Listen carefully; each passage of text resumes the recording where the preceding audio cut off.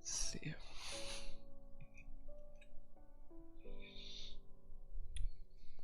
Jeez, man. What's up, cool boy? Lightning Sam. So I think I figured out what the problem was yesterday. I think it's because I was switched to my Ethernet cable, and yeah, pretty much that's about it.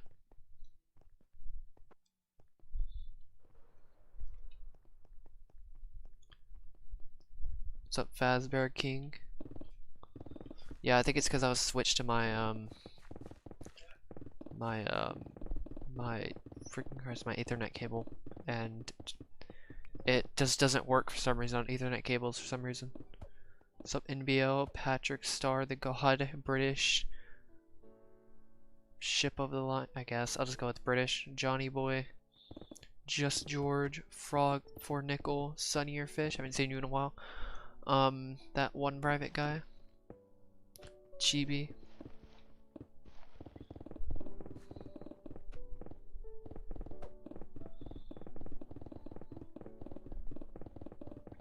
So yes, I think that was the problem yesterday. Why it did that glitch, or why it does that spike. What's up, Messy Bean? So I did a little bit yesterday, like off-stream stuff, but obviously I still have to record it, so I have to do at least some work on. I still have to record the work, which is kind of sad, but yeah.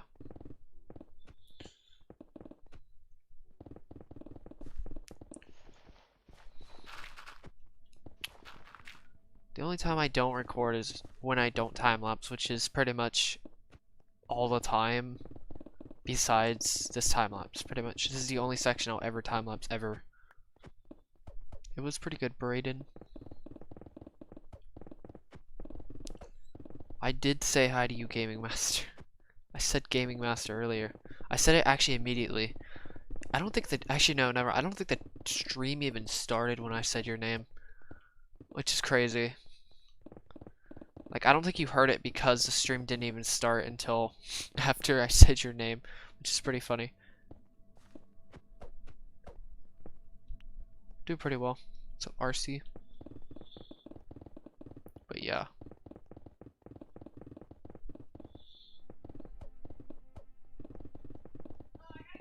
Yes. Okay. God, do they talk so loud? Sometimes.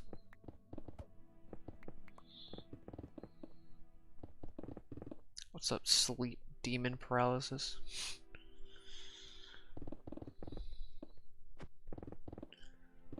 E-filter? Wait, what?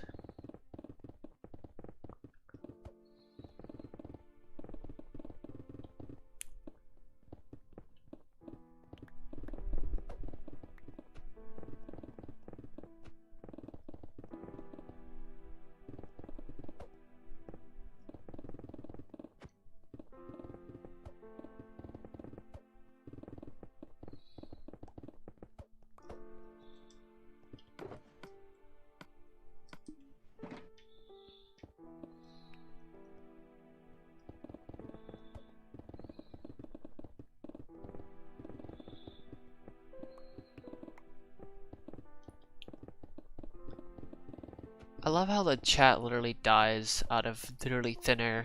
It's kind of funny. Just out of nowhere. It's really weird. It's like you have the entire chat and then boom, it just ends. It's really strange to me seeing it, to be honest with you.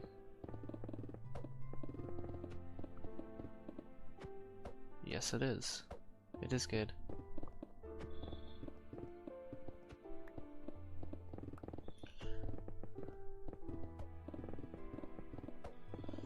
I just can't wait to finally get done with the section though. I only have 3 layers left.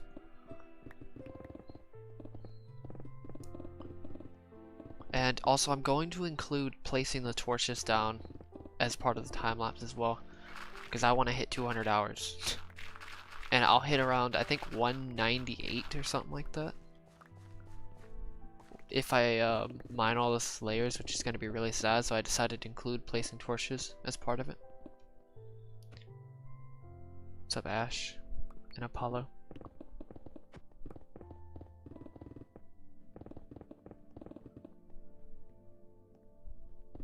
What's up, my dog likes noodles? I still don't even know what to call you, to be honest with you.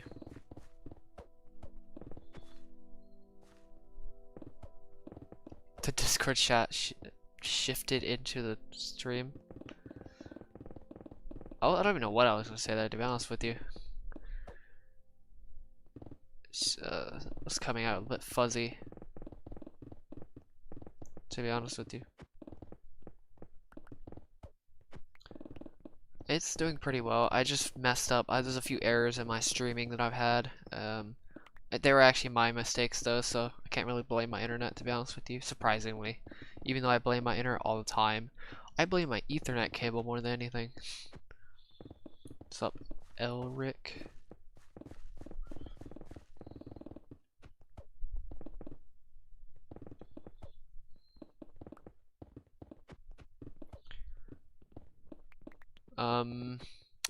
I don't know. This may be a pretty long night because I want to finish this layer, and I kind of want to do another layer, but I really don't know if I'm gonna be able to do that, to be honest. It really depends on how long it takes to get past this layer.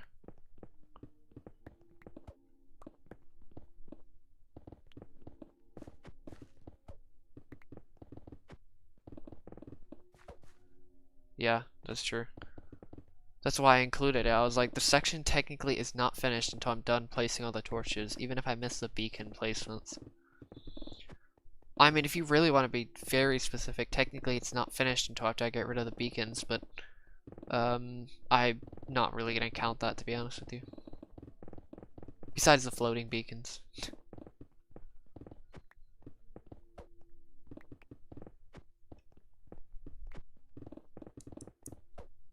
What's up, Ronan? Yeah, I can't wait to finish either, to be honest with you. I can't even imagine how insane my channel is gonna get once I get to like 95% of the project done. Like once I get to the last layer, sorry, last section. That's gonna be big. Maybe. I think 50% alone may be pretty big. Possibly, it has a potential of growing. Honestly, never know though. I could not grow ever again on this project. You never. Also, that's another possibility. Coal does take forever to. Coal does take forever to mine. I know that from experience mining 95,000 coal. That time-lapse is horrible. I should have done the second display, but whatever. Like I'm doing now.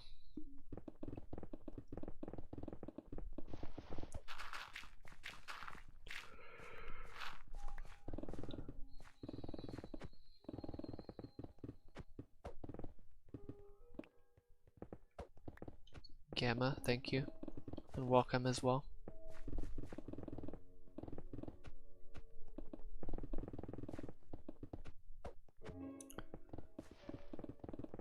I mean, I've blown up a couple times, but I could blow up technically again. There's a chance of it blowing up again at 50%.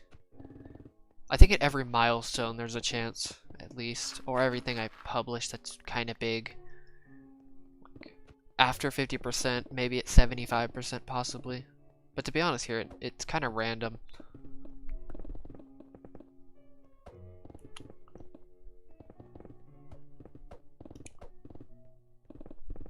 It really is random. It's kind of crazy.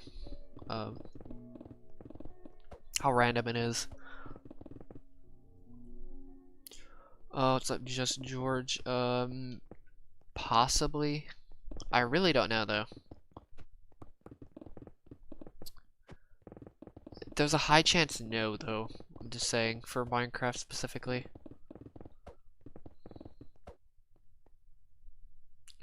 It won't affect anything. We just can't see the full section. To be honest here, you couldn't see the full section from the beginning anyway, so it's not like it's gonna change anything. To be honest with you. Not anything else in Minecraft. This is the only thing I do specifically in Minecraft. I play other games like Beat Saber and Smash. Those are the main two games. That's really about it though. God. Those are the only two games really that I play at the moment. Since I finally got the Rift S again, or finally got a Rift S instead of just a regular Rift. Oh, thank you, Gamma, for the $5 donation. And comment, it's much appreciated. I'm just saying this right now. If anybody tries to use money for a motivation, at least to keep up motivation for a project like this, they'll never do this project. I'm just saying, like, motivation for this project should only come from wanting to do this project. It has to have some kind of fuel source, which is literally just willpower, to be honest with you. If you don't have that, you have basically nothing on this project. It will eat you alive, because everything else will get in the way. Boredom will consume you. The lack of focus would completely consume you as well, of not long-term focus.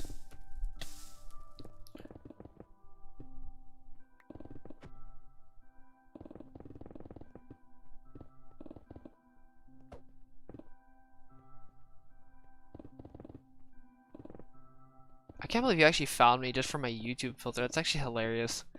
It is cool that YouTube actually favors live streams, which is really cool.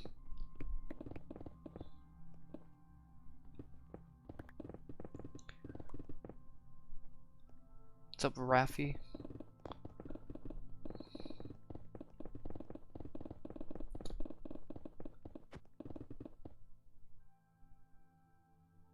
Yeah, pretty much. I'm just mining the entire world. That's all it is. It's just mining the entire 862 by 862 by 64. Also, I'm just gonna mention this is I'm pretty much hitting the upper limit when it comes to solo projects, to be honest with you. Like, there's a point of having a solo, like, there's a point of doing the impossible, and then there's a point of, like, walking to the far lines, everybody says. But it's more like doing the impossible in terms of a project in general. This is basically like, this project in general is at least solo, based on solo. Pretty much breaking the limits when it comes to Minecraft projects.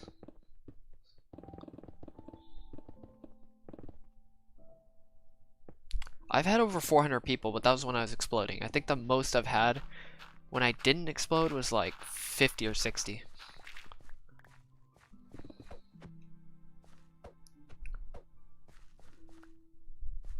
Oh, don't worry. Streaming kind of keeps me occupied, but I do watch videos while I do this. I've had some times where I've done it completely silent, but that's on rare occasions. I usually listen to books, like Audible and stuff like that, and then just listen to stuff that I'm interested in.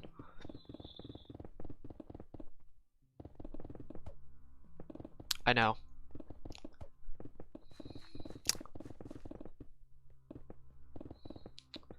To be fair, if you want to know the scale of this project, if you really want to know,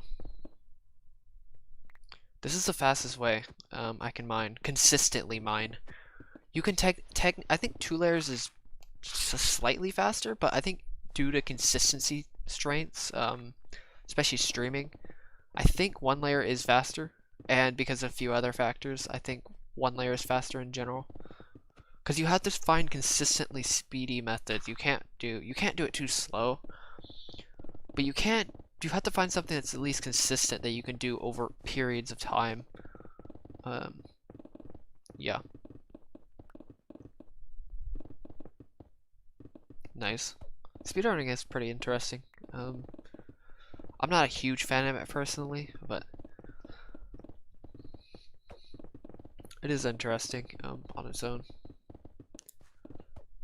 Like, if you want the scale of this project is, let's just say, I think if I put the hours that I have into this project versus walking to the Farlands, I literally could have walked to the Farlands, walked back, and then walked back again.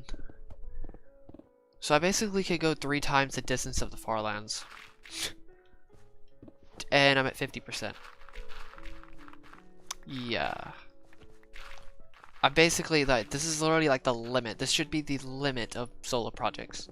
There's no other project, solo project, that will become bigger than this in Minecraft. Unless somebody wants to take on that challenge, but I don't think so. Solo, don't ever count the 1-to-1 because that's a community project. Unless somebody wants to do that solo, that'd be horrible though. Dream speedruns? I don't know, I've never been a big fan of Minecraft speedruns, to be honest, ironically, but yeah. I've seen a couple back then, but how often they reset, I don't know. It's kind of random, like usual.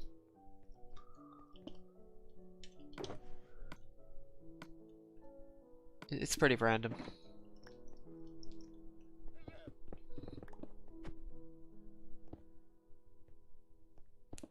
So, Calidor.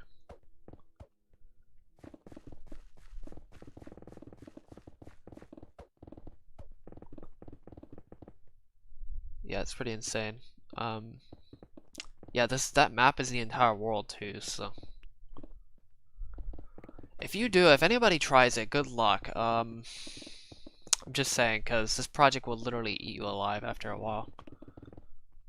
As long as you have a good method and you know how long it's gonna take, please do not go into any project not knowing how long it's gonna take, because it won't work.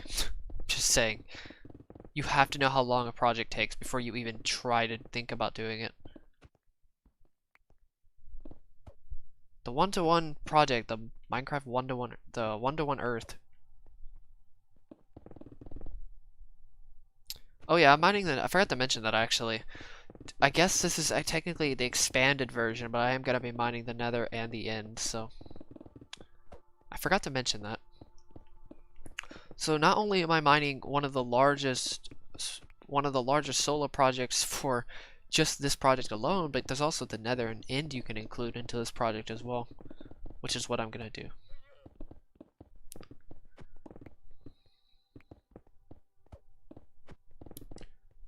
RIP.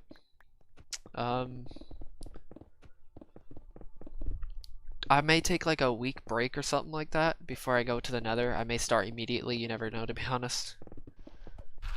I'm pretty sporadic when it comes to decision making sometimes. Actually, a lot of times. Like, no, I mean like actually calculate. Like actually try to figure out some kind of plan. Sustainable plan, at least. I wouldn't say I really regret starting this, to be honest. I've never actually heard anybody mention this comment or question. I'm kind of surprised nobody's actually asked me this. Oh my god. Nobody's actually asked me this before. The End will be pretty easy. The Nether's gonna be insane though. The Nether's gonna be like terrifying, honestly. Because of not counting the lava, but the structure of the Nether is going to be very difficult to get rid of. I do have an FAQ. If you go check real fast.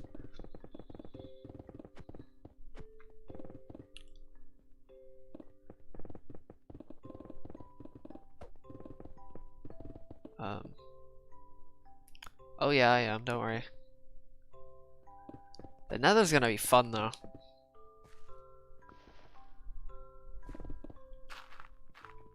Yeah, I'm definitely doing the Nether. And yeah, the End is gonna be easy because all you have to do is literally build a bottom platform underneath the End. You know, like get a water bucket, build downward, and then just make a platform underneath, and then you're good. I'll make it out of wood or something like that, just non-renewable source or a renewable source of blocks or something like that. I don't know. I'll think of something to use. Okay, TNT would be probably the worst decision. I would actually rather destroy the overworld with the End with TNT. Think about the lava. Also, TNT is very inefficient anyway, so I'm not going to be doing that. TNT hasn't even crossed my mind because it's so slow. TNT is just too slow. Like, it's so overrated. It kind of makes me want to like throw up.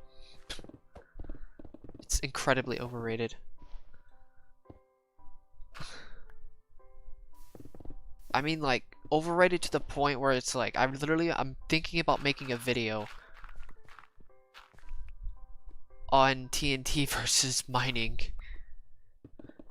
Or something like that, like, it's too inconsistent.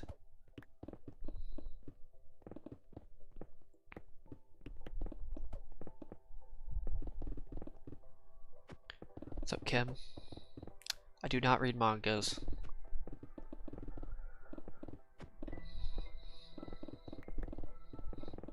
The Nether is not endless. Okay, floating islands. They don't exist in this version. If anybody has seen me kill the Ender Dragon 100 times at this point, you notice that there's not a single floating island. Because it's similar to Pippin's video, if anybody knows what that is. The mining the end 145-hour time-lapse. Yeah, that. It's that shape. So I kind of know how long it's going to take for me to mine the entire end. I may mine the end city section or something like that if I'm really that frisky, but I don't know. It's hard for me to say.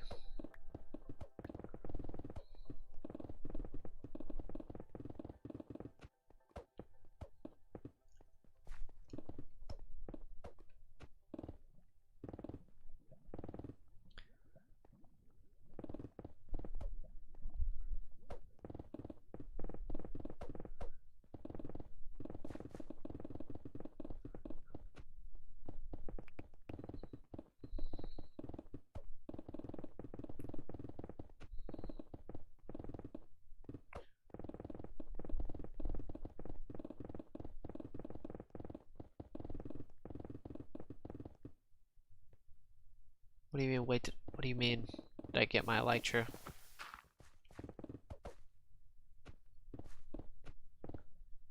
Wait, what do you mean, did I get my elytra? Please tell me you don't mean that I've had an elytra on for literally since the beginning of this project. Please tell me you mean by that. Please tell me you don't think, don't mean,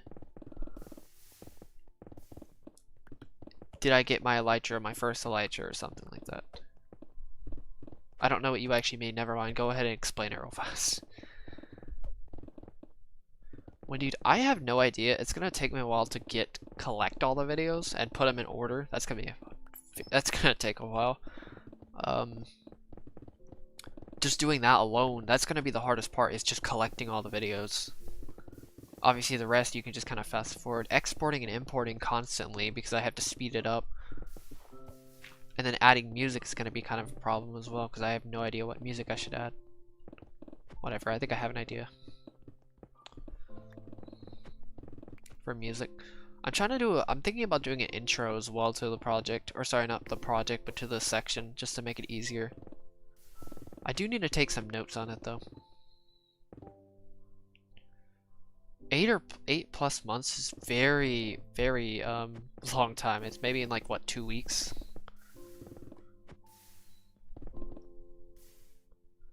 I don't know.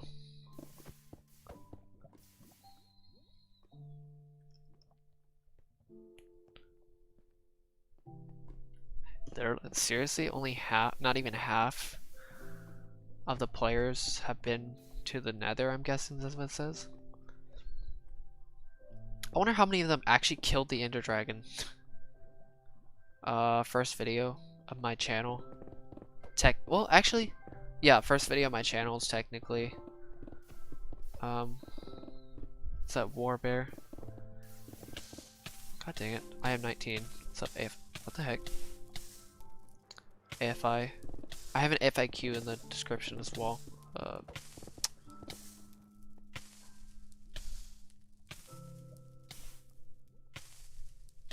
You can't make an elytra. Yes, I did. Get it from the end city. I was really confused for a second what you meant by that. Now it makes more sense. It does look weird. What's up, Disc? So, Wait, what? Dis? I'll just go with dis.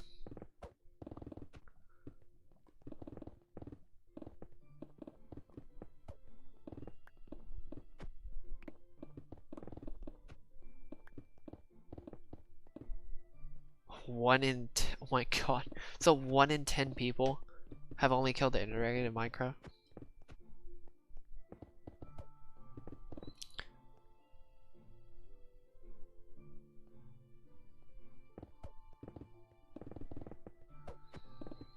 I've been doing this for 2.5 years.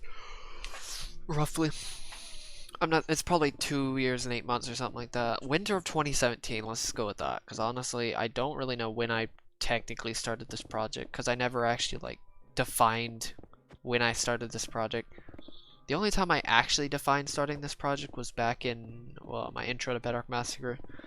That's the only time I really defined, but I technically started it beforehand. So I guess if you're just going by my videos, it's definitely December 9th, I think.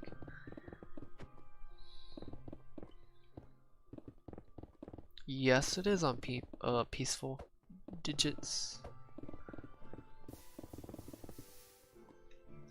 I'm not doing this project on any other difficulty. That'd be ridiculous. This project is already enough on its own.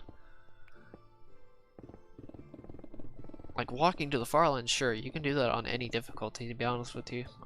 Obviously you can die easier, but like it's not that hard of a project, or it's not even close to the length of this project. So yeah, this project is already lengthy enough. That's where the difficulty comes from. It's just the pure length of this project, and breaking pickaxes and stuff like that, small things. And preparation, I guess, is probably one of the hardest parts of this project. Also planning as well is kind of difficult.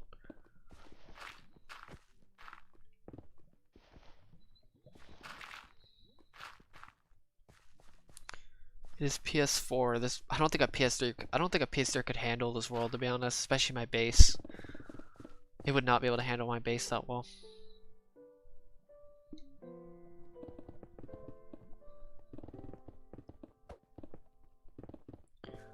Like whatsoever. So Nicholas and Pie Guy.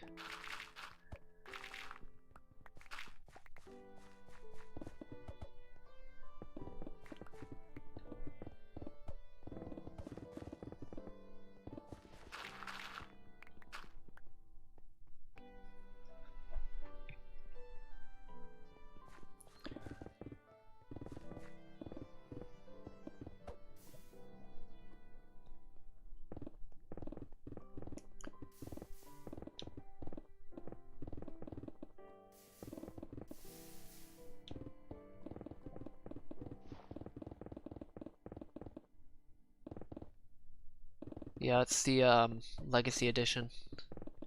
The Forgotten Legacy. It's already, like, literally console's already been forgotten, to be honest with you.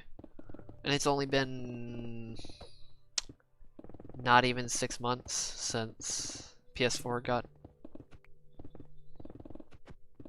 not updated anymore, or hasn't been updated. To anybody who thinks I'm on Bedrock, I actually have a video of what it looks like oh my god, that I'm looking on Bedrock. Also, if you're wondering why I'm falling in lava so much, I'm looking at a second screen that has a lot of delay, so my accuracy isn't going to be too great. The only time I look at the top screen is when I'm finding the Ender Dragon.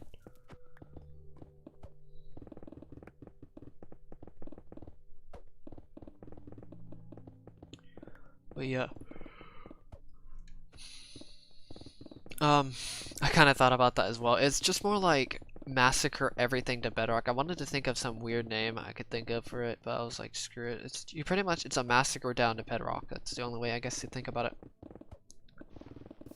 I know it's kind of an odd name. I didn't want to copy Operation Bedrock, so I wanted to just keep it.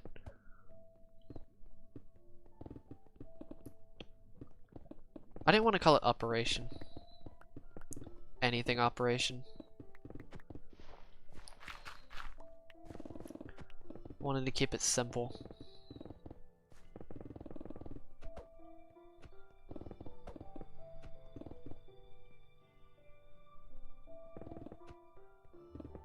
I'm not even probably gonna be playing my PS4 anymore after this project, to be honest with you.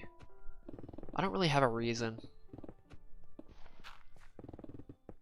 to play something like anything, to be honest, on my PS4 besides this project. This project's literally the only reason I even play Minecraft. I've kind of gotten bored of Minecraft in general, to be honest with you. I've played it way too much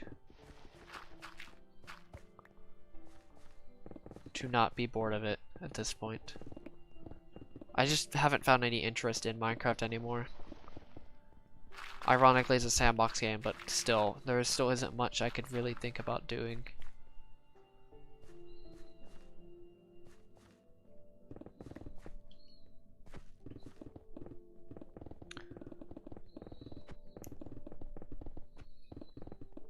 Dang man, that was fast. Oh wait, no, it's not code red. I thought it was for some reason. Yes. Honestly, it's kind of one. It's not really being known as a legend. I mean, I guess technically, more like make my mark in this community in general. It's kind of one of the reasons. I thought about, especially since the only reason I thought about it is because like how big I've gotten just from it. Not even at 50%. Can you imagine at like 95?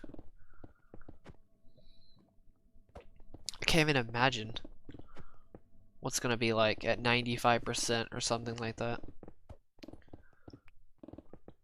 It's gonna be insane. But yeah, yeah, pretty much make my mark in this community in general.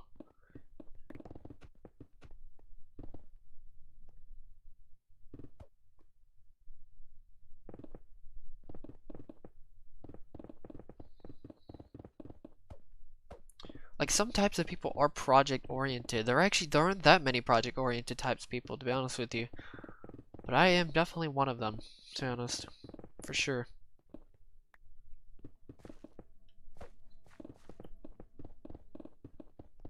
Yeah, it's kind of insane that. Oh, well, I need to go put up stuff. Like, I really don't care.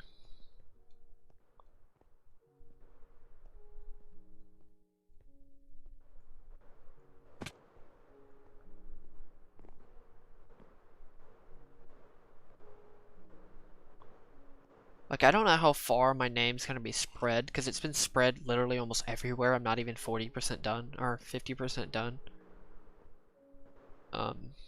But besides that, I just don't know.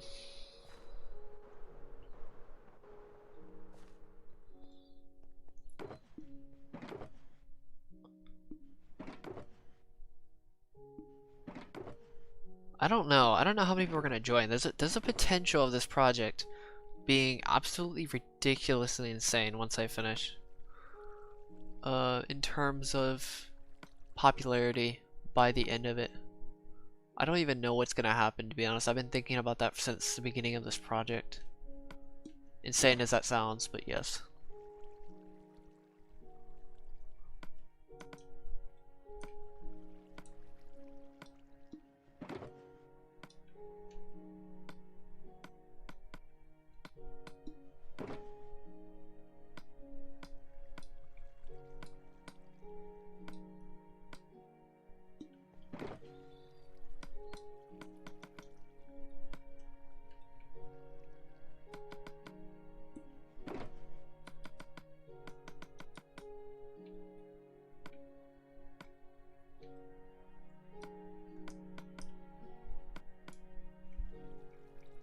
Here's another thing about this project.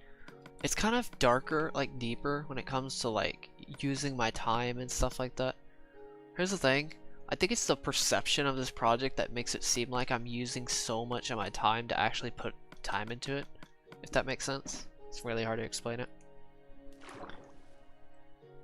I know I do. I think I can play multiplayer, to be honest. Wow, there's a lot of lava right there. Holy Jesus. I did not realize how much lava was over here. That looks sick though. Not gonna lie. Does that not look sick? I mean, there's a chance I could be like Philza, but you never know. What's up, Adam? 20 viewers actually isn't that bad, to be honest.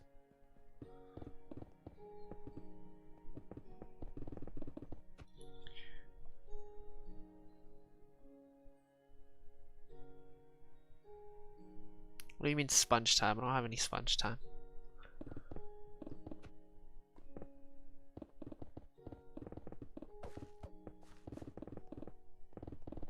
What's up, Austin Brown?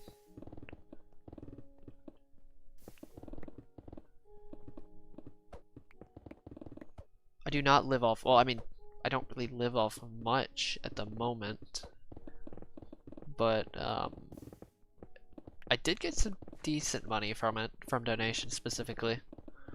Mainly from one person, but generally it's pretty interesting. To be fair, I didn't even expect to earn a dime from this project.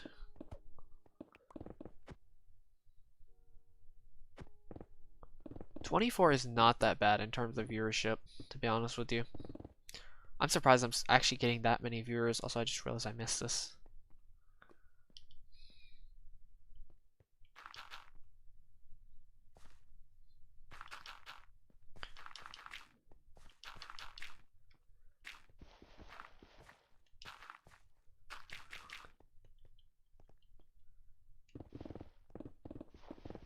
Yeah, I have no idea what's gonna happen to either me or this channel or this project in general, to be honest with you.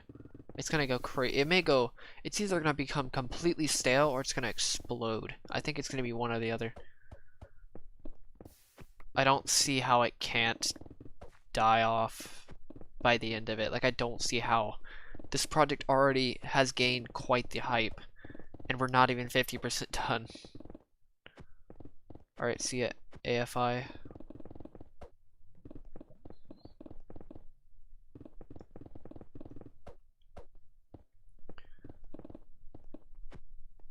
I use stone to take care of lava, specifically.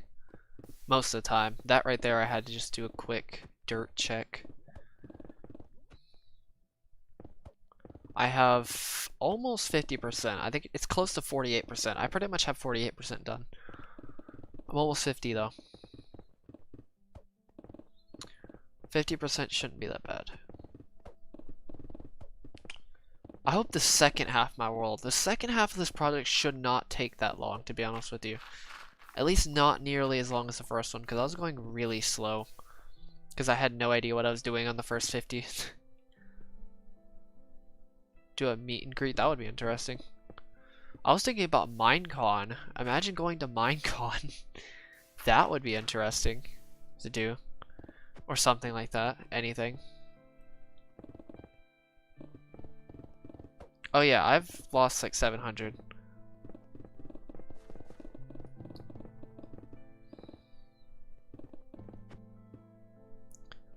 I will do merch in the future because obviously we're about to crash again. Yeah, at least the US is gonna crash soon. But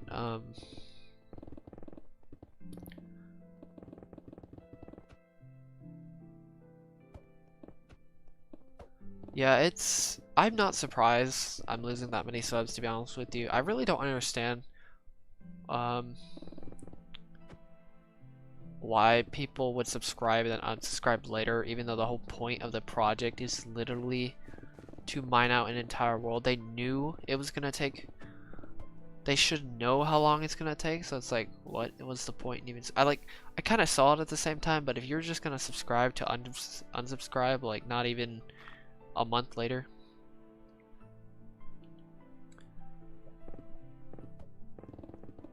it just doesn't make any sense, to be honest with you. It's like, what are you doing?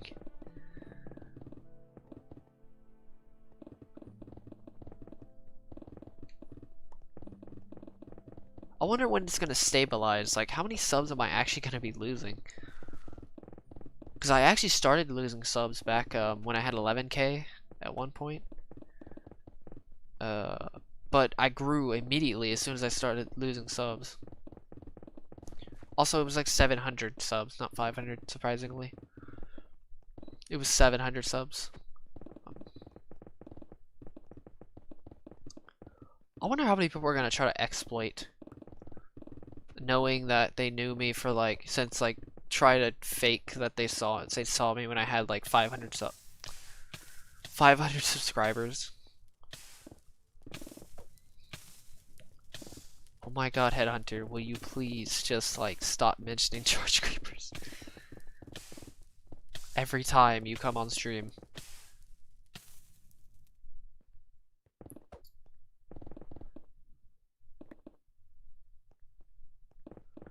Yeah, like, there's some people that are probably gonna say, oh yeah, I came at 500 subs, 1,000 subs.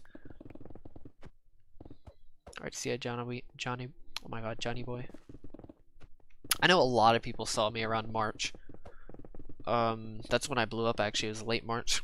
I think it was, at least. It was late February and then late March. Pretty much that's about it. I think it was late March. Or was it early April? I don't actually know. I don't remember. I'll have to look back on the live stream. The 20K view. Actually, what date was that? Was that 20,000 view live stream?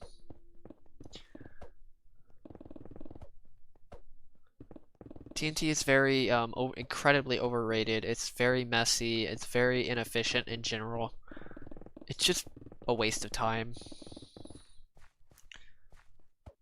He has 0 subs. The only person who could technically say that is one of my friends at Combo Kings. He's the only person who's like one of my first subs, because obviously he's been my friend for like what, like 7 years or something like that. He knew about this project before I even started the project, to be honest.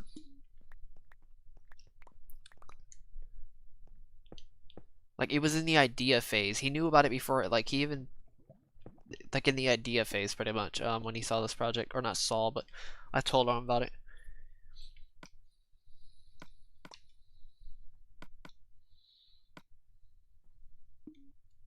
What's up, Smoke? Yeah, it's kind of funny, though. A lot of people found me just probably because of quarantine, to be honest with you.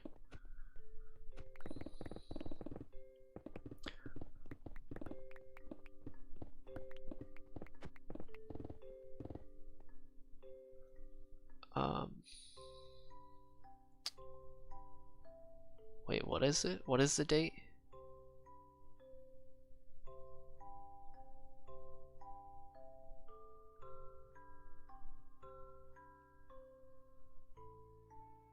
Somebody said they were gonna try to, I forgot who said they were gonna do it, but shoot, I forgot who it was. They said they were gonna make, once I get to 50%, try to send, my channel to Antvenom, which is interesting, like how they do with Kilo, you know? But with my channel instead. That would be weird. Like, I don't see him doing it, to be honest. But you honestly never know with him, to be honest with you.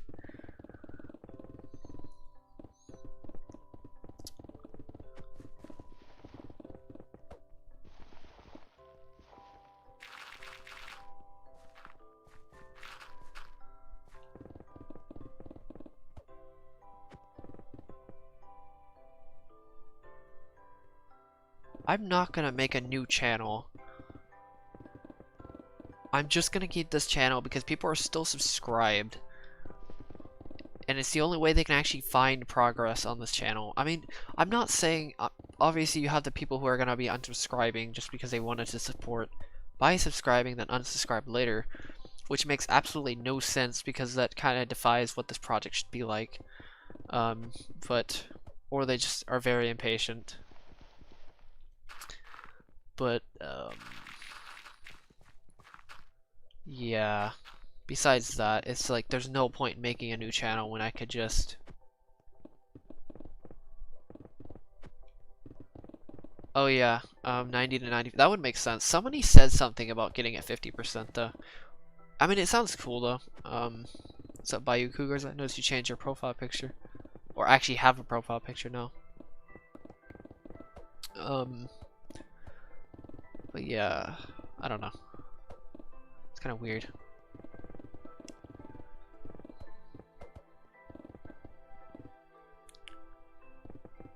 True though, the Discord is kind of crazy.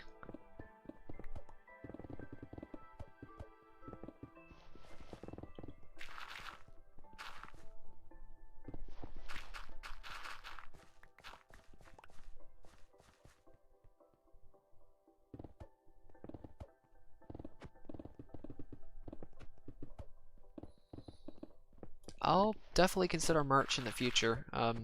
Once all this stuff blows over, that is.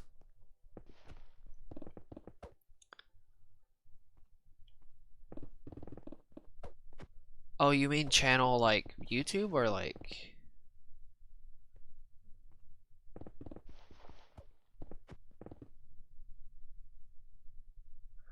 Well, that's only for 128 by 128 chunks. 128 times 128?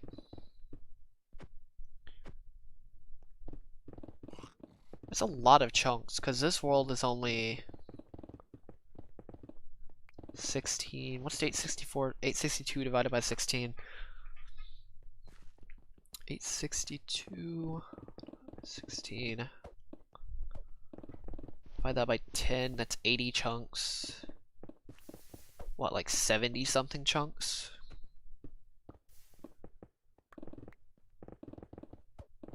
No, there's no way. Because the world is 2,916 chunks, I think.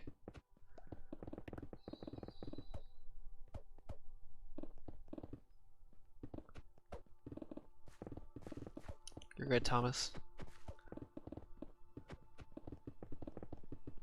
Don't worry about it.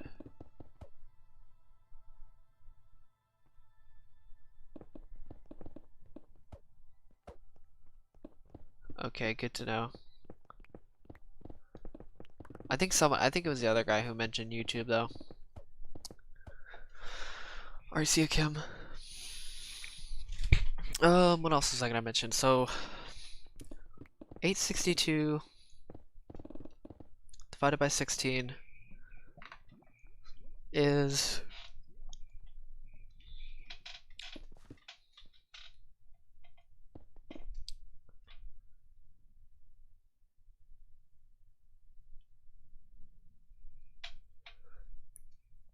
I have been to Mexico.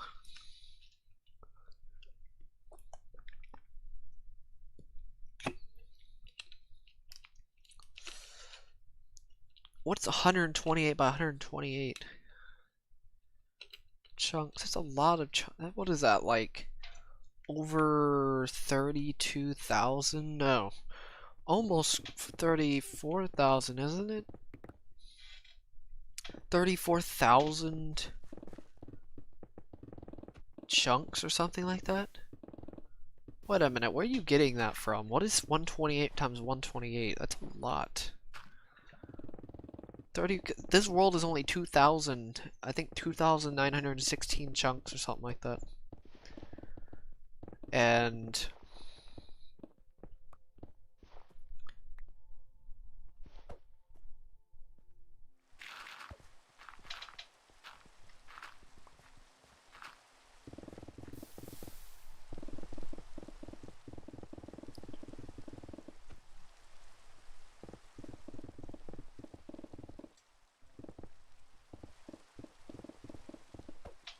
that's a lot of time. That would take literally thousands and thousands. I don't know if that's even possible in a lifetime, to be honest with you.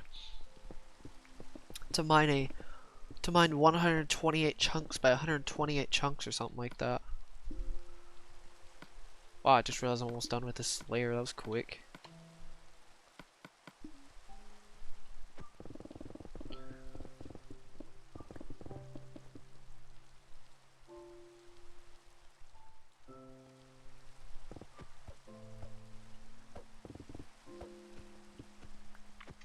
theoretically the fastest you can mine with this pickaxe is 20 blocks per second due to ticks, how the tick system works in Minecraft.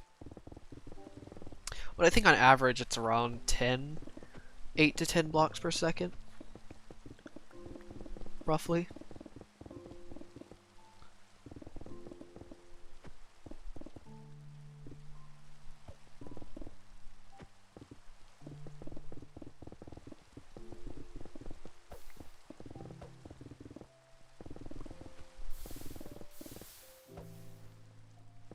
Obviously that's on average. I'm not saying you can't mine faster than 8 to 10, but I think actually probably 6 is closer to average because you still have to have speed of moving and stuff like that. Because people don't realize even if you do 2 layers, you still have to move up and down, which is kind of difficult to do consistently, unless you're literally a robot.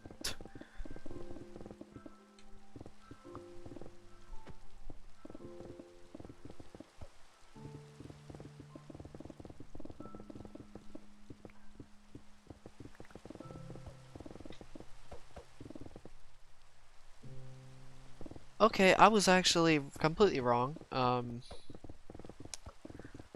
It's still like 7 times? 8 times? Yeah, I was almost right. I just did the wrong calculations for some reason. I said 32,000. It's actually 16,000. I was half right. Sorry, I was more than half right. I was like, I overshot it by 2 times. So like I had the same, I had the correct idea. I just kind of had the whatever.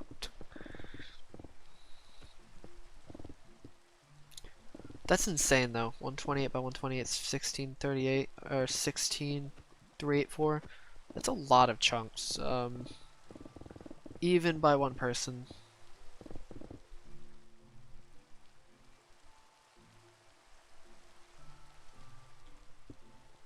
Like even a 128 by 128 section, just meter by meter 128 by 128, it still would take like a month to do by yourself if you did it very quickly.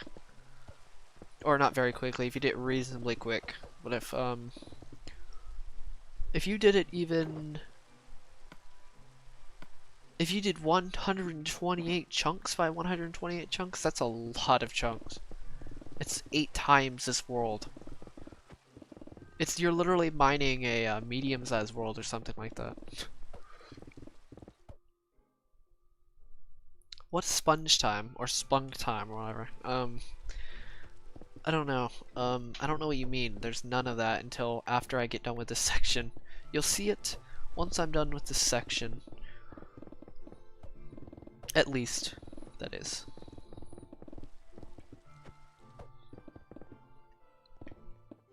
What's up, Gallium?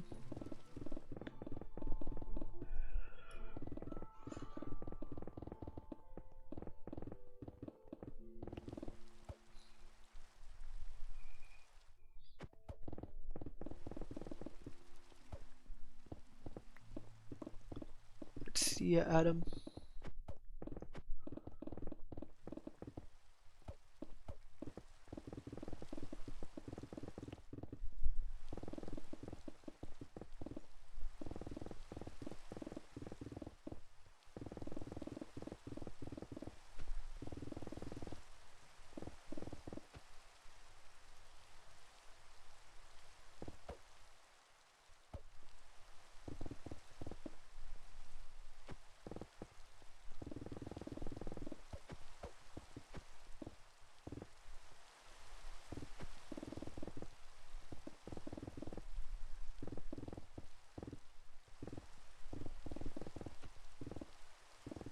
What do you mean if 200 hours is halfway? This 200 hours, this is the end of the section. The time-lapse will be over around 200 hours because that's just for the section. That's only for the section. Nothing else. This is the only time-lapse I'll ever do in the series. Or trilogy, or whatever. I may do one for the Nether. Maybe. I'm not saying I will, but there's a possibility. I could do one if I wanted to. It'd be kind of fun to try. I cannot switch to netherite because I can't update my world to 1.16.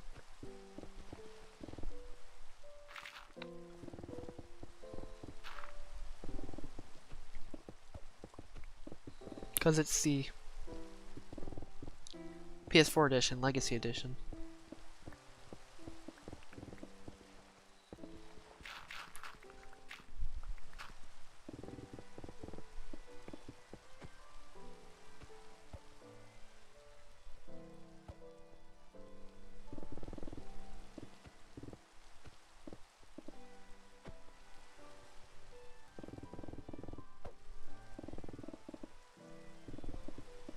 It's crazy to think that people think that that 200 hours is the total time I've spent on this project. Only if, honestly, more like 2,000 hours.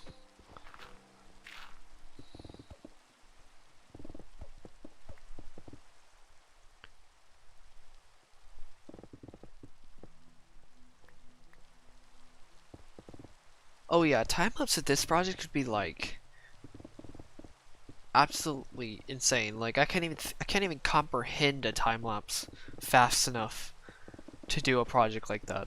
To do a project like this. Imagine even trying to record this project I mean, if I had the most consistent timeline or free time ever, I could probably do it, but I am not gonna do it, to be honest. That would be painful. Because if I have to stop for like 30 minutes, that's 30 minutes wasted for a time lapse. So you just need consistent time to do time lapses, to be honest.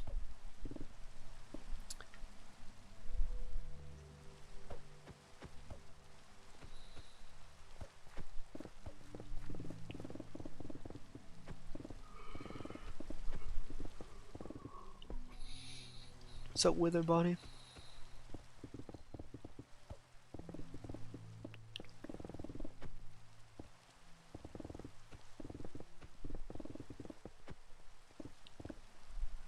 Like, can you imagine a 2,000 hour time lapse?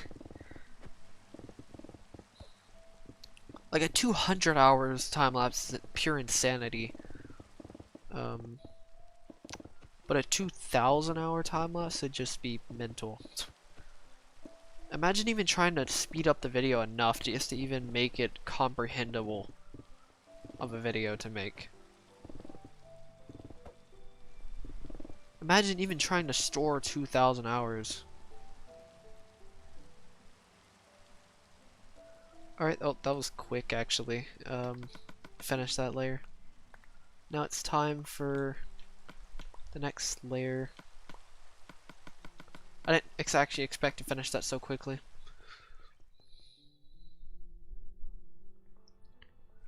High school. I actually technically had more, sorry, I wouldn't say more free time, but consistent free time actually in high school than I do now, which is weird. I would literally spend from 7 to 11 p.m. almost every single night doing it. Obviously with breaks and stuff like that, because I can't take really breaks right now because of the time lapse. But when I'm not time lapsing, I would do it either sometimes on stream, sometimes off stream. It was really difficult actually streaming because I knew nobody was gonna join. But at the same time, I'm like, some people could join at the same time. I have to get this project out there. At least partly through. Which I did. I did some streaming. All those streams you see on my channel, not even like a fifth of them. Not even close to the amount of time.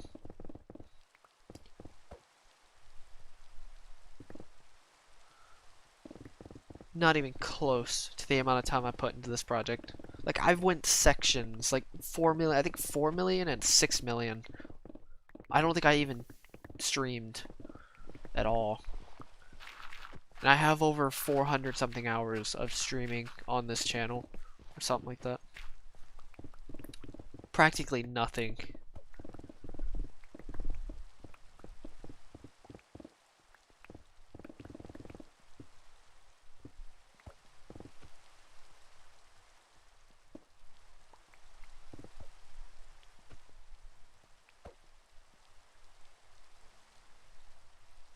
2000 speed.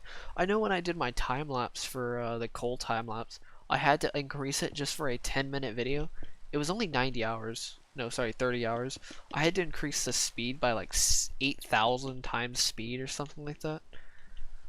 Just to make it 10 minutes. I can't even imagine what I'm going to be doing on this. It's probably going to be close to like 20,000% speed or something like that. Sorry, not time speed, percentage. It is a, what's up, Mimo? I'll probably reach halfway within around a month. I would think. Possibly less. I think at most a month. It really depends how long this section takes and how long the time lapse takes to come out. So that's gonna take some time to do. This is a classic size world. Yes, I did just start a new layer.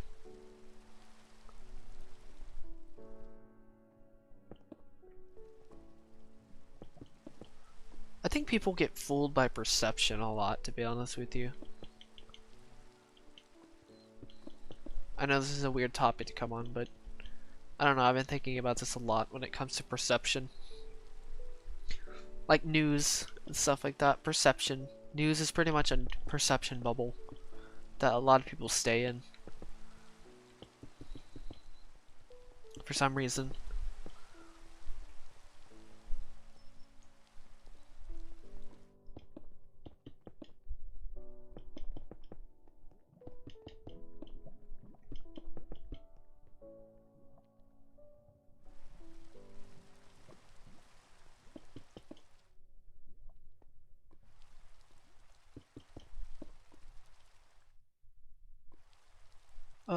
It should be done within this week.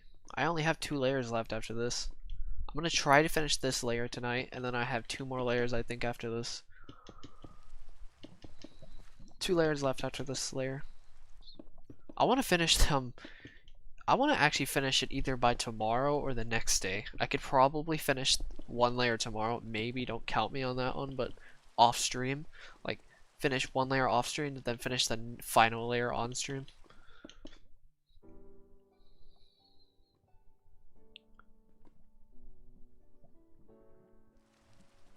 Oh yeah, don't worry. It's kind of bothered me slightly as well. Don't worry. That top section. I knew it would too, because obviously I planned a lot of this. It took a long time to plan some of this stuff, but I pretty much have planned everything.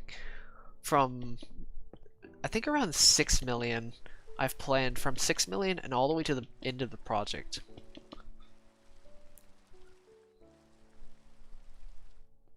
What's up, Everest?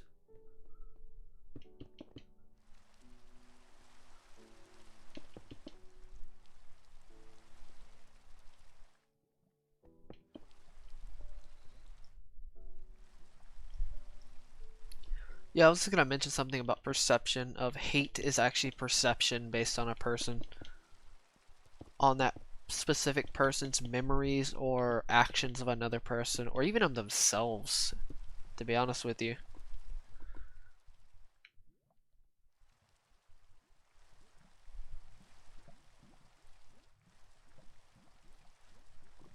Sure, why not?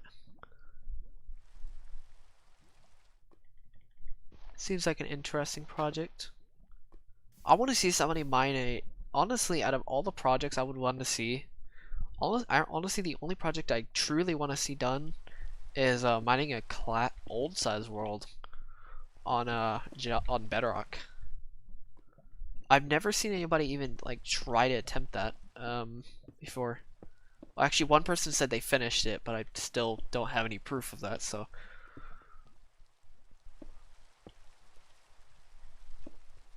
It would not be that hard of a project if you really think about it. It's only 4.8 million blocks. I mean, how hard could that be, honestly?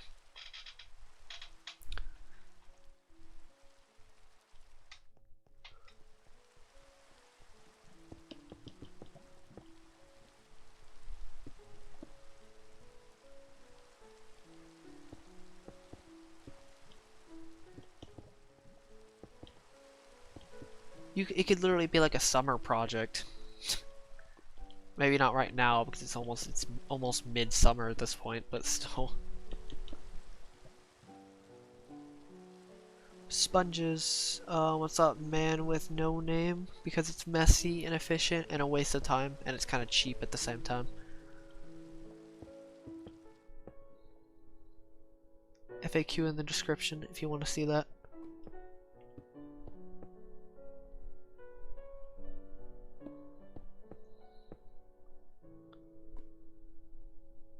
What's up, Eudemus?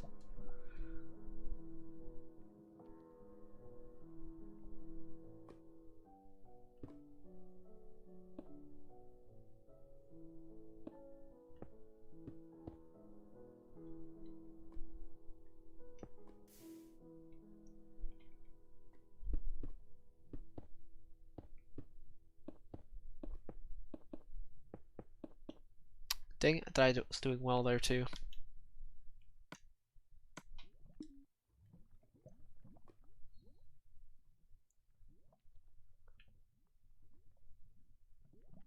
$12, okay.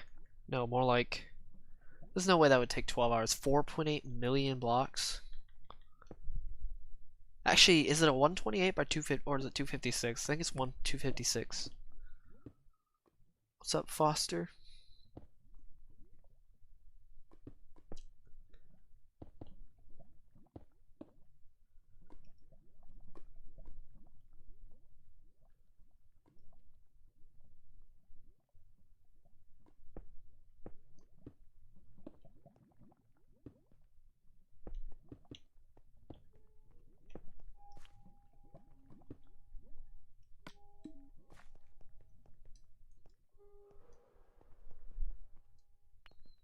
Bees Churker? Oh god, I remember that now.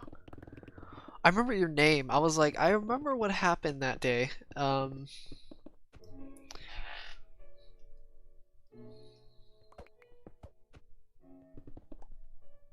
just realized my title is this exclamation point. It's finish layer 6 with an exclamation point. I completely forgot to take that off. Put that exclamation point off. Whatever. 256? Okay, that makes sense. So 4.8 million blocks if you average around... I think you could casually do it within 5 months.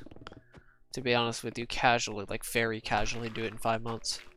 As long as you have beacons, and you're able to repair tools, and you get the necessary tools required.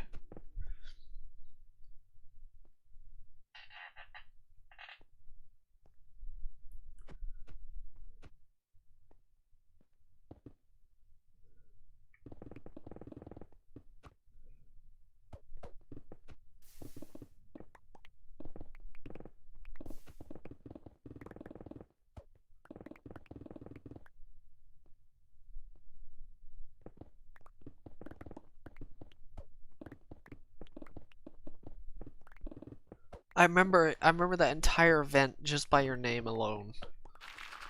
Somehow. Well, maybe not the entire event. I just remember the event happening. I just don't know anything about it.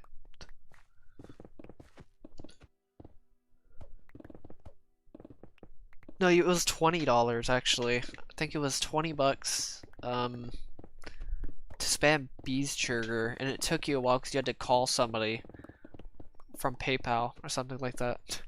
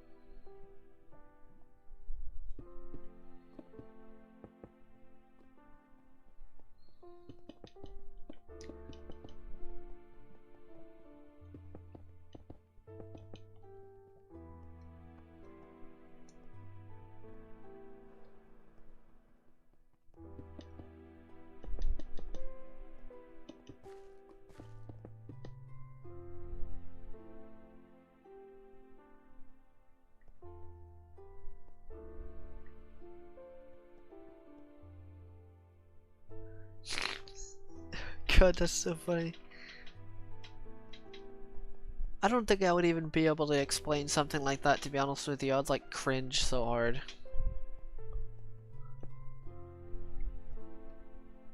Why did you have to call PayPal though? Because you were losing $20. Does anybody else have to do that when they donate? Or is it like a specific account or something like that they use?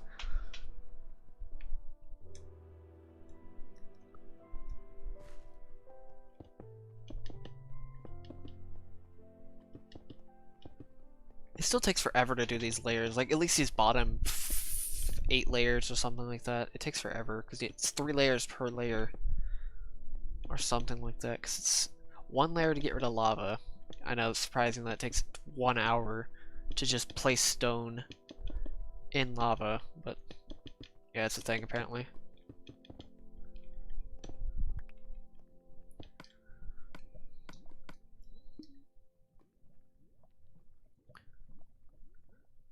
Oh yeah, you're gonna say that a lot when you say, oh yeah, remember when he was at 50%? Or remember when he was draining this ocean at this certain time? Or like whenever... I feel like I'm gonna get a lot of those comments in the future. Possibly. It's gonna be even more insane on oh my god, can you imagine Discord when I'm done with the overworld? Oh my god. I can't even imagine what Discord's gonna turn into. We're gonna have to do some weird preparation beforehand on Discord. Also, I will make a world download for this after it's done. At least after the overworld's done. I'll do it after every update. Sorry, not update. After the overworld's done, at least.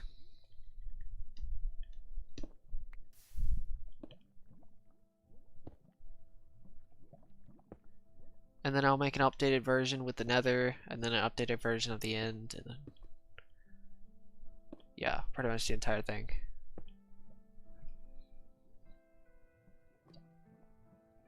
What's up, Salty Bagel?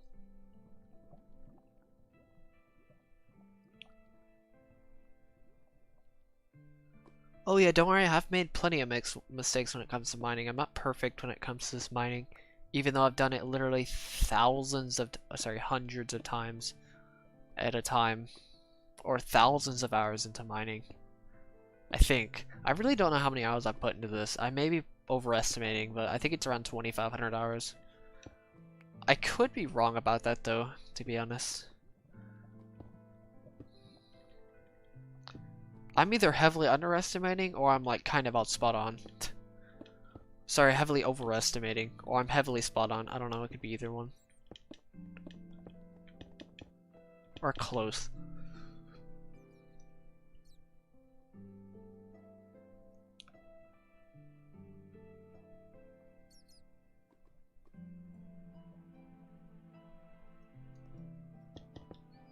Let's see a chibi.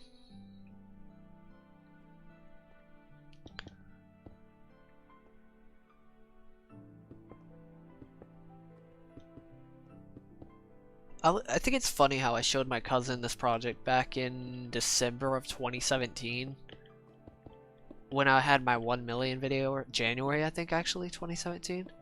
And then I just showed him this project back in, he thought that was insane at first, like that 1 million update.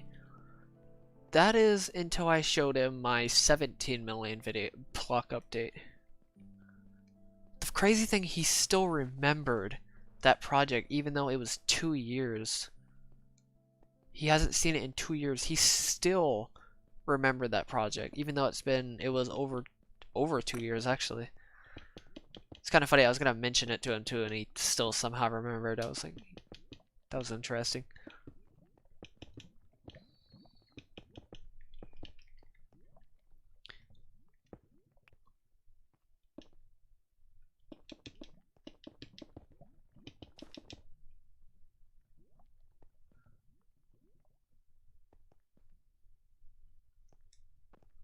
I wonder how many people have actually forgotten about my channel since they've subscribed. I really doubt many, but you never know.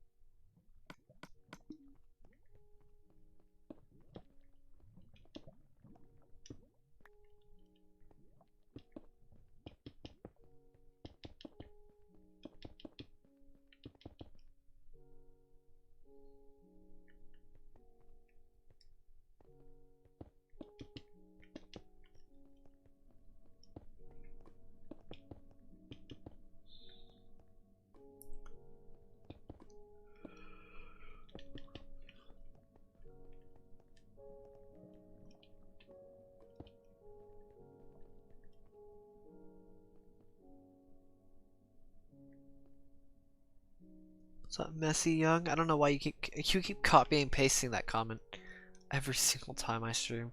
It's really odd.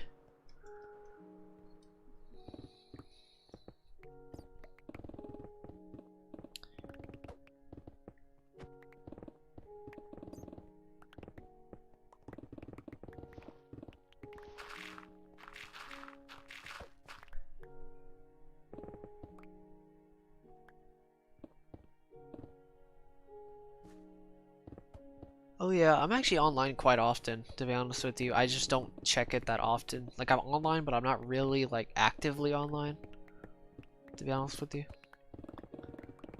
I don't know. My focus... It's really weird how my focus actually works. I don't understand.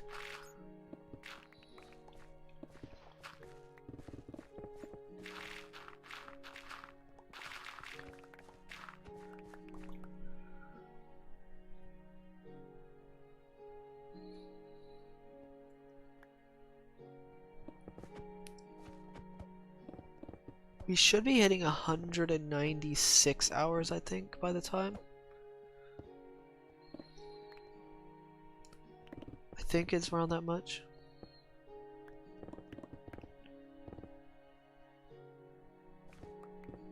It looks like almost a photocopy of that last comment. I guess you did it very accurately then if you didn't copy and paste.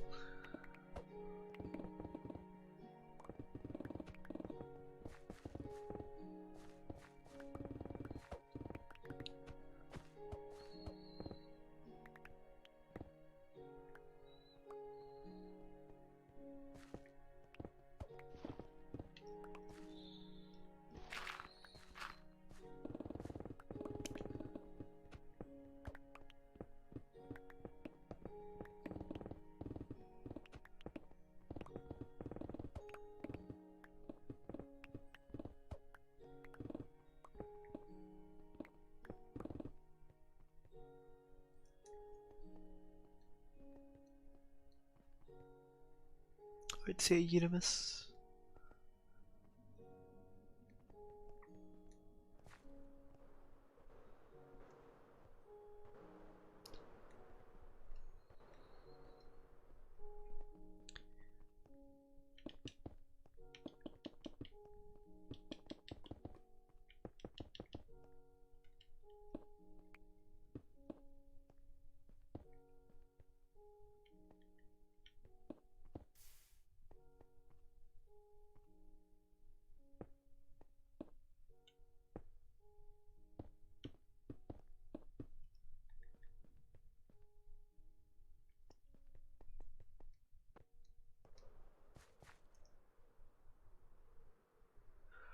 That's pretty much it. I used to have another Minecraft role, but I kind of quit that just to focus on this, to be honest.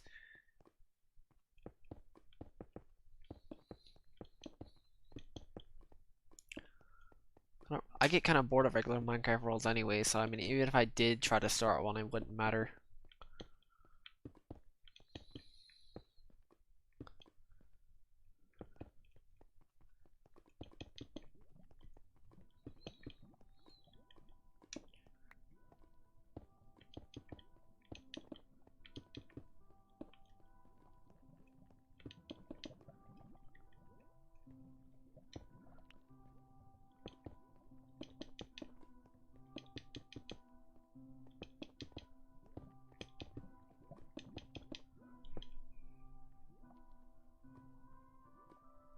Nice.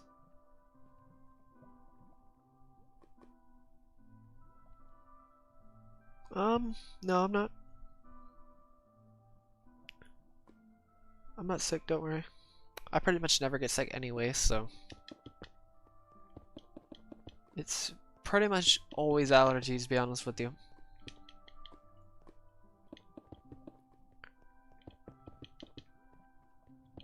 And I know for sure it's allergies as well. I'm not too sure the last time I've been sick. I think I've only been sick twice, I guess, yeah, I think twice in the last like 4 or 5 years or something like that. and I think one of the times was actually just the flu. I think actually no, I've gotten the flu twice. Obviously, you can't really. That's technically being sick, but that's not really at the same time. It's not like a stomach bug. But I think legitimately I've been sick only, I think 1 or 2 times in the last like 4 or 5 years. I pretty much was never sick in high school either, so that's the thing.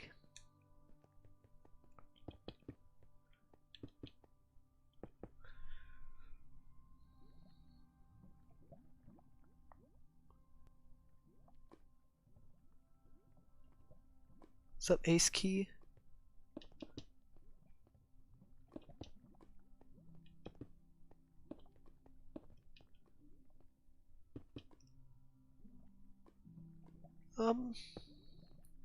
I don't know, to be honest. Fan arts are definitely interesting.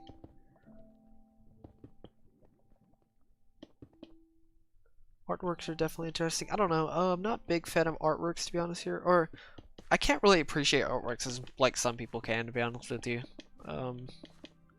It's really hard for me, to be honest. I like concepts and stuff like that more than artwork itself.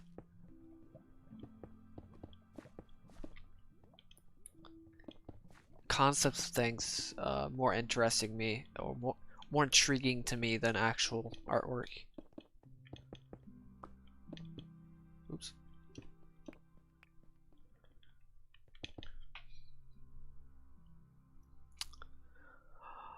Water I've been pretty good about actually. Food definitely. Mental health is really good, to be honest. I mean, you can just type in Bedrock Massacre. I'm probably not gonna add because I haven't been on online in a long time though.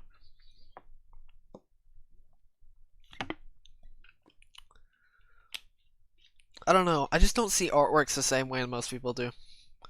Or a lot of people do, to be honest with you.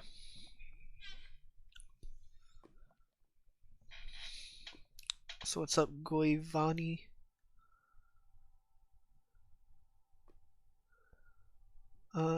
Mental health is really good actually, to be honest.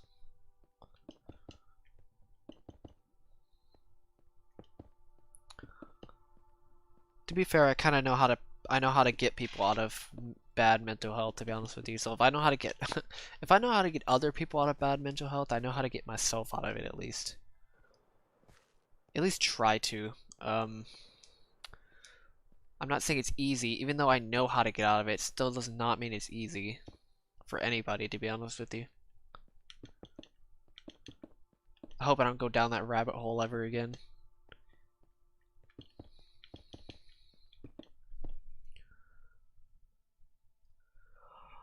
What's up, 1 subscriber with no vids? I can't because I can't update it.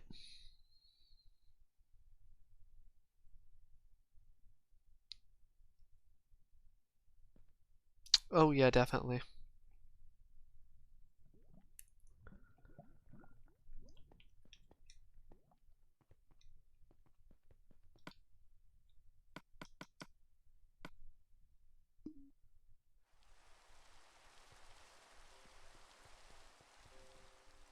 Like, I can practically diagnose people,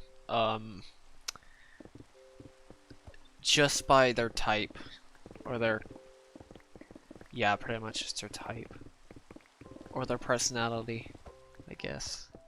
I can literally just, yeah, that's pretty much it.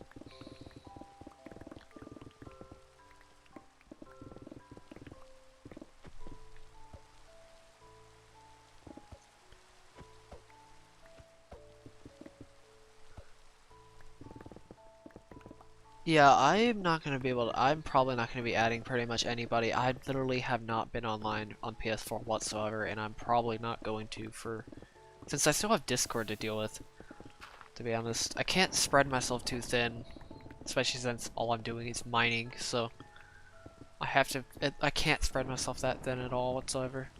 It's one of the reasons I don't want to go to too many social media platforms. Just because of that.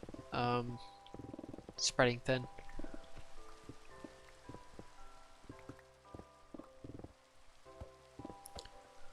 Oh yeah, mental sickness is pretty bad, to be honest with you.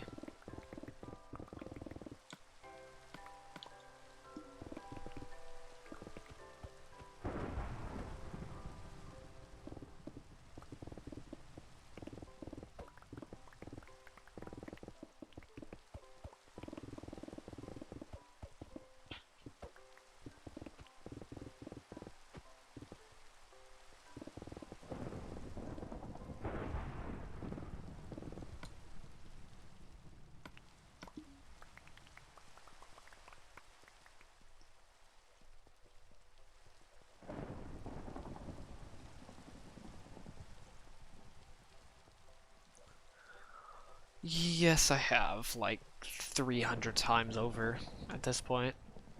350 times over, probably, close to that number. I have no idea, though. I really don't know how many times. It has to be over 300, though. What's up, Blandon? And Ben Roth?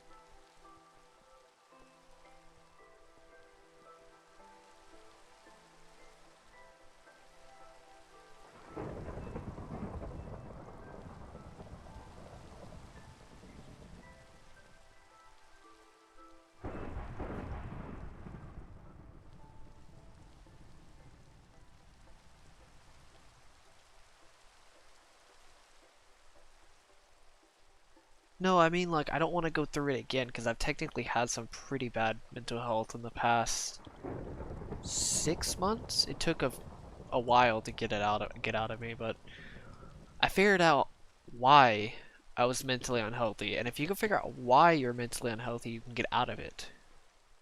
Instead of just trying to look for external sources, or looking at every option possible, you could literally just look at the source, which is your cognitive, or your personality, your cognitive, type, if that makes sense. That's what I mean by again. I don't want to go through it again. I've been through it a few months ago. It was pretty bad. I don't want to go through it again.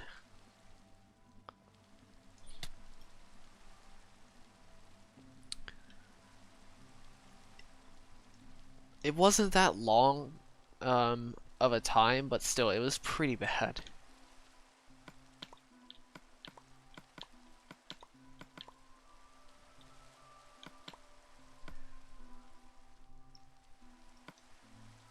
No, you're good, don't worry. It was, but I know how to get other people out of it, though, which is cool.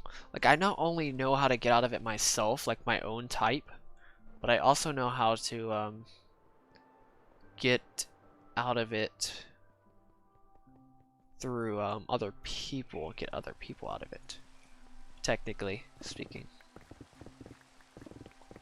It's hard to explain on this stream, but yeah.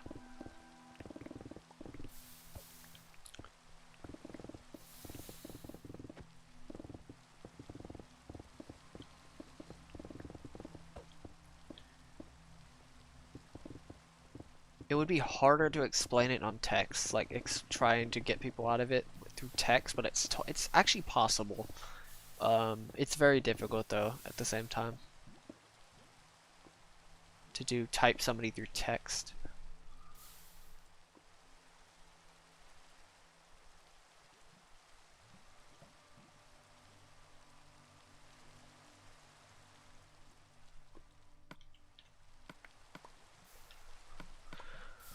So yeah, I've been through a lot. Well, not I've been through a lot. This project has been through a lot. Holy Jesus, man! I have no idea.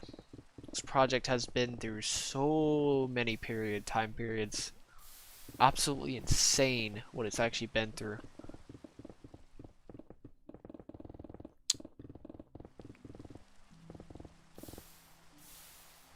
It's alright though.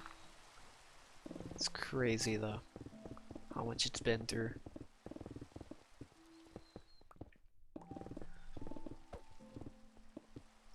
Honestly, I really don't have a favorite game, to be honest with you. There's certain aspects of games that I love, that I just kind of pick, and then play for a while, and obsess over them, and then get bored, and then leave.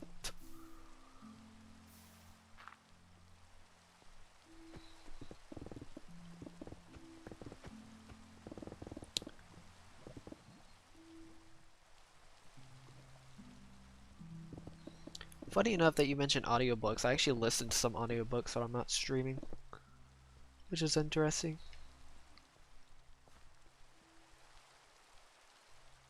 Some bottled bottles.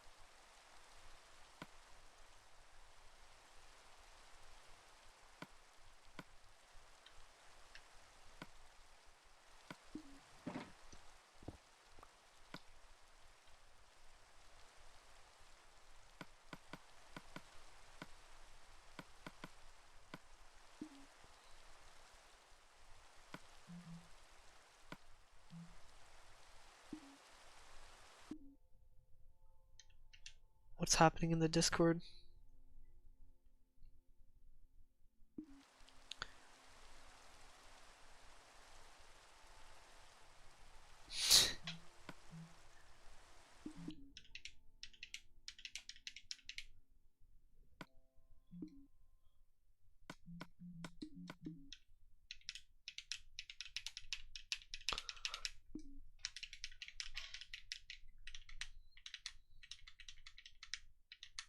What's up, Smoke? I forgot to announce you earlier.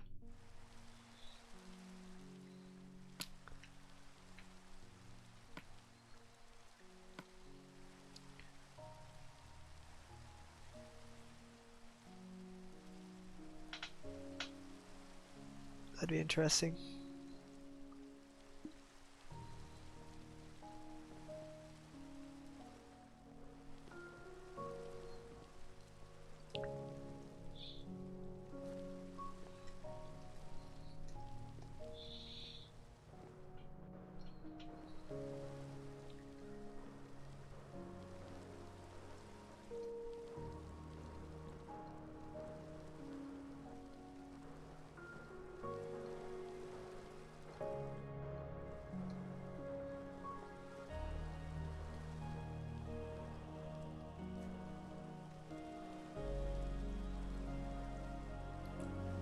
What's up, Jordan?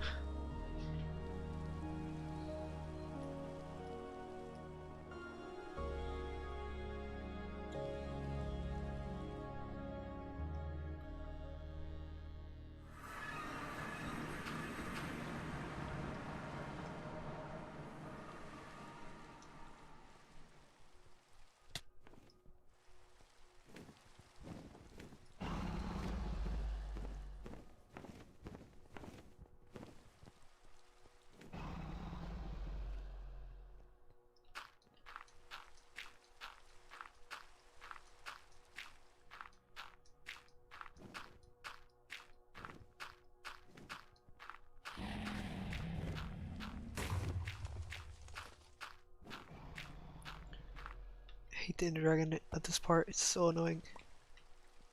As fast as possible so he doesn't shoot anything at me.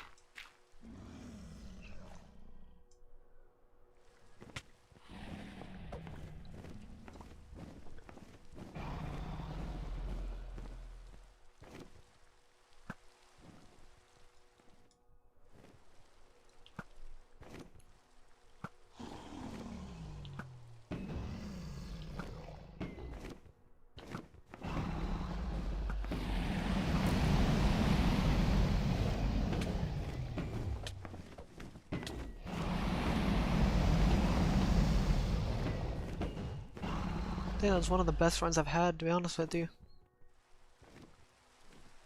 What the heck are eye bugs?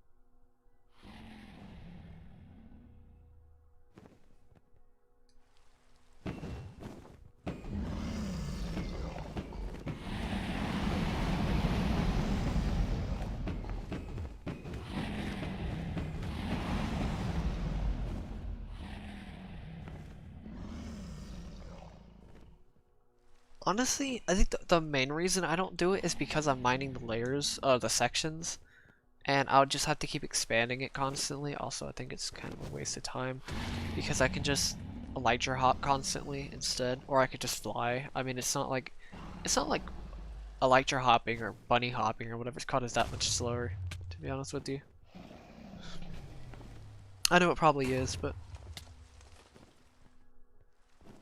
yeah, that was really sick actually, how fast I took out those towers. It'd be really nice if the dragon came down here though.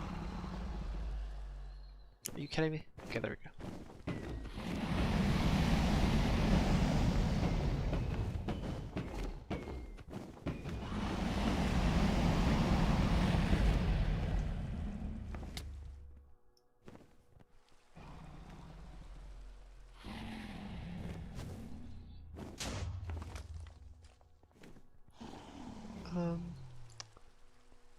I really only need, if I have to get a new bow, all I really need is affinity and power 5 or power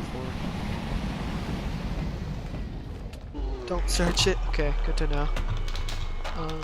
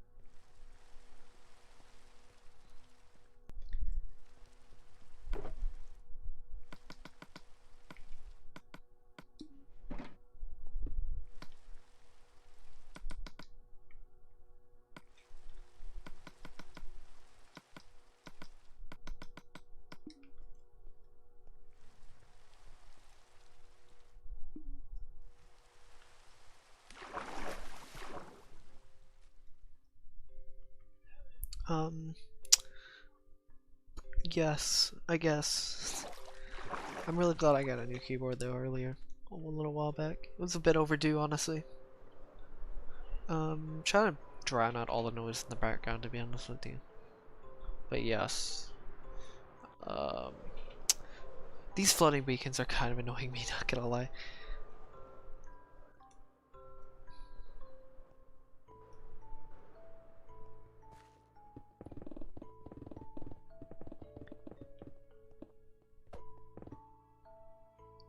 I have not done a face reveal. I am 19.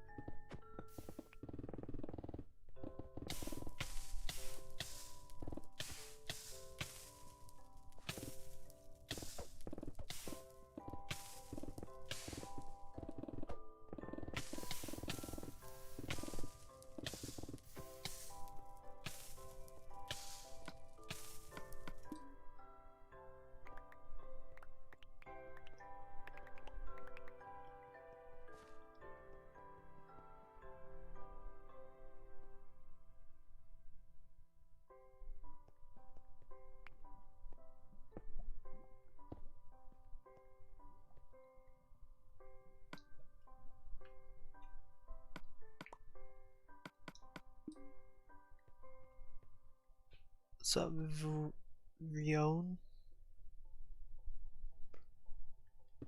I'll just go with Yon, I guess, for now.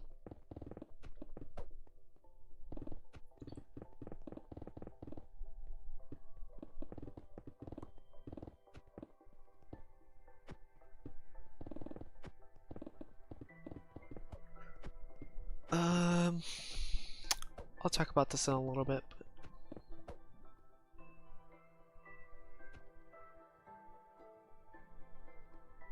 Went to every spot I found diamonds.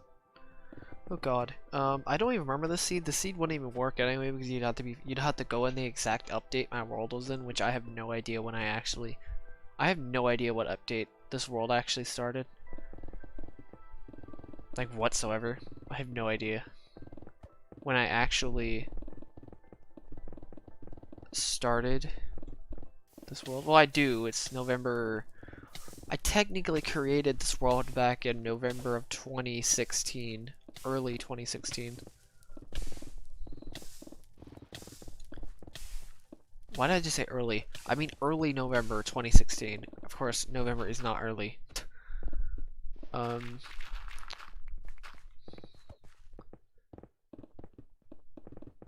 yeah.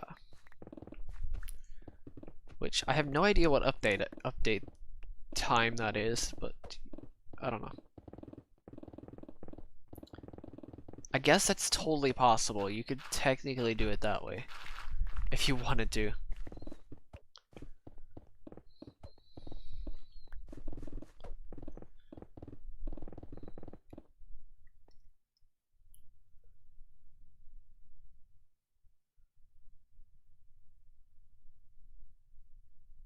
Vion.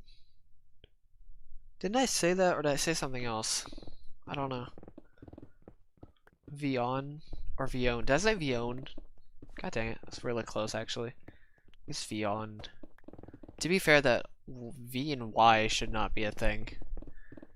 It's just like, or I'm not saying it shouldn't be a thing. It's really trippy though, looking at V and Y next to each other.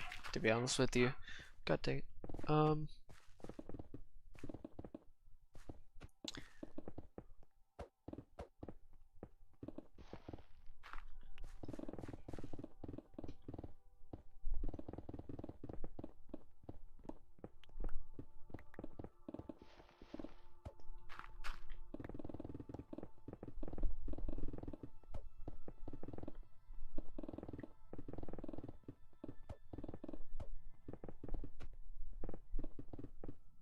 Rip.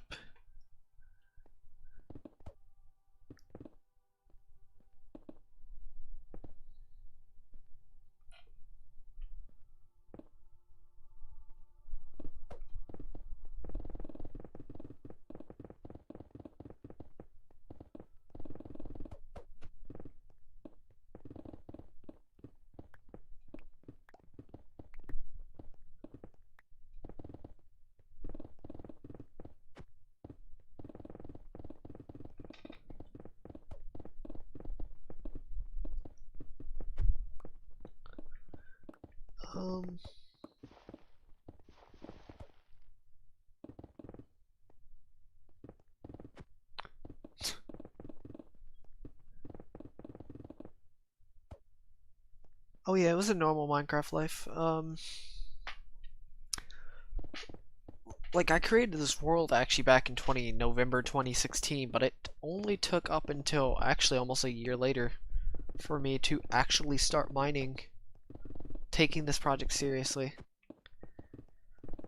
I did one tiny section back in like August, but I'm not even considering that because honestly, I didn't even start the project until the second section, which was the 1 million block update.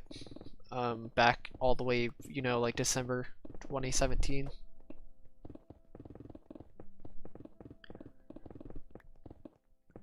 Like this project, I didn't really announce this project until December 2017. Like my first video. Or actually take this project even a thing. This project really wasn't much of a thing until that happened. I just thought, you know what, I'll just make a giant section in this world. I was like, you know what, screw it, I'm just gonna mine the entire world instead. Because another person tried to mine their entire classic size world, even with a group of people. They failed. Another person tried to do it, they also failed. So I decided to take it in my own hands and actually finish this project once and for all. Probably the only person that will ever do this project, to be perfectly honest with you. Unless like a group of like 50 people want to take their hands at this project and just cycle through people. You can get this done within a year or so, with 8 people. Actually, very easily within a year. With if you had 50 people cycling through, 8 people at a time. Wow, you can finish some insane things if you tried that.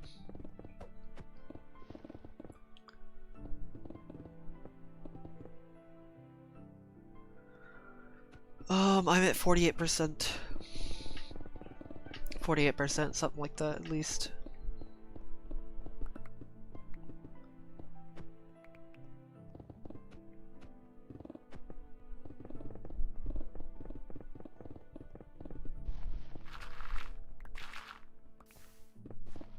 Also, I just realized how fast I went through that lava. That lava had literally...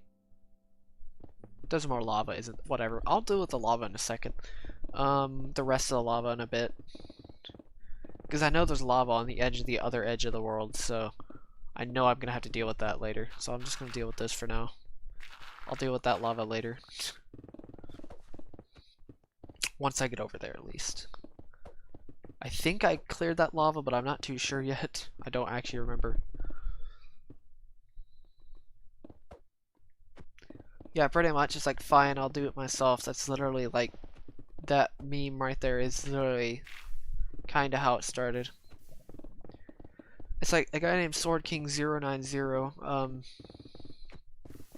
started this project all the way back in 2012 and called Operation Bedrock, and then he was really taking his time, like seriously, it was insane, and then he took a 10-month break, so I was like, you know what, screw it, he's taking forever, and I decided to do it, because honestly, I don't know if he'll finish.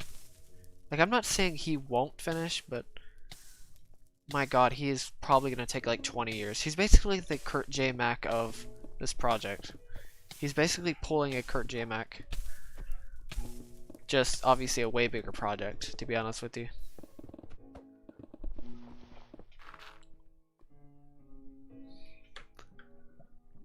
I cannot tell a joke. I don't even remember any jokes or anything.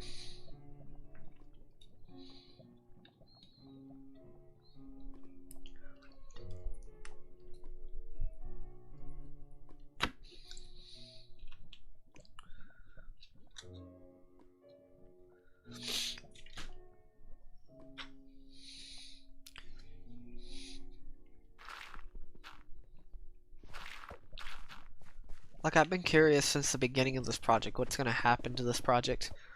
A lot of things have happened to this project, honestly, but other than that, I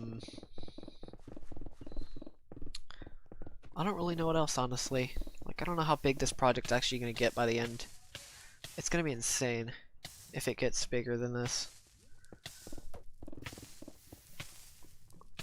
Like, who knew this Minecraft project would take a channel from literally nothing to 27 or 26,000 subs or something like that, or at least over 25,000 subs.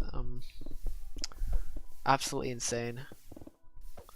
It's just a solo project too.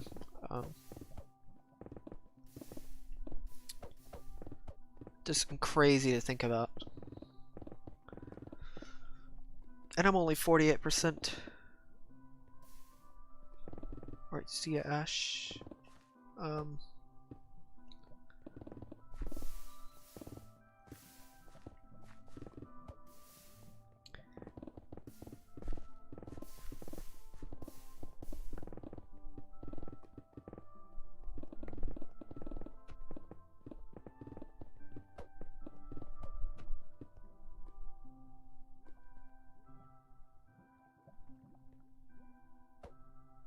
What?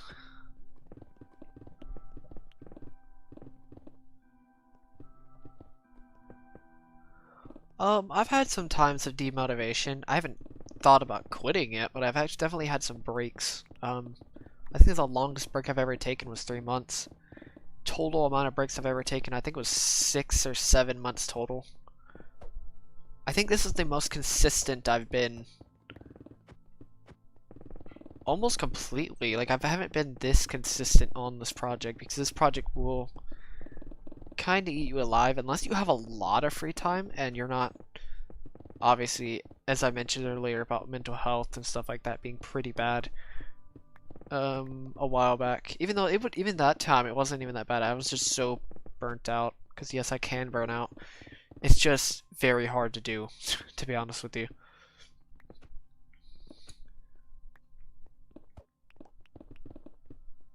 It's mainly what's actually going on around me. What goes around me affects me. If it affects me personally, it can affect the project.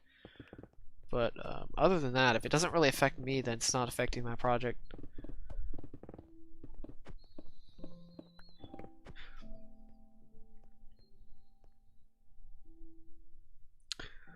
I did not get your donation, actually. Did I miss it? Oh, thank you. I did not notice it for some reason. Shoot, thank you for the $20 donation. Beast Sugar. Or I just call you Everest, whatever. Thank you. It's much appreciated.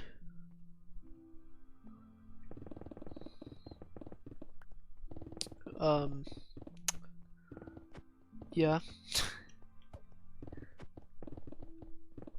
Like, it doesn't pop, well, I mean, it does pop up for me. I just, there's no notification sound or anything like that. I can't reference off, so it's really hard for me to actually notice notifications. I guess the good thing about you donating on PayPal, it goes directly to PayPal, which is pretty sick.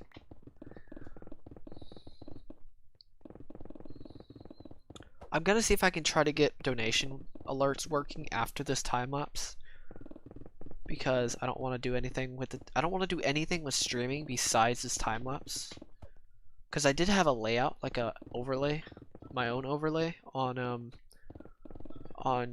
YouTube on streaming, but yeah, it's kind of weird.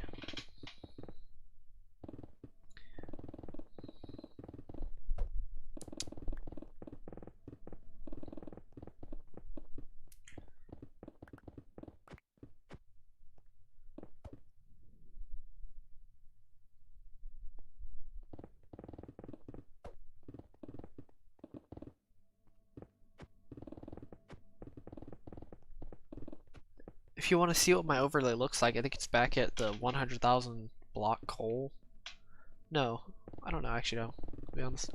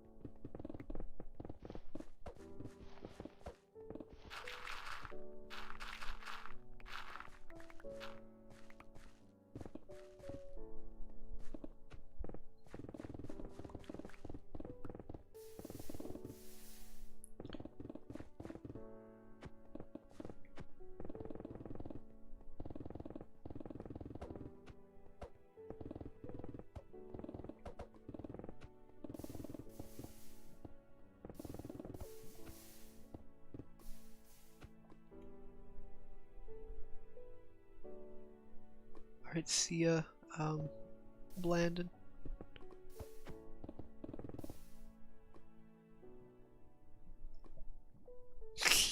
I'm not actually planning on buying a PS5 though, to be honest with you. I don't know what else I'm gonna do with this money. I kind of used it for a VR system though, which was really nice.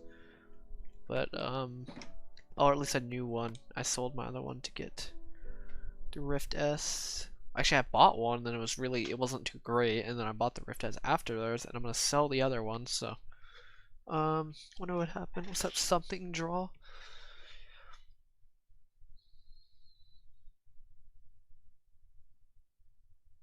No, I see what you mean.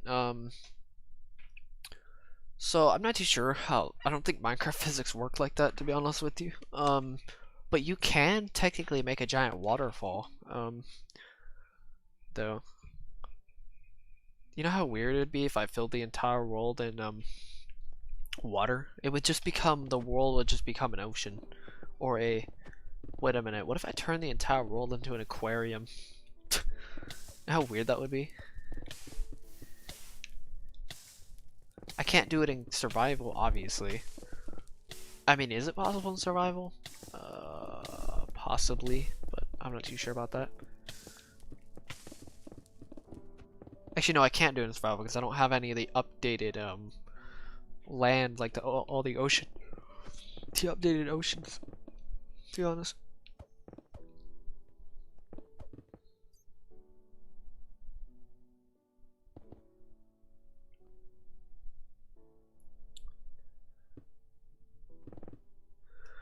Um, okay, I wouldn't say the headset itself really sucked. It's just for my general purpose, which is for Beat Saber.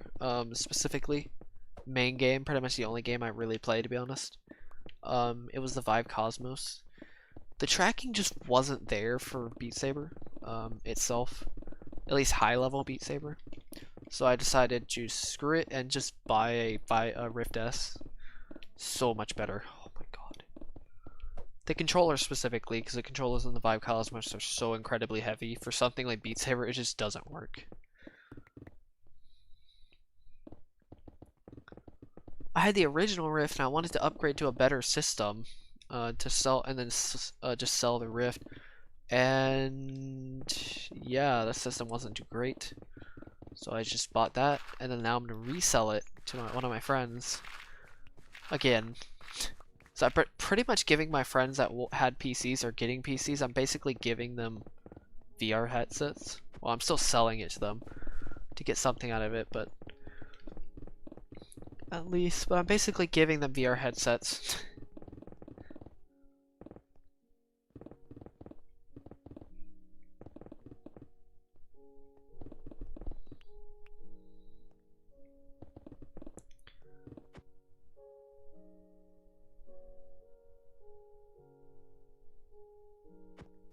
I already bought the Rift S though. I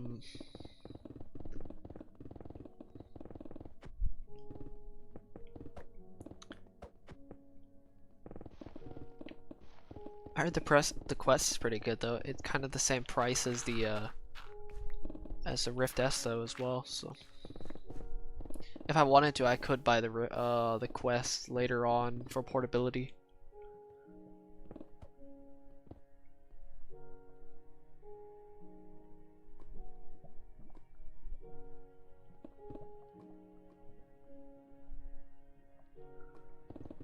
I know you can't buy the you can't have custom levels, which kind of sucks, but I thought you meant built. Never mind. I know you mean that. Never mind.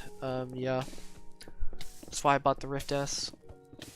I could buy the quest though in the future if they had custom level support, that is.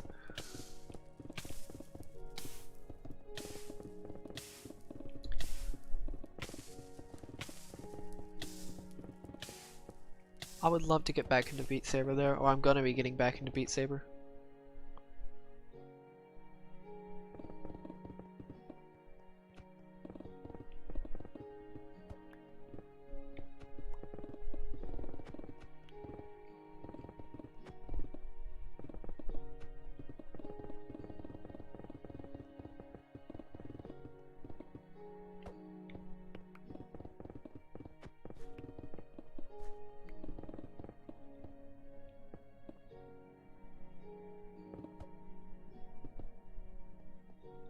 Interesting.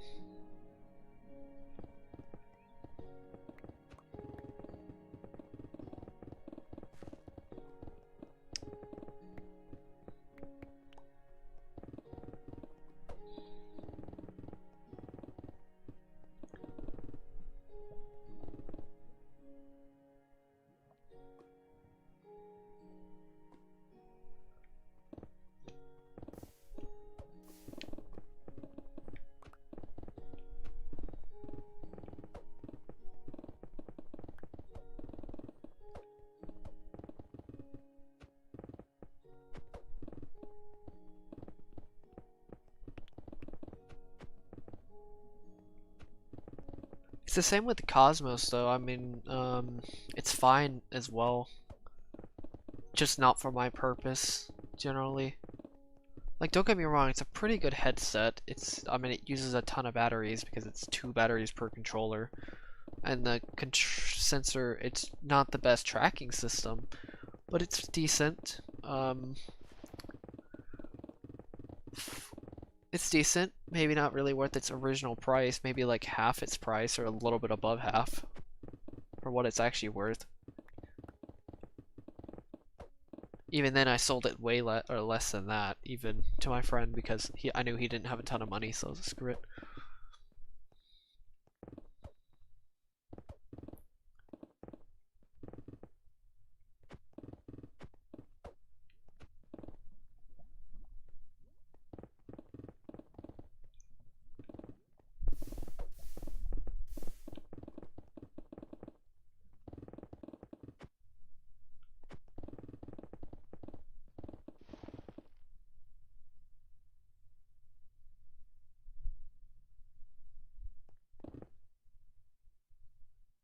I've heard it has worse tracking. One of my friends says it has similar tracking to the same cameras on the Rift S, but that's what I thought. I knew there was something about the Quest that was worse in terms of tracking. And I know I need fast movements. I'm telling you that right now. Like, I want to get back up into the ranks again. That was fun, to be honest.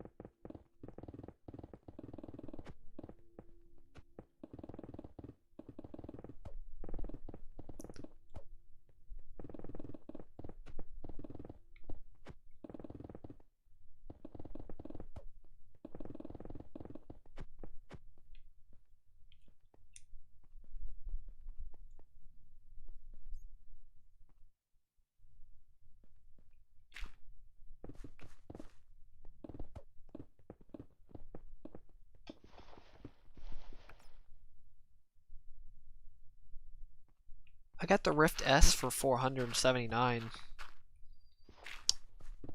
Practically new as well. Which is quite nice. The Rift I think should be, I think 289 or something like that. I've seen, at least, on eBay specifically. Stuff like that.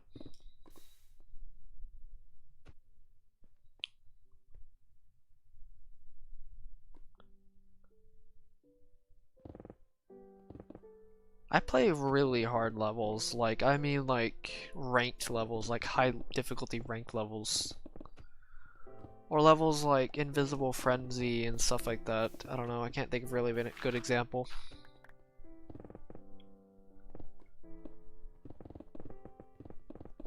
Or Goodbye by Blank Field and stuff like that.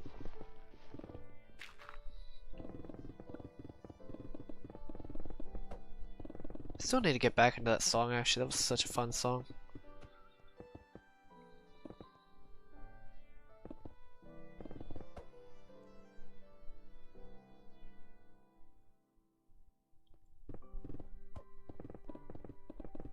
Like, the Quest S is almost designed for stuff like Beat Saber because the controls are so tiny. They're absolutely tiny controllers. It's so nice for controlling. You basically have almost full control. And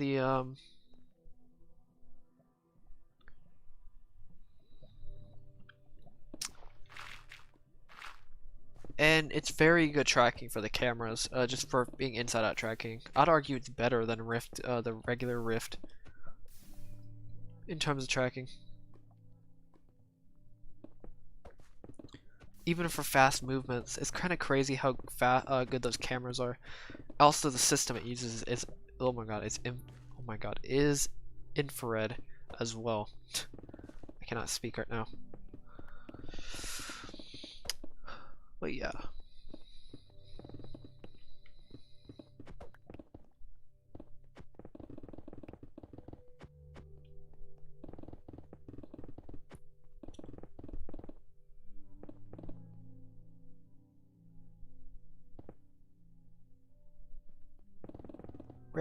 I do not recommend Reality Check. It's not a fun map whatsoever. The only reason it was so difficult is because of the speed, or at least at its time, was because of because of the weird movements and stuff like that. Just like through the Fire and Flames as well.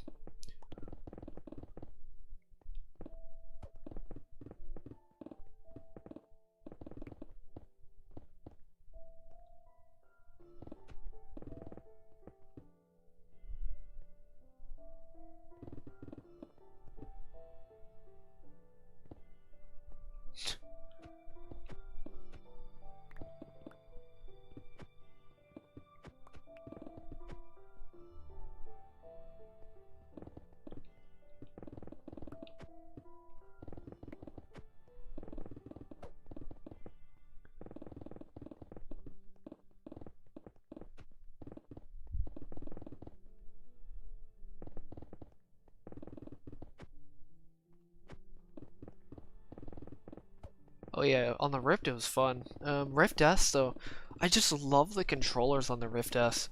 The way you hold the controller on the Rift S, the controllers themselves are amazing. It's almost too light of a controller to use.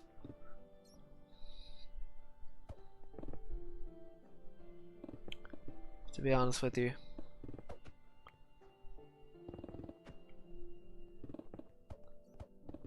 Because they're almost straight controllers, like they're not curved like you hold them like on the Rift. You hold them completely straight forward, so like your slicing is it's more accurate than normal. God dang it.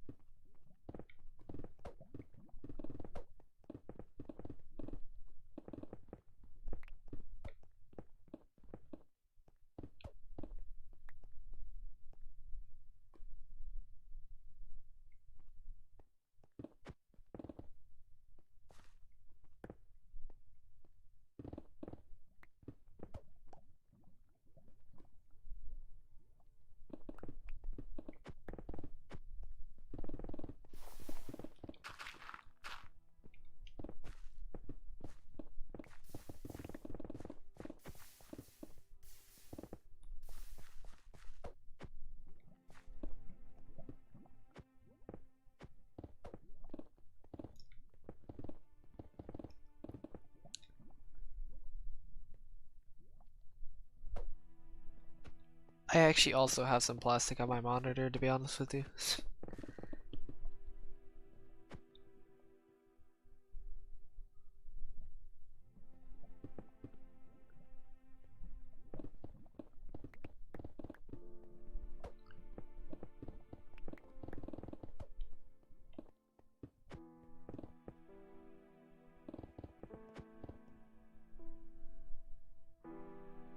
Mints inside of the orange juice.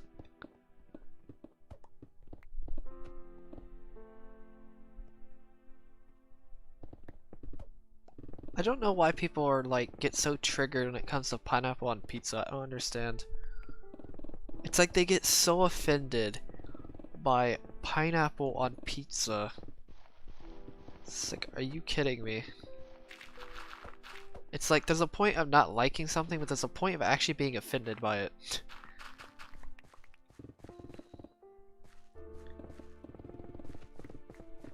And yes, I do like pineapple on pizza.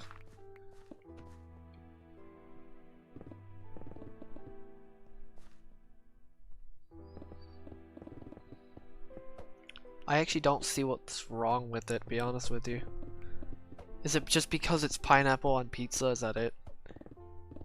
Are they just doing it by like how pizza should be instead of like what they actually like?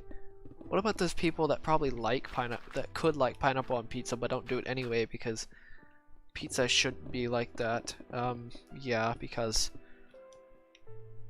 systematic types, yes.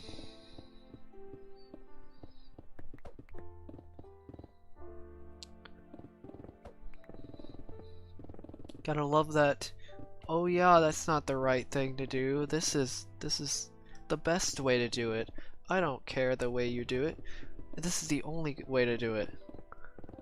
And it's the only way that's worked, and because it's worked for so many years, I'm only gonna trust this instead. Kind of the same thing. Kind of the same principle.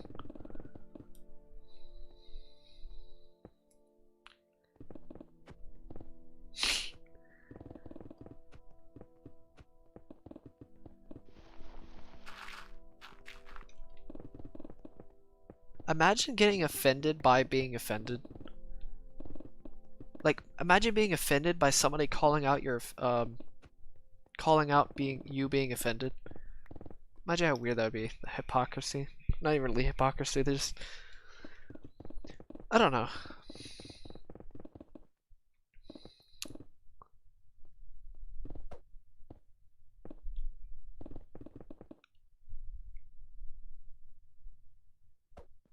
Not really hypocrisy, that's not hypocrisy, that's just like irony, honestly.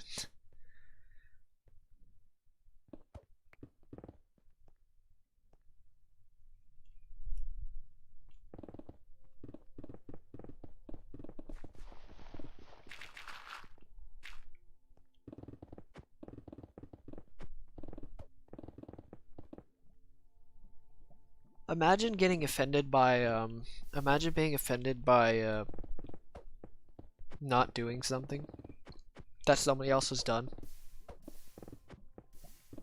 That's some weird hypocrisy there. Or not hypocrisy, that's some weird, stuff right there. Being offended by what somebody else hasn't done. And then even like borderline criticizing people because they haven't done the specific thing. Yeah, that's really weird. It kind of makes me cringe when people get that offended over somebody not doing something that they've done themselves. Like, there's a point of like, oh yeah, you haven't done this, you should try that. But there's a point of like actually being offended by it. Super weird.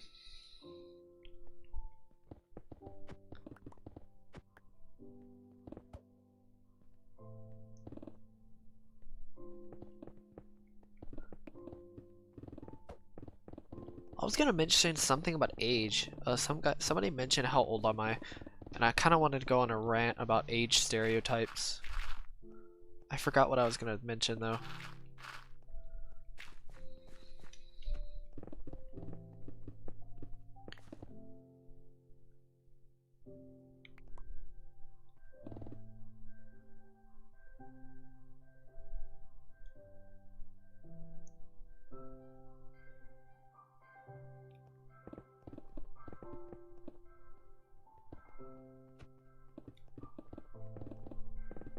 I love how people think somehow what people dislike or like are actually objective things.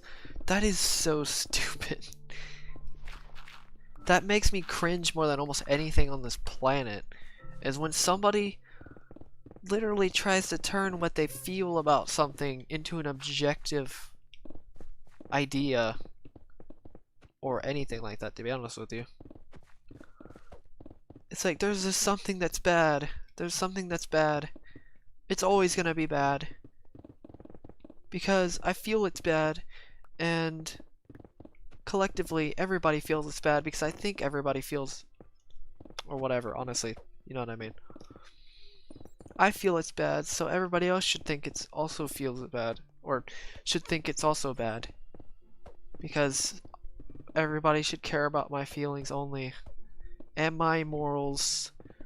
Yeah, because FI users. Yay.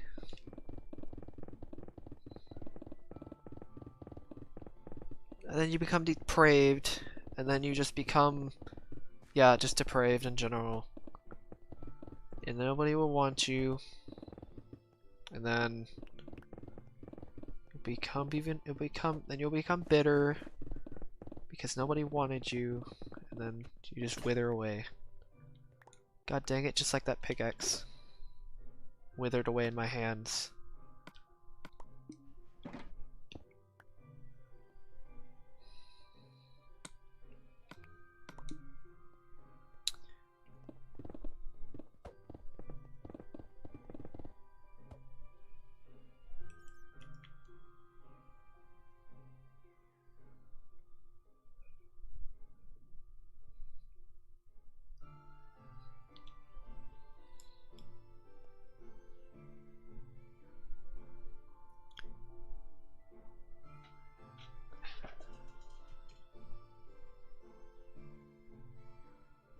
Why is the floor so close? What do you mean?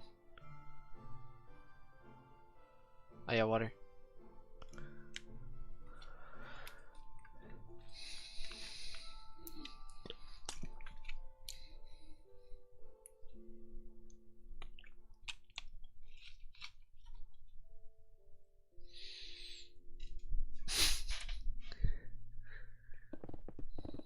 Alright, see you, Gaming Master.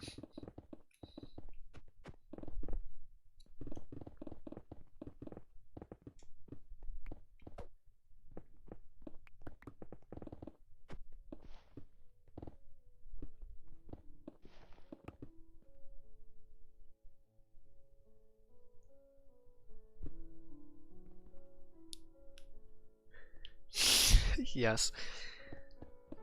I started a rant just from pineapple on pizza. That's literally that's how you get a rant starting, is literally just talk about opinions. What would I do if you donated $1,000? I don't know what it would do. Oh, what's up? Thank you, Bennett, for that $15 donation. And your comment is much appreciated. Thank you very much. I don't know what I would do if you donated $1,000.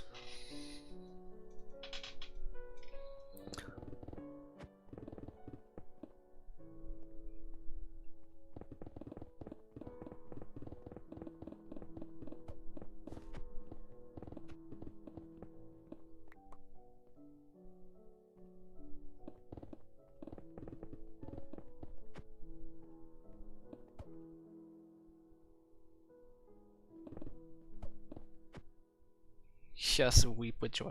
I actually don't know how I'd react because Dark kind of sucked all the energy from donations because he's donated so often at this point.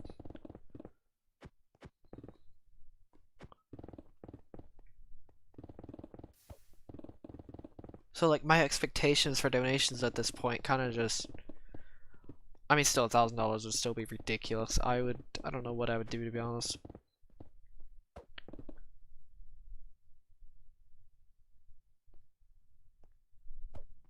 Okay.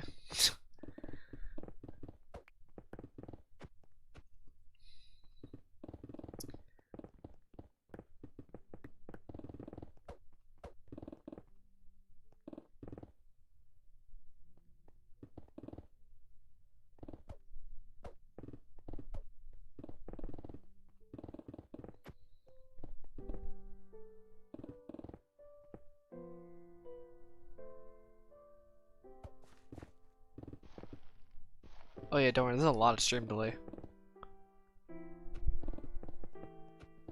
Oh yeah, age stereotypes. Okay, so I think one major stereotype is the thing about maturity. This is the biggest thing. This is from all types of people, literally types.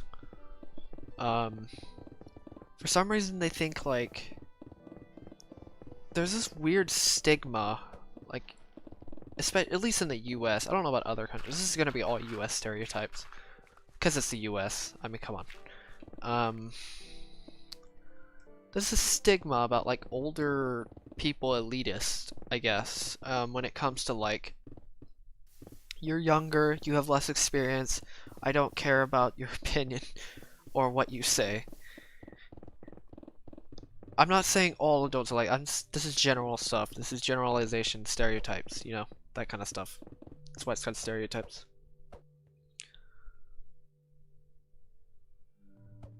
Highest donation was 300, no, 200. But he's donated literally probably over $700 at this point, total.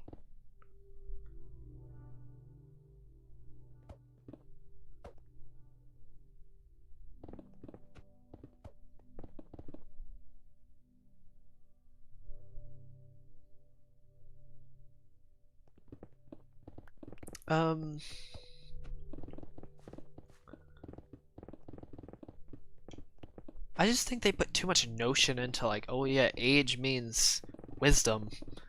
Not exactly.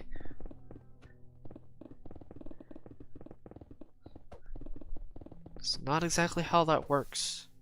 Of course, some of them won't listen because obviously there could be like 30 and I could be 19. Even if I spill truths out at them constantly, they still won't listen. Unless I can social engineer them, but that's totally possible for me to do if I wanted to, if they're that ignorant. Just get them to listen.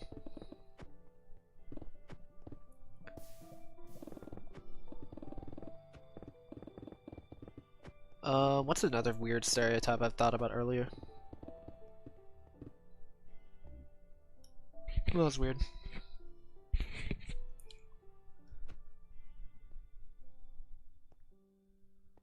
I think, yeah, 200 is the highest I've seen from Dark. 2.5 years old.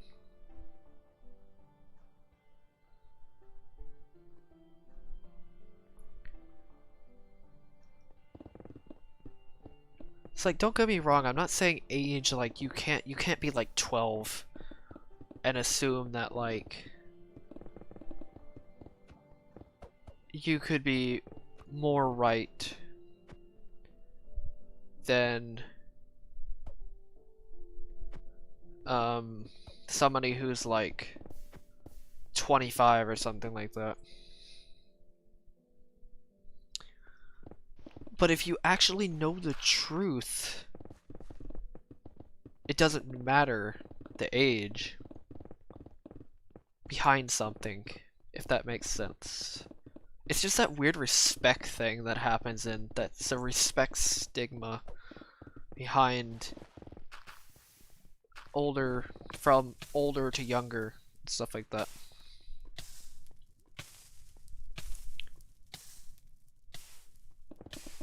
It's quite annoying. It's only because they were taught that as well. It's like, oh yeah, you gotta respect older. Well, ironically, speaking of older, also age stigma again.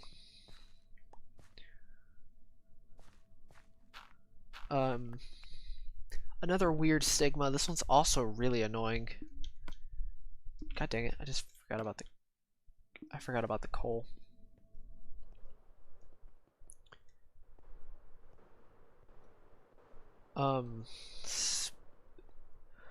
This is weird respect hypocrisy as well. About like how younger people should respect adults, and then somehow adults shouldn't respect anybody because they're the ones that should be respected. That is so stupid. I'm not saying respect your elders is also a thing, but also another thing is just respecting people that are older than you in general. that is also kind of ridiculous in my opinion. Because it's not like respect your elders things is also a thing that I kind of don't like that much. Because it's like no matter what an older person does, it's like you gotta respect them anyway, right?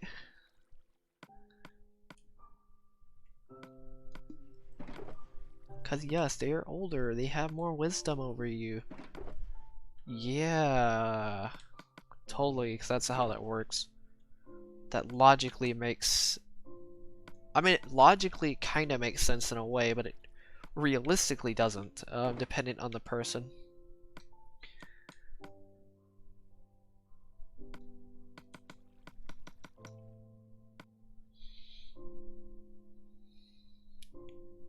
Yeah, pretty much treat others the way you want to be treated. For some reason, that completely disappears when you get older. From society, for some weird reason. It just kind of gets dismissed. Almost entirely. Honestly, I think one of the biggest reasons that treat others like you want to be treated, kinda...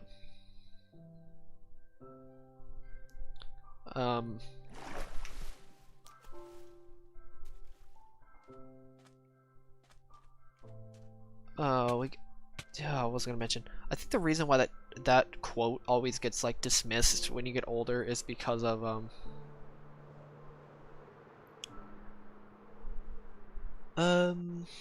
what is it?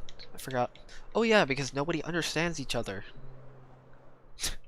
I guess. Also, why did I go so far back?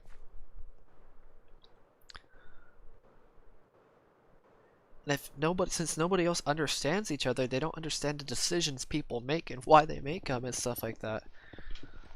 And it just kind of turns into literal, just destruction, honestly. It just becomes death of a lot of relationships and stuff like that.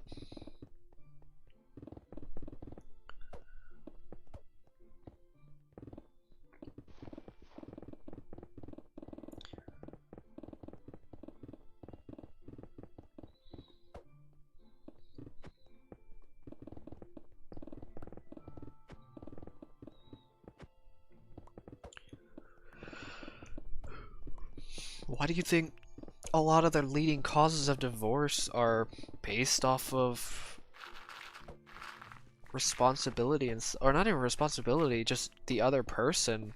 Because if you knew the other person's type, you could see who actually knows how to handle money well or can handle money well themselves and stuff like that.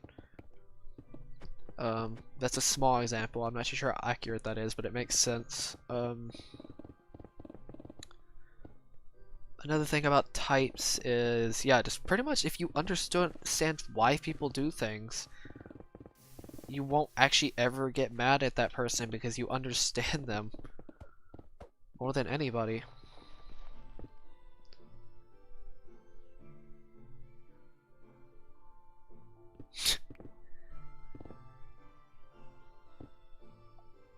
I am single, yes.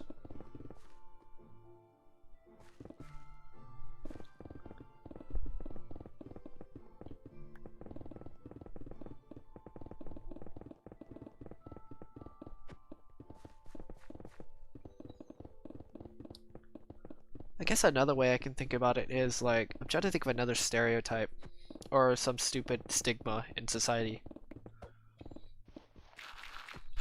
It was something you said about teens. Was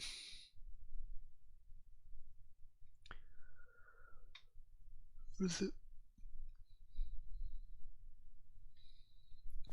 Why do people hate weebs? Very simple reason.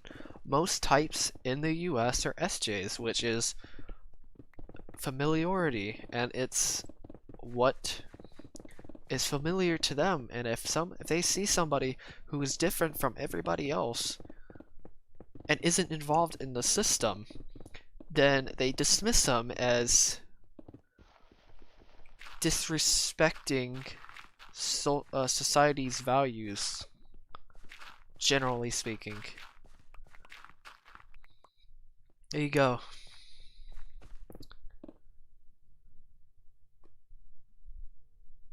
Oh god, no.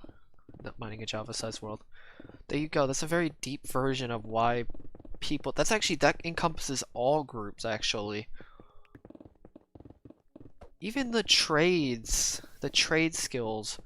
It's the same thing. Like college versus trade skills. College people will always be brainwashed. No, sorry, not all college. Not all of them, obviously. Not all of them. But a select few will be brainwashed into thinking that trade jobs are, society will try to brainwash people into thinking that trade jobs are below college because, thank God, that's kind of starting to change at least, or it will change in the future, maybe.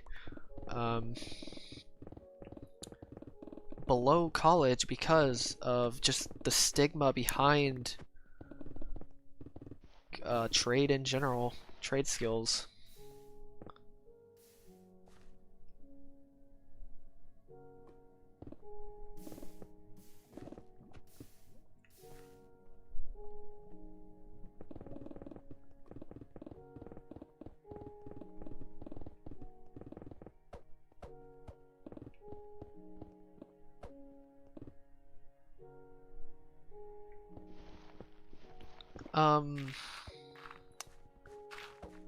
Yeah, pretty much.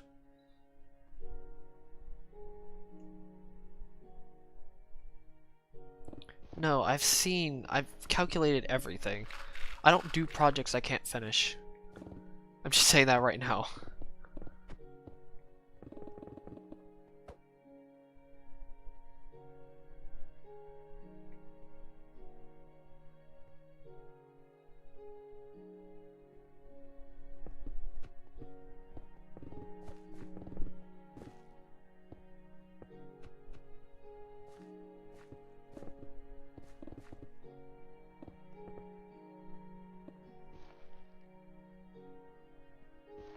Wait, what? What does that mean? Noodle?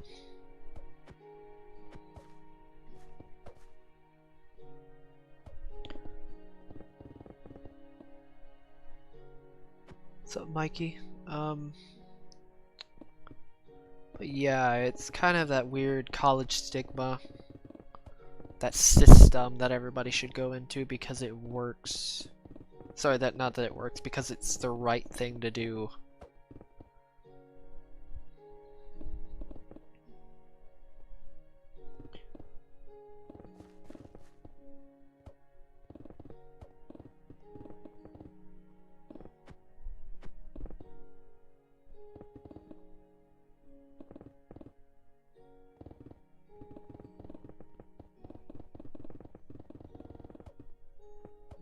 Why do you think it's so hard for people to diet?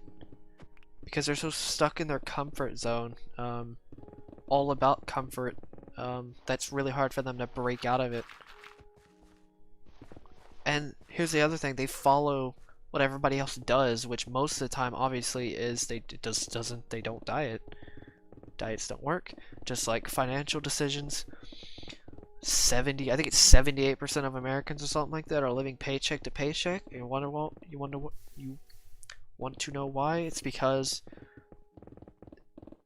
they follow the system, and then they kind of think it's okay to spend all their money without saving any of it, and then they just kind of follow what everybody else does. If it's okay for them, then if it's okay for everybody else, then it's okay for them. And then they wonder why they're in debt and they're living paycheck to paycheck. And they also, yeah, that's pretty much it. Also, they're trying to follow a system that is completely going to destroy them anyway, because the system always wins. Because obviously the system plays people, like diet systems and stuff like that. Not all of them, obviously, but it depends on your body type. It's like, are you kidding me? It's like, I understand you're trying to follow a system, but at least figure out why you're doing it instead of just blindly following. It's mainly just blindly following. It's like no actual sense of self, to be honest. It's either about another person following what other people are doing, or just following a system.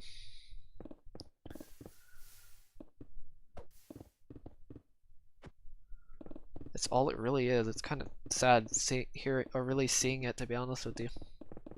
Like, I'm not saying you shouldn't follow a system. I'm just saying don't blindly follow one.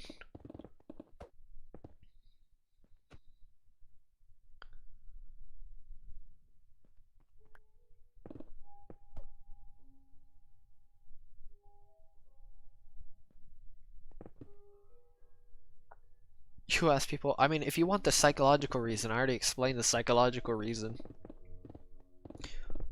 The very psychological reason why most people actually hate different types of people or cultures of people.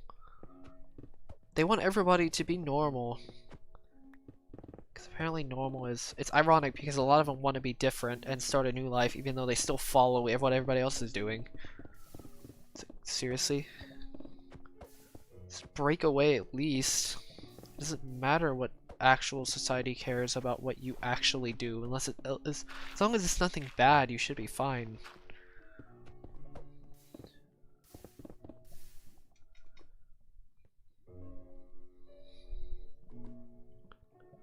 Yeah, exactly. It's really about being picky about what you spend it on, to be honest. Like, I'm one of the most deliberate people you'll probably ever meet, to be honest here. I almost never do things. There's very few times I actually don't do things without reasons. Unlike most of my family, be honest with you. They're very undeliberate. My dad's more deliberate, at least. Which is nice. It's like, are you kidding me? It's like, I don't do things without reason. I don't care if it's your reason to do something. I don't care. I'm doing it for my own reason.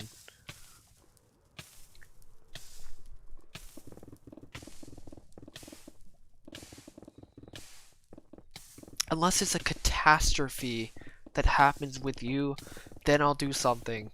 But until now, don't worry about it.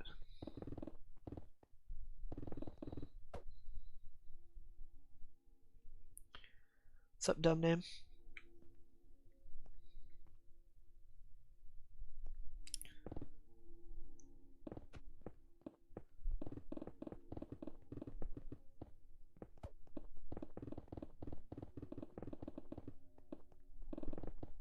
Like, unless something's detrimental, like if you need some kind of emergency, sure, I will help, but like, don't try to force some weird obligation on me just because you actually just want to do it just to try to use me as a sponge.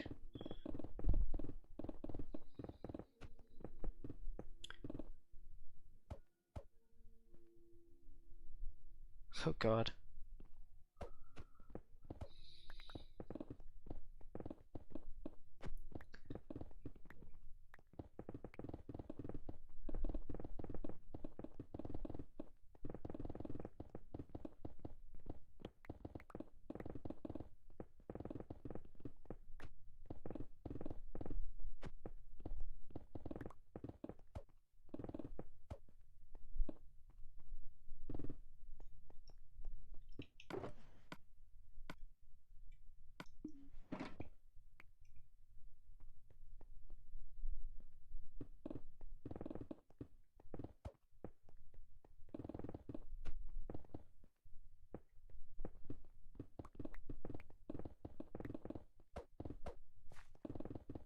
Do you know how hard this science is, this psychological science is, to explain to like SJ, or at least some SJ types?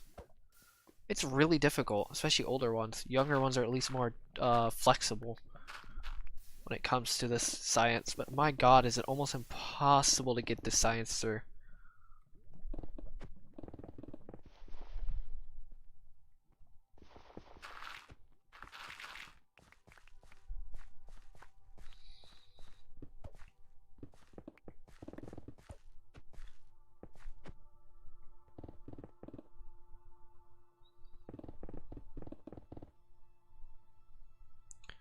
What's up, Light Rider? I use Silk Touch sort of for inventory space, specifically.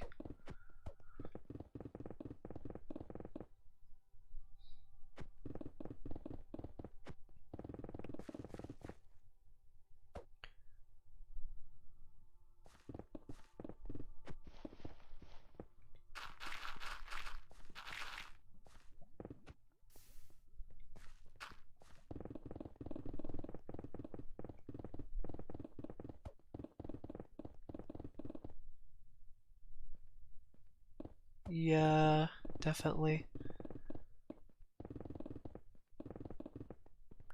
And they wonder why relationships fail. Most of the time. Or why they're in debt. Or why they feel like the world's against them.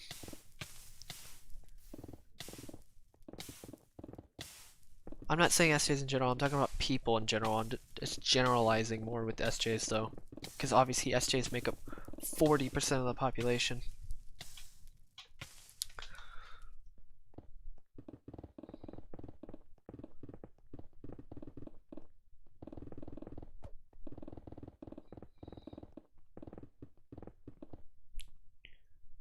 I do not have my vote. I don't even know what this is. Like, I know what it is, but like, I know what you're doing, but like at the same time it's kind of odd.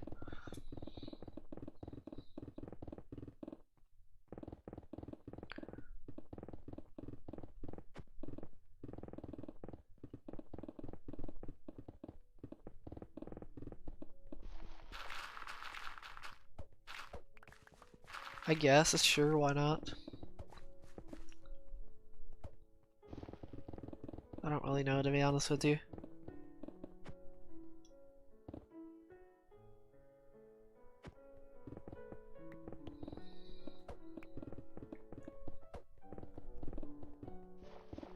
The only thing I could do is pretty much like grow them using the system versus teaching them the system, to be honest, but I think it's better to teach. Oh yeah, the truth really does hurt, especially with those types. Actually no, not actually. Pretty much anybody. Certain types is a little bit harder to handle the truth, to be honest with you. But still, even then, the truth definitely does hurt. It's hurt actually giving the truth to a person.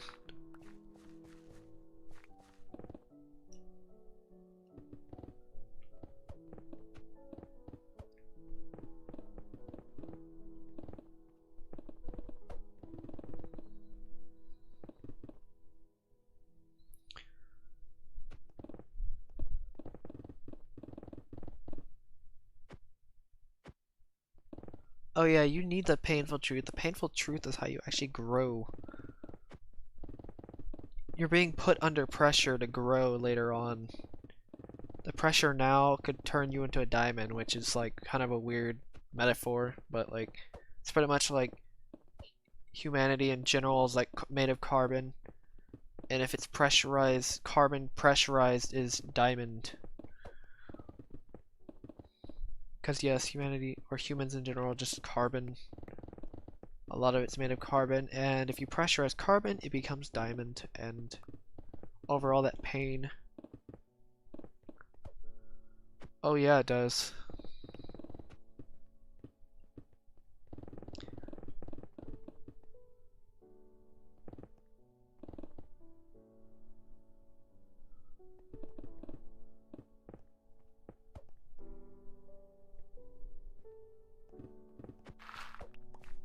What's up, Eli? How do I repair my tools? I go to the Inner Dragon.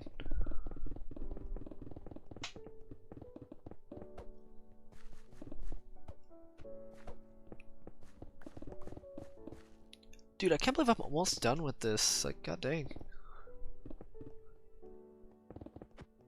Already halfway done with this layer.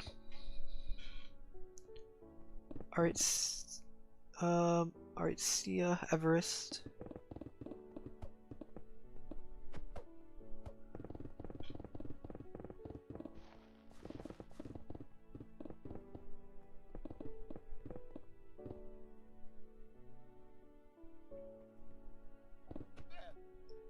Wait, what do you mean I sound like a robot?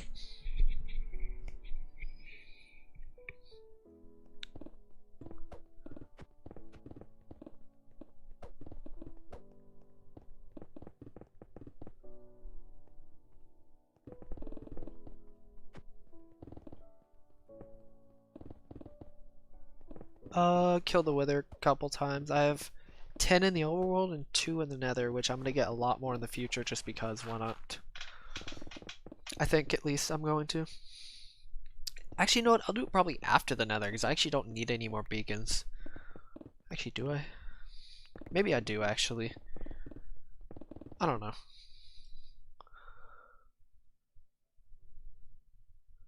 Oh yeah, there's 2 more layers. I'm only gonna do... I'll see if I can do 2 layers tomorrow. I'll try at least. I want to finish... I could finish this section by tomorrow, possibly.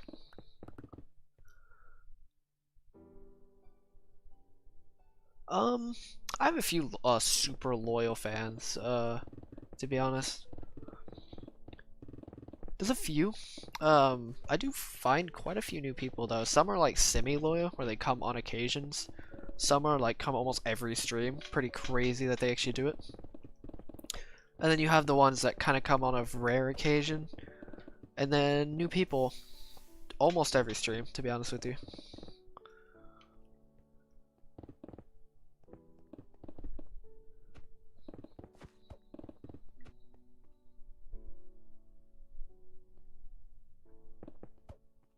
Oh yeah, I can get a bit robotic, not gonna lie.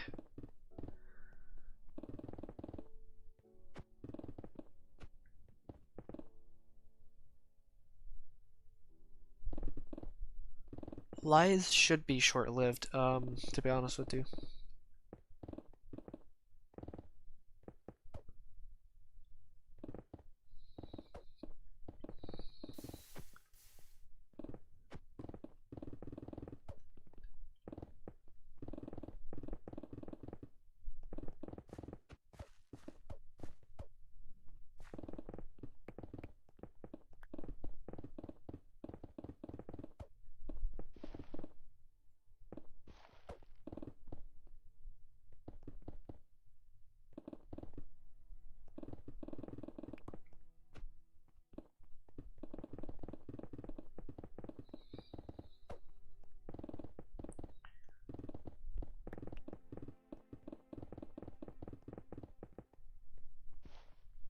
Oh yeah, your time zone's really bad actually for this stream. It kind of sucks. I think in the future I'll move up the stream time a bit in the future, at least. Maybe closer to 7:30 instead of 9:30 or 8:30 or something like that, maybe.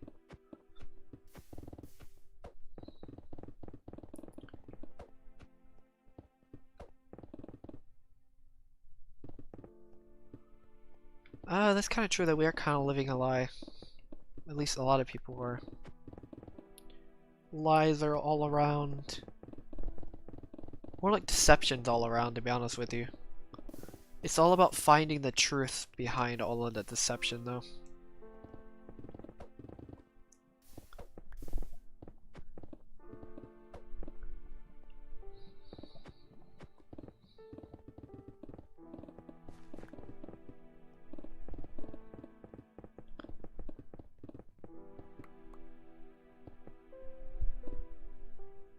Yeah, it's the same thing as Operation Bedrock. It really sucks though. He could have had a pretty big pretty decent following if he just continued Operation Bedrock. I mean, he still kind of continues it, but I haven't seen him stream since his 9-year anniversary or whatever it was. So I decided to take it upon myself. I forgot about that. Wait a minute. Oh, wait a minute. Shoot, I forgot about that. Never mind. 1 layer left. I forgot, never mind. I thought I had 2 layers left, but this is actually the 2nd layer for some reason.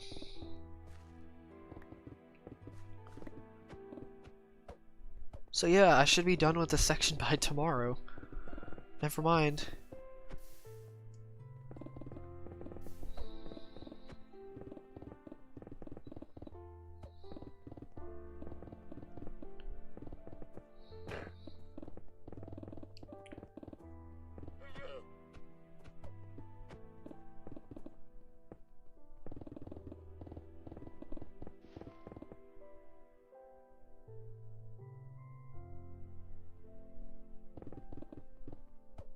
Who do you get your money on? What does that mean?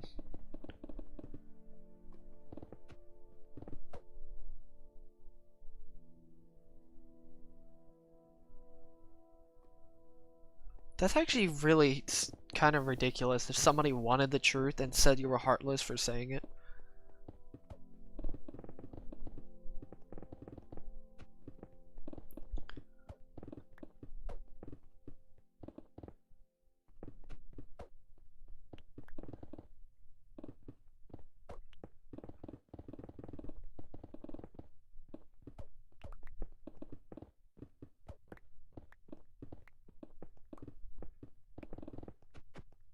To be fair, I don't think they actually mean you're heartless. I could be completely wrong on that. But honestly, feelings, pain, and grief can really make you say some weird things.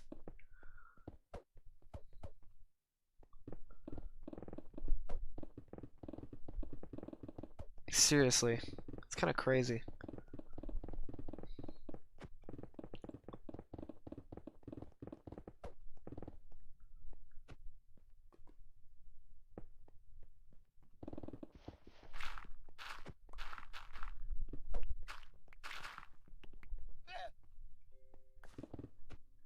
Right, see ya, pie guy.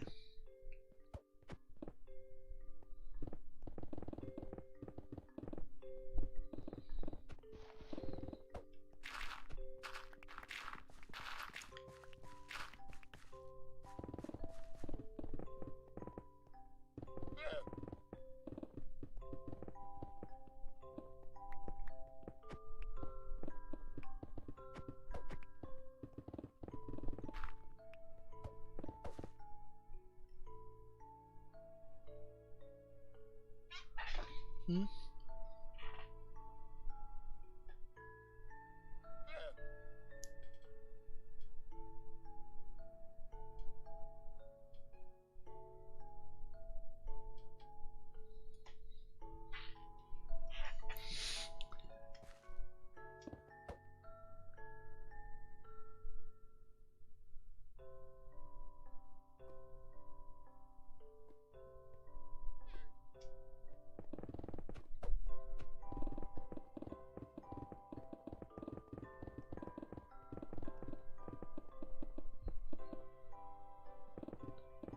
I just don't understand why people get angry over being told the truth. I can see being sad, being in grief, but being angry over being told the truth is very, very, very arrogant to believe. Like, that's like pure, that's a sign of sheer arrogance, to be honest. If you get angry if you're being told the truth, sadness actually brings humility. Anger brings in actually other people angry. At the same time, it brings in arrogancy.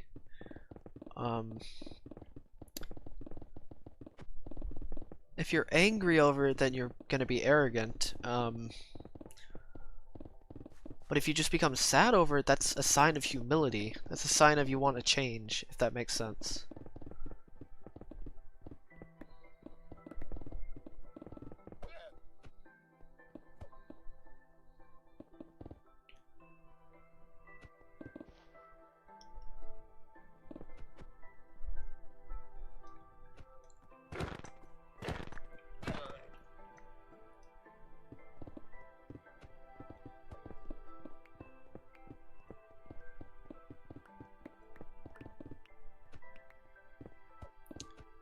But yeah, that's pretty much like how people react to the truth. It's only arrogant because like you think you're all that and then you get angry over them because they're exposing you.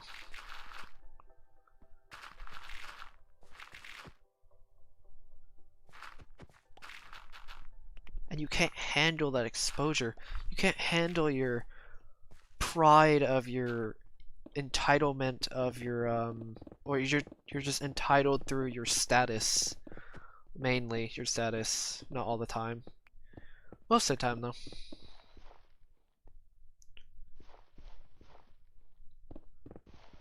But if you're just sad over it, you know that's the truth, and you know it's the truth, and you know you should change.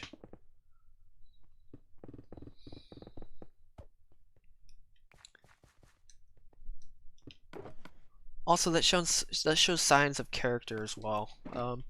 It can really show your character. Because if you show humility, people will build you up. But if you show arrogance, being arrogant, you basically try to get taken down.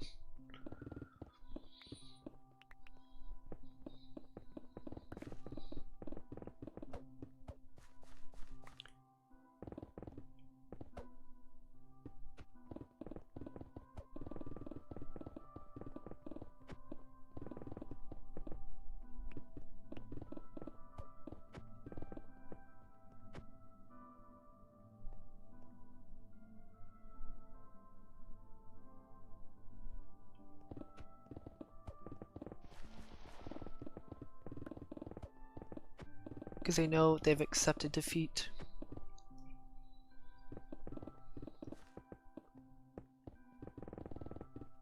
But of course, the people who try to fight it through anger usually are trying to hide something most of the time. Or actually trying to hide, trying to be more powerful than you and try to dethrone you, I guess, because technically you have more power in that given situation. Because you expose them. You expose their power, so their status becomes lower than normal, and they know that's not okay, so they try to fight it. Yeah, and that's where all the manipulative tactics come from, higher authorities come from, and try to protect their status, because status apparently is a thing.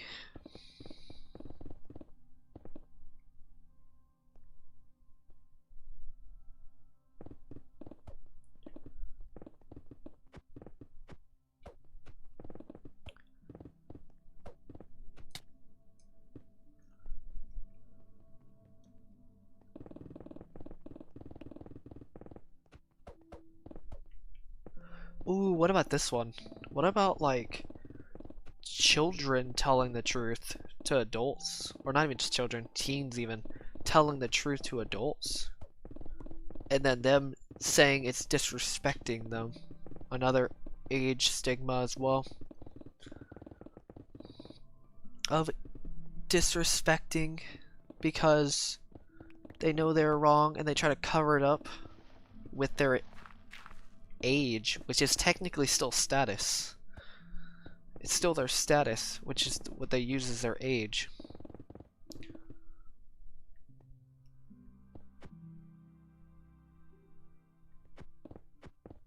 It's kind of crazy.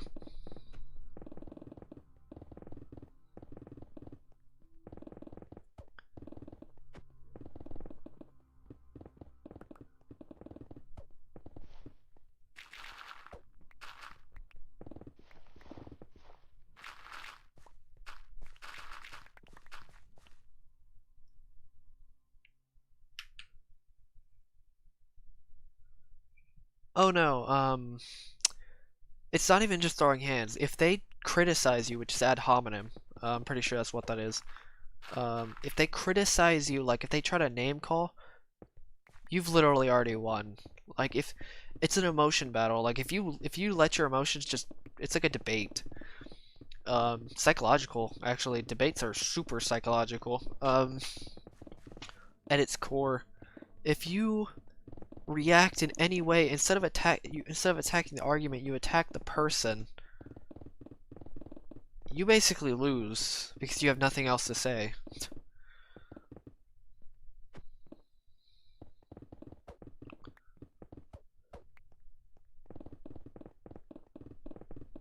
Oh yeah, speaking up versus talking back is so stupid. It's like, I won't listen to you because I need to teach you anyway, and I have higher authority than you because I am older than you and I am your parent because, yes, because that logically makes sense. Nope, that's what you believe. And you won't actually listen. Because for some reason you think you own freedom of speech for some weird reason and don't actually want to improve.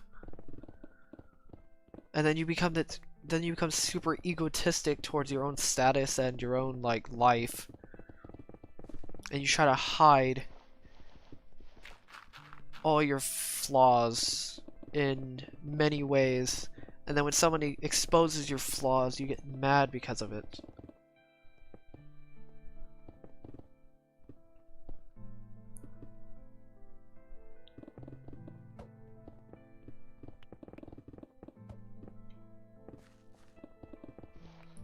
How about this? What about like... Okay, this one kind of makes me want to pull out my hair hearing this. Or even saying this, to be honest with you.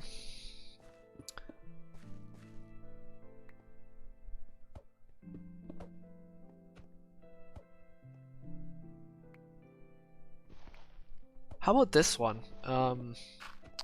Shoot, what was it? It was about, yeah, pretty much whoever insults or throws hands even has pretty much lost the debate. They're not attacking the argument anymore. They're attacking the person. Yay, because I love learning debate in 30 minutes. I love learning the psychology of debate in 30 minutes.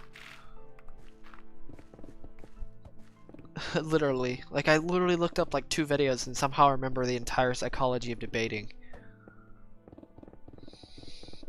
And know the entire psychology of how debates work. That's definitely interesting. What about, shoot, what was I talking about earlier? So it was about pulling, yeah, it was about pulling my hair out. Oh, right, here it is. What about, like, showing attitude? Because a child would show attitude. You know how that always saying about, like, don't give me that attitude, that kind of stigma? What about the adult giving the attitude and somehow the child calls him out for it and then the adult just doesn't do anything about it? It's like, oh yeah, I don't care if I show attitude because I'm older than you.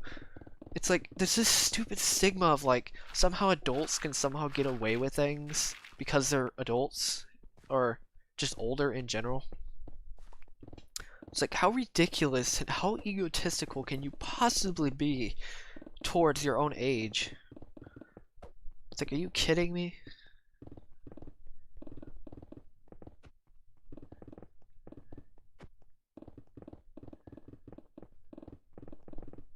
Like, somehow the parents can show attitude towards the child because obviously most people aren't rational when it comes to arguments, saying that right now. Like, comparing to me, like, me compared to most of the people I've seen that argue, my god, they are not rational, or not even rational, just even calm about it. I'm not even that rational myself. I'm more just logical. I just understand how arguments work, and using emotions won't get you anywhere. To be honest with you.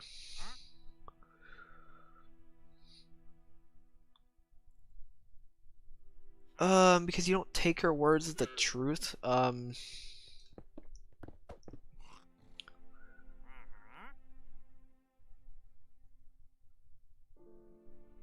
Oh, okay. Yeah.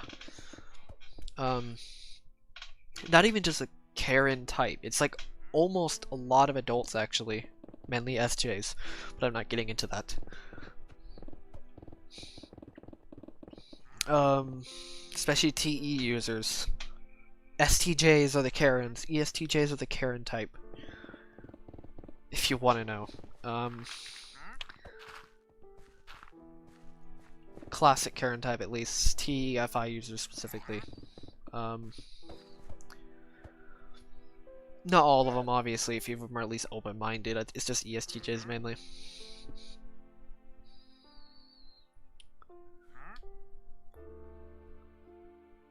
You don't take her words as truth. Okay, here's when it comes to truth. If you can just debunk it through logic, then it's not truthful. Because it literally, if you can just out-logic logic, then you can pretty much win. I don't care what TI user. I'll fight against a TI hero user. If I have to, when it comes to logic. Like, I will out-logic, or at least try to out-logic almost anyone even if I try, even if they, are way more logical than me by default.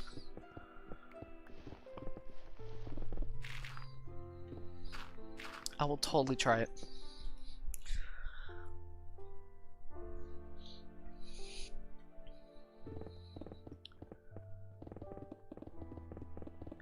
I'm pretty good at getting both sides of the story and putting puzzles together and finding out a situation.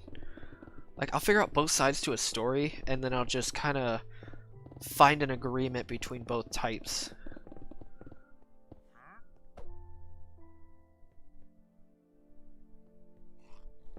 Yeah, pretty much, you won't listen to me. You should only listen to me. They both say that. It's really weird, to be honest with you.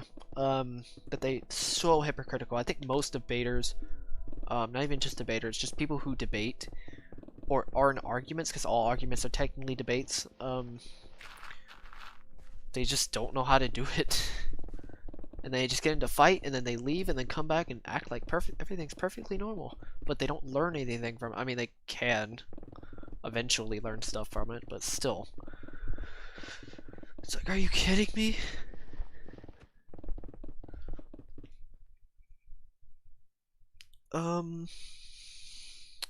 Honestly, if you want to know where debates come from, a lot of arguments, it's come from the inferior function. If you want to look that up, C.S. Joseph inferior function.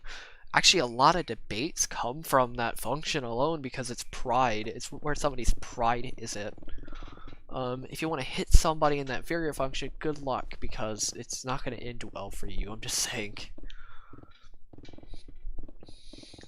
But if you want to know where a lot of arguments come from, it comes from that specific function alone.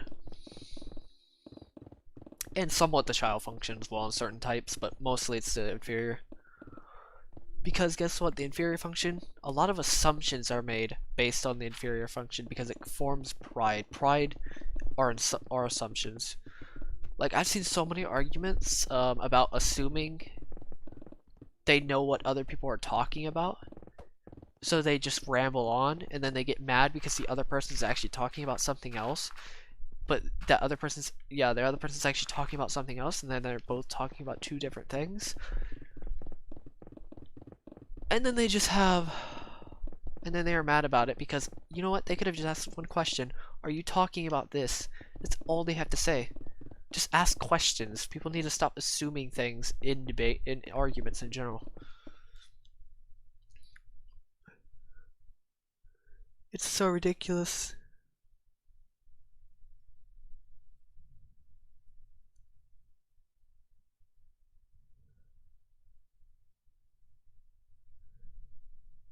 I really don't like the fact that even though you have, it's so stupid though, like, you can even debunk people's logic or even what they say, and they'll still somehow just won't listen to you. Just, you know what people can do? If they're a logic person, like a TI user, if they try to use logic, just re-verify what the other person says. That's all you gotta do instead of just using your freaking logic as pride. Instead. It's like if somebody debunks your truth-y type of thing, if you haven't fully verified what you're saying, if somebody else verifies what you your beliefs and say they're wrong,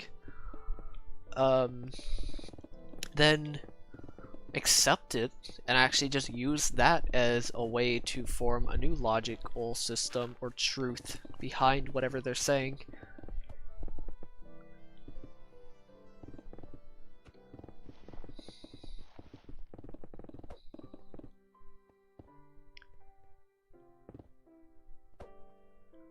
That's such a stupid cop-out.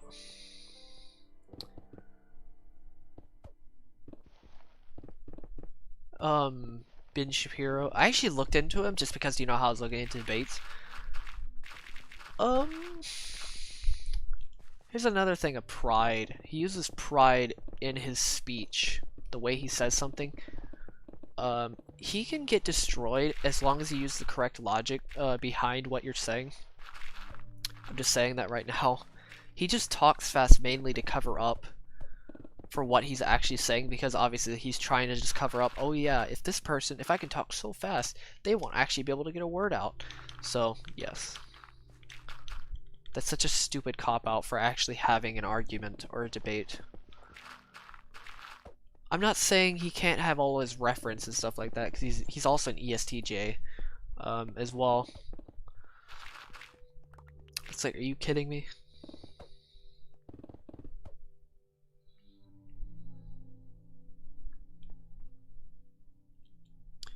No, I'm not actually angry, surprisingly. I mean, it's like more irritated than actually angry. You wouldn't want me angry, I'm just saying. It's like mild irritation.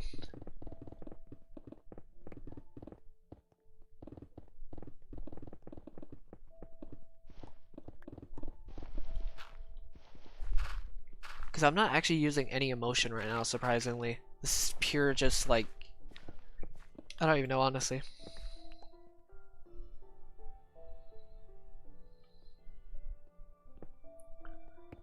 What? That is so weird.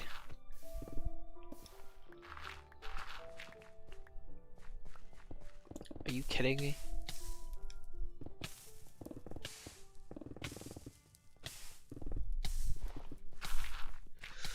That's such a weird thing.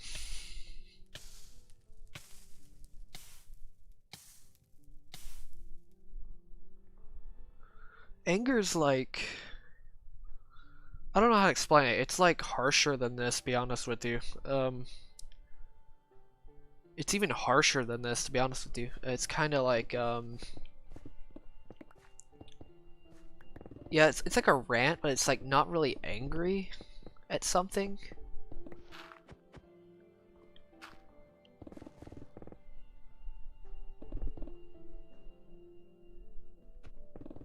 You got 2 hours of sleep. I am silent around people most of the time. You know, I've actually had a lot of fun just like deciphering people's like interaction styles, emotional, or yeah, just emotional compatibility, like just figuring out two types compatibility and how they like, oh god, interact with each other. So like FI users, FE users, stuff like that. Like how empathy with empathy doesn't really work too well, or sympathy with empathy, or like the emotional compatibility is very interesting to see, to be honest with you. Especially FI with FE users specifically. It's really fun seeing the dynamic between two people and seeing how they actually work well together.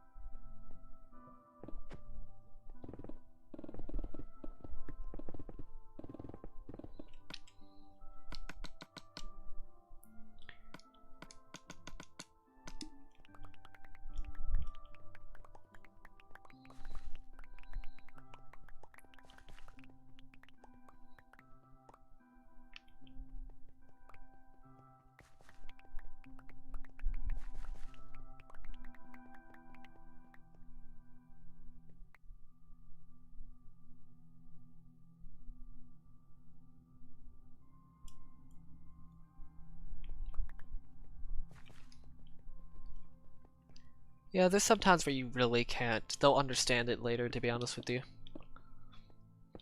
Unless they want to live in their own belief bubble and actually want to know the truth behind something.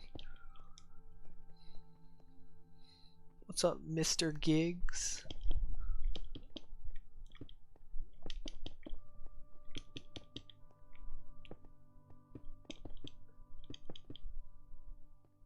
Oh, what about, oh wait, how about this rant? Like, what about, like, if somebody outsourced their logic to somebody else, they say like, oh yeah, don't trust this guy, like, they just become bitter towards other people if they don't want to accept the truth. They just become bitter if somebody tries to outsource their logic. They turn that person into like an evil person. They say he's evil, she's evil.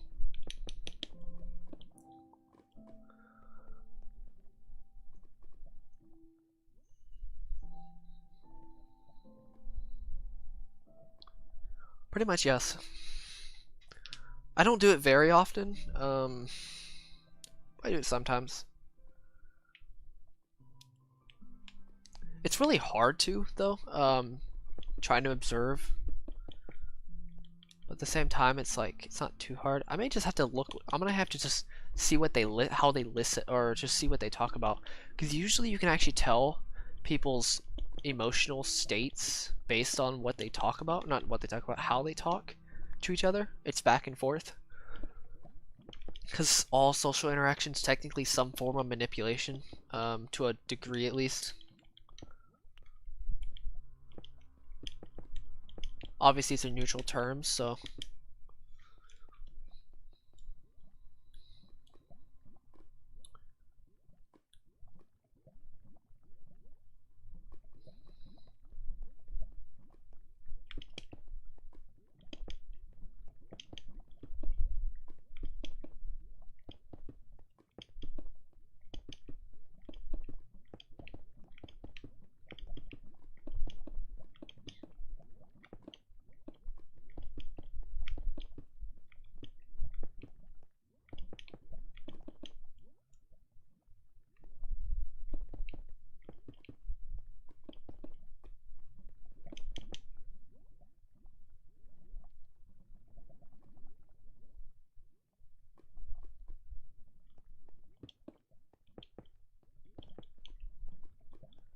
Oh my god, don't even get me started on the NTP stereotypes. The stereotypes of SJs and NTPs in general. Or what about like calling all millionaires like rich douchebags, I guess, for some reason. Mainly because they're insecure about their own status, or sorry, not status, about their own financial issues, so they put off and blame the system, even though they follow the system. It's so stupid. It's so hypocritical. You follow a system and then blame the system because you're not rich, or you pray that you win the lottery. And then somehow they just impose their insecurities onto the rich because they think they're douchebags, even though I think 96% of millionaires are self-made. 96 or something ridiculous like that. Imagine telling somebody that. Imagine what their eyes would open to. 96% of millionaires are self-made. But for some reason they think they're kids that got money from their parents or sugar daddy or whatever. Millions from their sugar daddy. I'm not saying that's obviously that other 4% is a thing.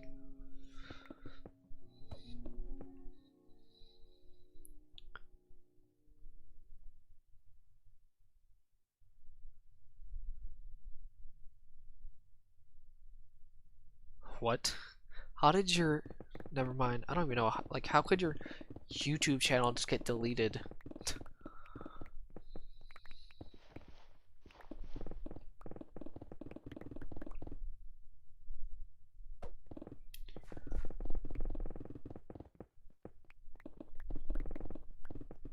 Even though the fundamental way to get money is literally just solve a problem in society, the bigger the problem, the more money you'll make. Generally speaking, it just logically makes sense. Obviously, there are some very evil ways to make money, like those online courses, manipulating people into buying their courses that actually don't work that well, even though it's overpricing the courses. Those are the few exceptions, but generally speaking,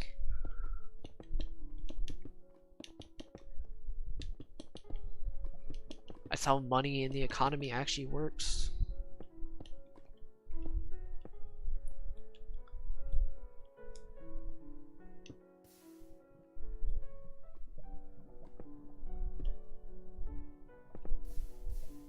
Also, because they talk about how like the rich get richer and the poor get poorer, it's because of investments.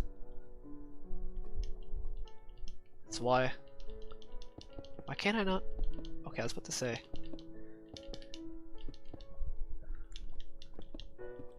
Because investments, the people who invest long term get the most money because obviously it's a long term investment, so the more they invest into it, the more it compounds and gets more and more money. That's how self-made millionaires are usually made, is usually through investments, like index funds.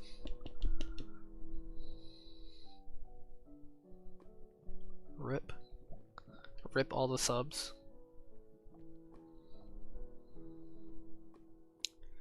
I'm not surprised. But for some reason, almost everybody, at least generally the average person, usually perceives millionaires like that for some reason, or rich snobby that or how about this stereotype? This one's horrible. Also another financial insecurity of society. Who would have thunk it, honestly?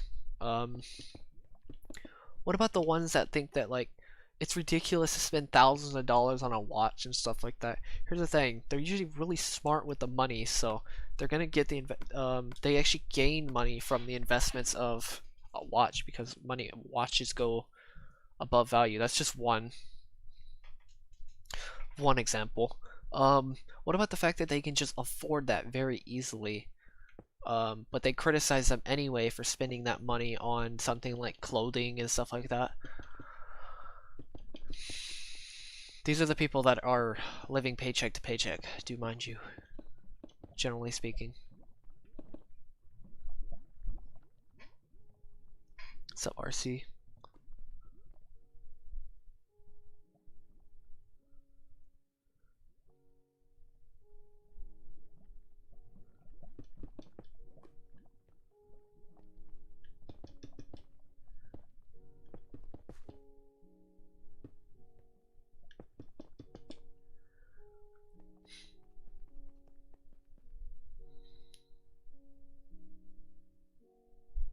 What's up, Nixie? I don't know what good skin pack to buy, to be honest. I don't really care too much about skins, to be honest with you.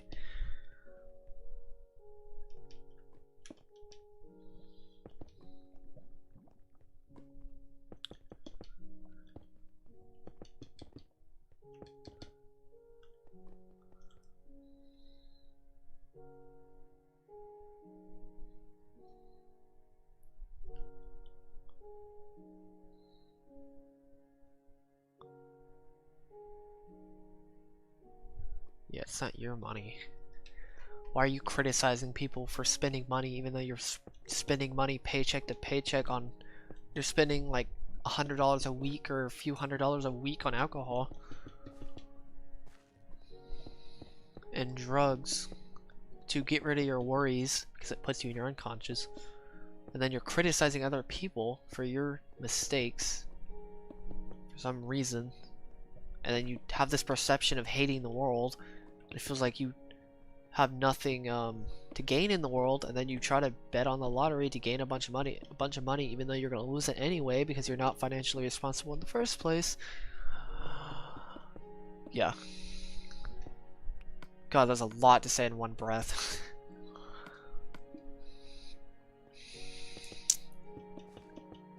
Because, like, I think it's 60 or 70, no, it's probably close to 80% actually, of people who win the lottery go bankrupt, I think.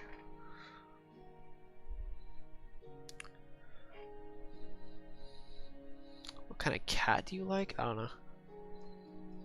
Don't really have a preference, to be honest, of a cat.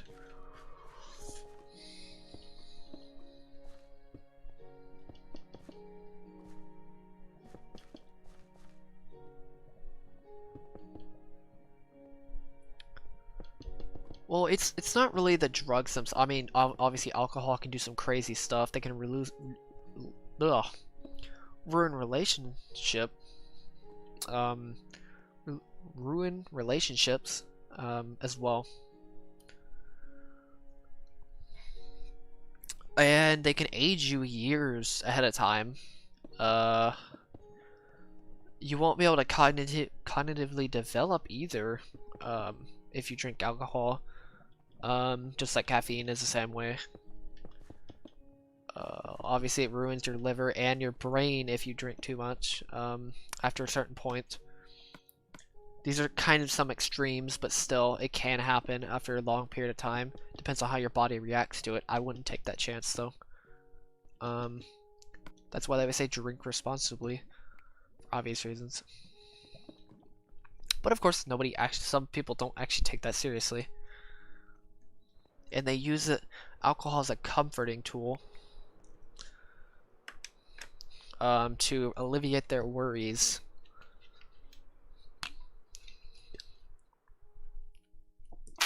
Also fattening, yeah, makes sense.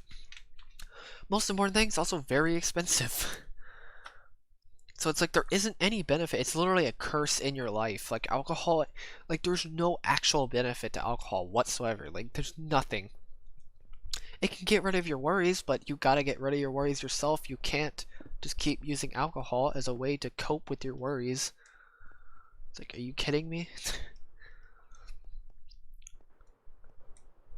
It's unhealthily getting rid of your worries because they'll come back anyway.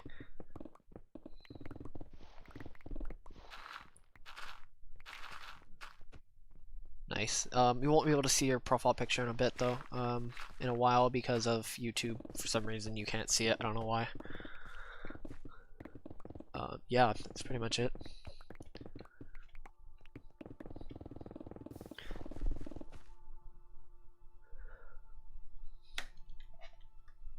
Cause it's a depressant, and it puts you in your unconscious, but it gets rid of your worries at the same time.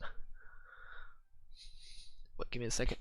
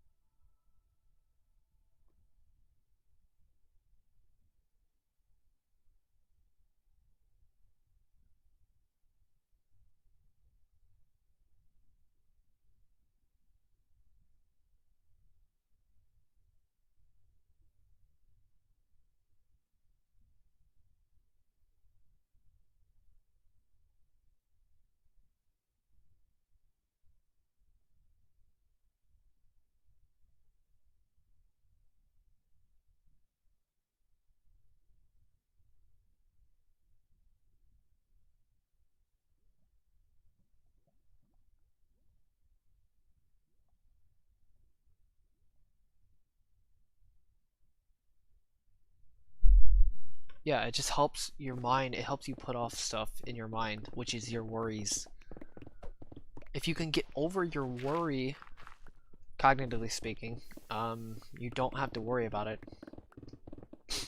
Yeah.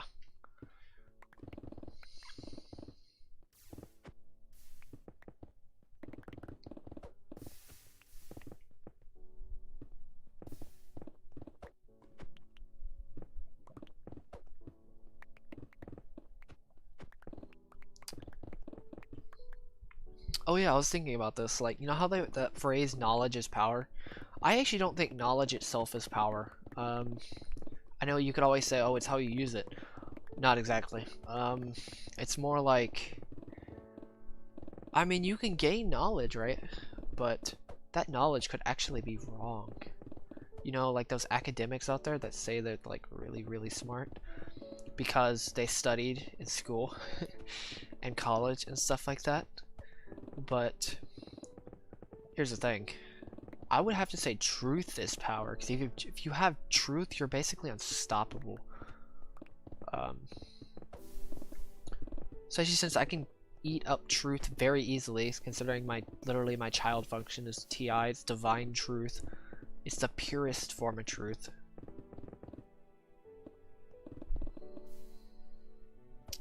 Yeah, that's the thing. It's really weird.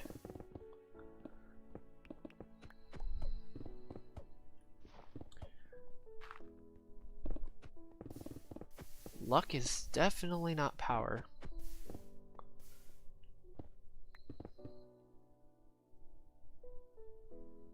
Oh yeah, I'm not saying you can't drink alcohol, I'm just saying don't use it as a comforting mechanism. Comforting mechanism or like a way to help you, because it doesn't actually help you. Use it as just a way to just have fun, I guess. I mean, with friends. Maybe once or twice a month, maybe? Even then. Like, I'm not saying you can't completely stay away from alcohol, but still. Like, very rarely drink it, to be honest with you.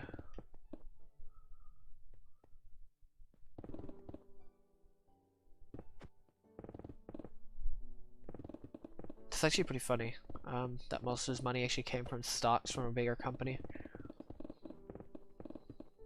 It makes sense though. He's investing a ton of money into the.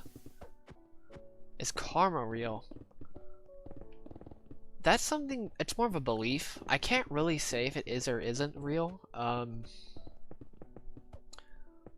would have to say it's not really karma. I mean, yes, it depends on what you define karma though as. Because karma could mean, like, I know that you would say good things happen to bad people, or sorry, bad things happen to bad people, you know, like actions. Technically, yes. Is it? I mean, yes, karma by definition, it does exist because if you keep giving to people good karma, you know, like that kind of stuff, they always consider good karma. Yes, you will. Something will happen to you. Something good will happen to you eventually, which is technically good karma. I'm not saying it, statistically speaking, that is. So, alright, see ya, dumb name. What's up, Salvation? This is PS4. Karma is, I guess statistically speaking, is true, logically speaking as well, because of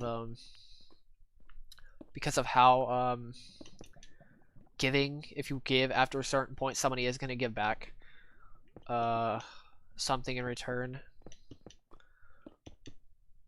Eventually, but if you do something bad, if you keep doing things bad, eventually somebody will catch you.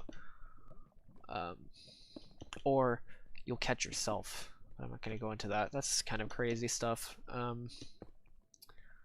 guess I can go into it a little bit. I guess catching yourself means you will be mentally consumed by what you do.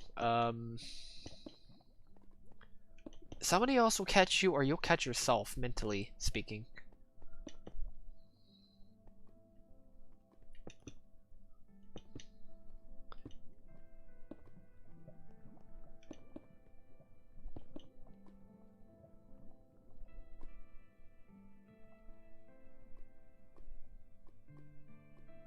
I mean, I technically have Bedrock. It's just, I don't really play regular Minecraft at all, actually, to be honest.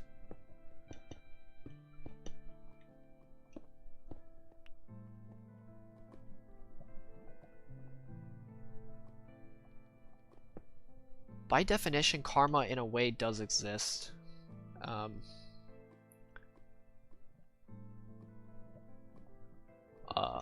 not really switching because of this project. This project's the only reason I actually play Minecraft. By definition, karma does exist.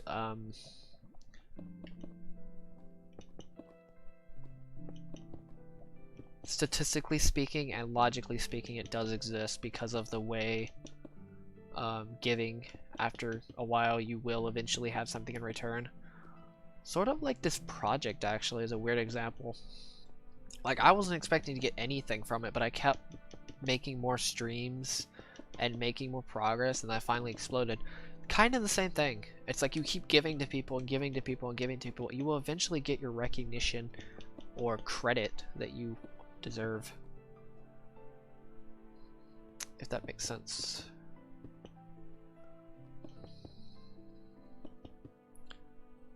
I would like to see other people's view on it, though. It's just like... makes sense, though. Like, I'm not saying that it will happen immediately. It could take years, decades, even, in some cases. But it will eventually catch up to that person. Or like those manipulators that will be exposed by like my type will eventually be caught.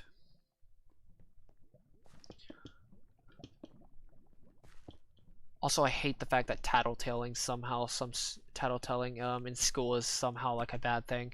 It's so stupid. It's like, are you kidding me?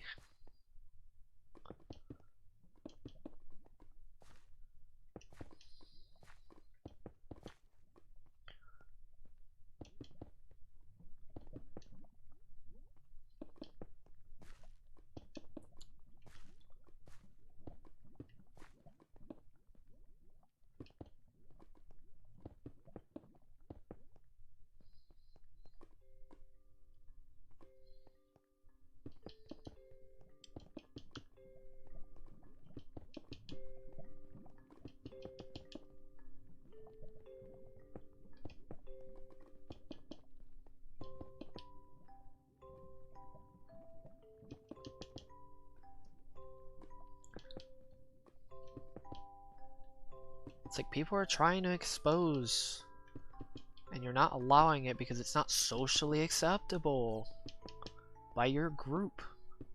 Why is it your group anyway then?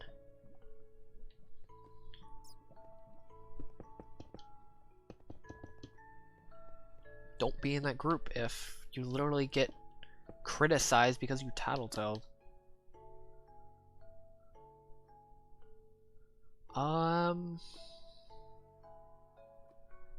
What's up, Yum? Yum.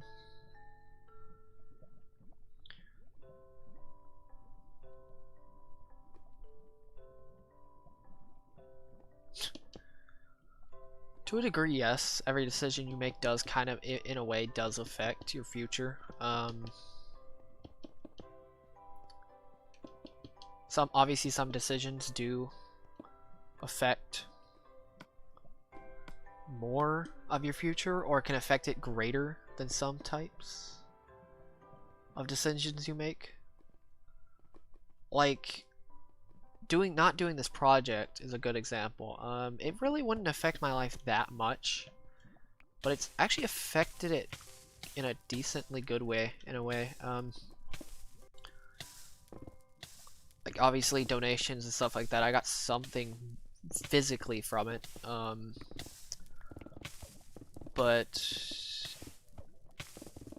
And being able to interact with other people, and actually pretty much almost completely taking my, I guess my, not really my performance anxiety away, it's kind of like helping me initiate more in stuff. You know, actually switching to my other sides of the mind, like actually initiating more with other people.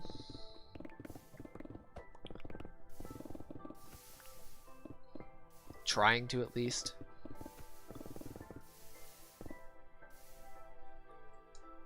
Sometimes it's kind of difficult because I have no idea what I'm gonna say, but it's kind of helped quite a bit, to be honest. And my fear of actually speaking badly as well, like the way I sound. Let's go with that.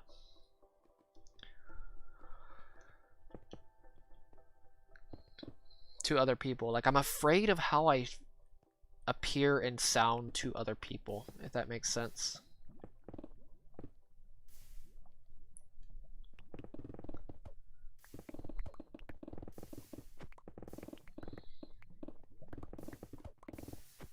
That's kind of taken away that fear almost completely, at least on stream.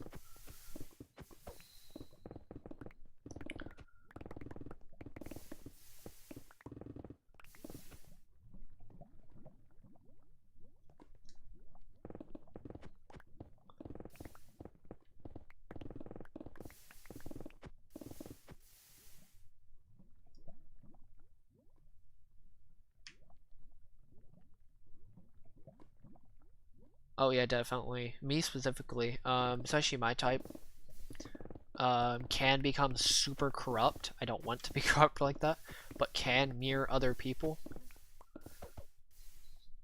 Instead of actually telling the harsh truth, can actually mirror the bad people after a certain point. Yes, you do too as well, actually.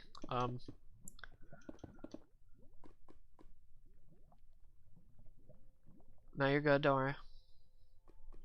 I don't really mind if I sound like a robot while I rant. It's kind of funny. It's actually not really much of an insult. I don't really get offended by much, though, to be honest with you.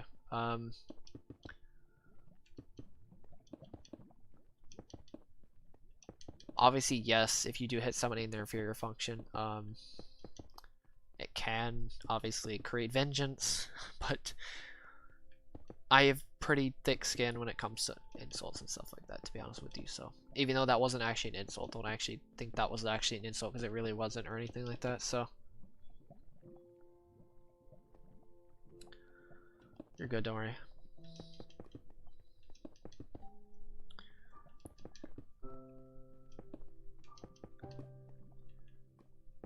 What's up, Javier?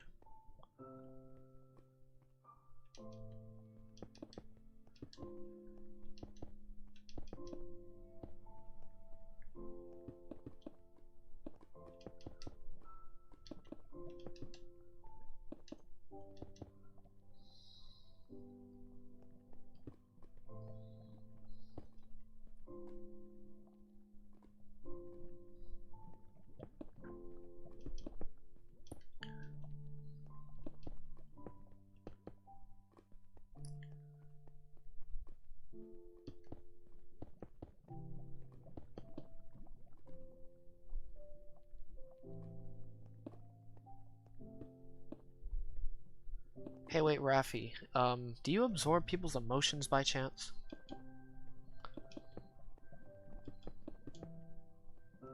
Like, if somebody got into a fight or somebody's crying or something like that, you literally just naturally absorb people's emotions?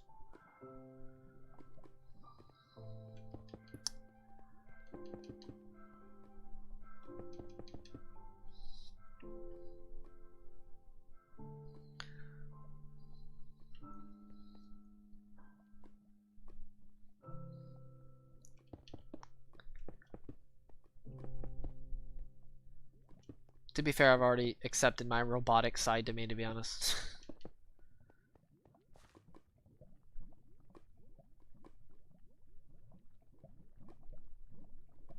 Okay, this is why I don't have a preference, because I just don't care to have a preference. I don't really care about... Let's just say this, I don't really care about that many, I guess I can consider it superficial things, but I just don't mentally care that much about it. Because usually preference comes from comfort, being comfortable and stuff like that. It comes from my SI demon, basically. It's one of the reasons I'm one of the least picky people you'll ever meet when it comes to food. That's why I pretty much never actually have a true preference for food. I can pretty much adapt to literally anything. I just literally just don't mentally care that much about preferencing certain things. Okay, never mind. I don't think you're empathetic then. I don't think you're an FE user if you're not empathetic. If you don't naturally absorb people's emotions, then you're probably, yeah. That's the reason I don't have many preferences. I think I mentioned that one time. I'm not too sure, actually.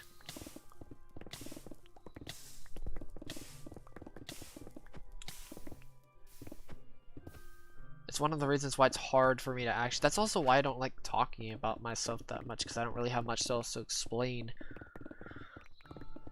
To be honest with yourself, to be honest with you. It's like I don't really care too much about comfort that much. I'm very other focused, I guess, if that makes sense. Very other focused. Other people focused more than anything.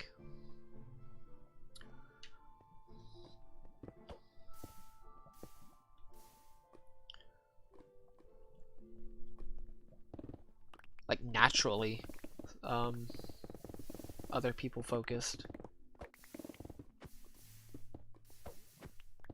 I know what people get out of situations.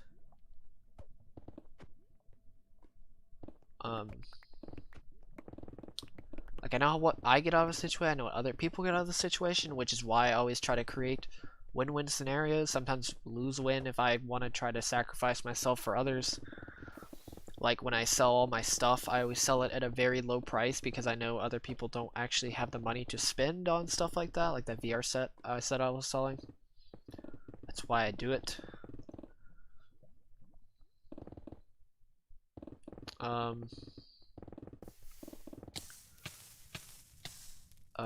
It's another way to think about it. Yeah, I don't know. It's just not in my cognitive focus is to focus on my own comfort, if that makes sense. Because I just don't care enough about it, to be honest. I'll just figure out the best route to do something, or something. Not really best route, just ideal way to do something.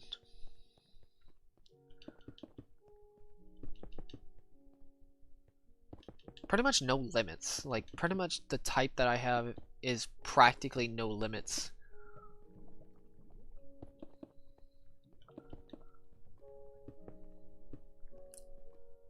Like breaking limits, limit breaking, all of that kind of stuff. Because I don't care about what comfort level I'm at and stuff like that. It's just pure limitless in general.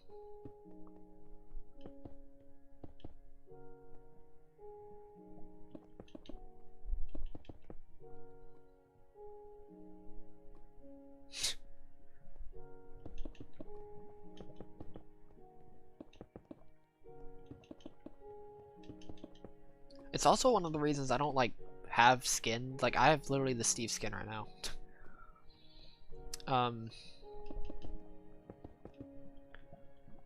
Like skins, looks of things, honestly don't care too much about it. Unless I'm trying to not really impress people, just at least have a decent impression on people. If that makes sense. Obviously, SE inferior insecurity is literally just being insecure about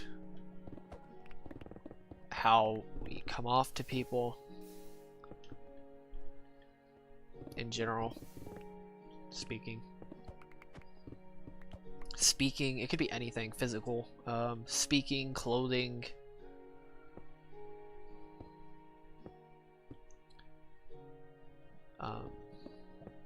stuff like that. It can be quite nice. Obviously, there are some downsides to my type. The problem is I can't remember anything. That sacrifice of that, you know, SI demon of comfort and past oriented, yeah, that's pretty much non-existent, which is kind of annoying because I can't actually like almost physically remember anything like by myself without anybody reminding me.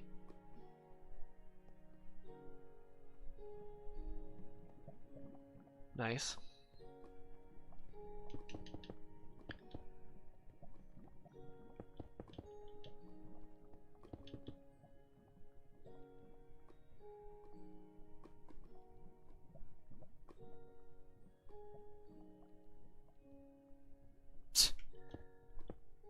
God. I'm almost done with this layer, actually. Yes, I think I am. Yeah, I'm almost done.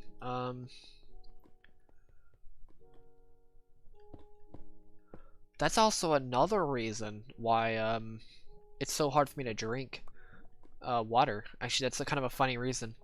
It's because of the SI demon. Mentally, I don't care too much about my comfort.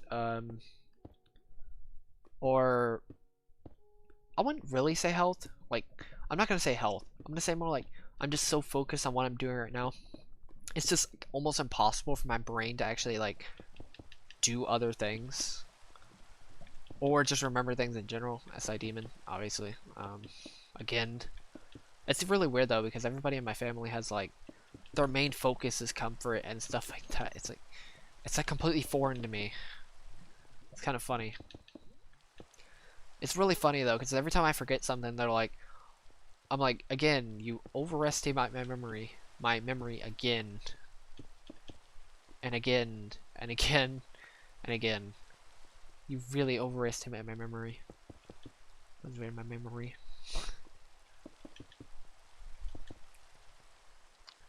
It's kind of annoying. But the good thing is, there's one really good advantage I have over some people, quite a few people, is that even if I have a bad memory, I will still technically remember that stuff happening. If that makes sense. Like I still remember me having that memory, but I don't actually have that memory. Like I remember something happening, even if it's something traumatic, to be honest with you. But yeah, I can kind of just forget it if I have to. That's one big disadvantage I have, is that the problem is I get lost very easily in anything, honestly. Because SI demon, or SI in general, function is no, I'm actually not black. Well, I wouldn't really say black sheep.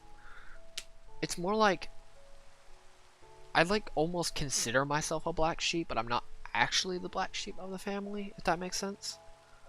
Because it's not like they hate me and like despise me and stuff like that. It's just more like I kind of feel like I am, just because I'm so different from all of them. I'm on a whole new wavelength than them. Literally my temperament's literally the opposite of them. Like I'm almost the opposite, just in terms of temperament speaking. Doesn't mean we're the least compatible of all the types, but I'm just saying, generally speaking, like general conversations and stuff like that. Yeah.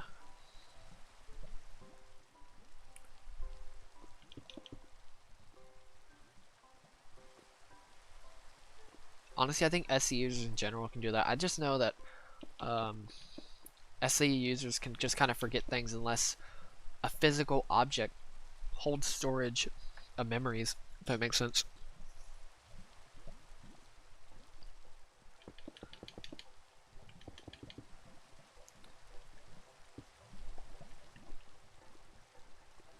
Yeah, I get lost easily because SI is remembering things or remembering. So like, perfect example, like,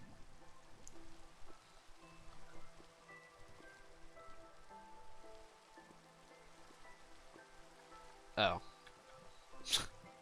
okay.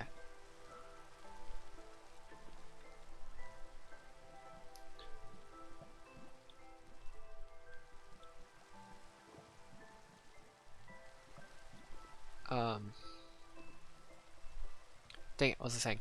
Oh yeah,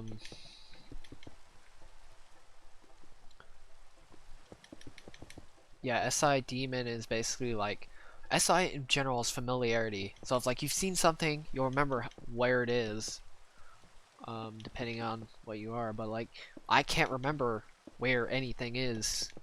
Like, I don't know what a familiarity means to me, if that makes sense.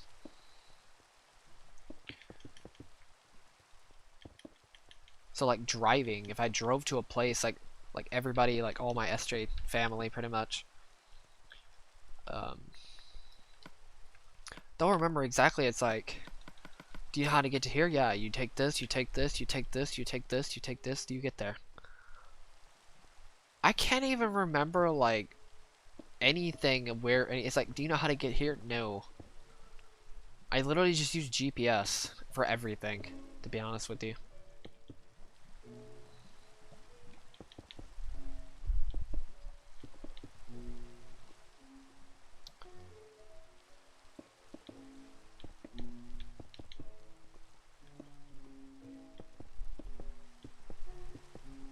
I'm really glad we're at least decently compatible, though. I mean, if they were like STPs, that would be kind of a different story.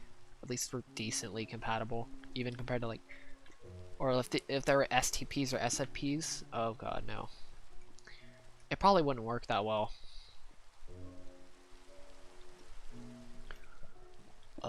Compatibility-wise, it'd be very difficult to. Granted, actually, no, it would be kind of similar because it'd also be pragmatic, so they know it works. That'd be a weird perspective. I don't know what would actually be better for me. If they were SJs or SPs.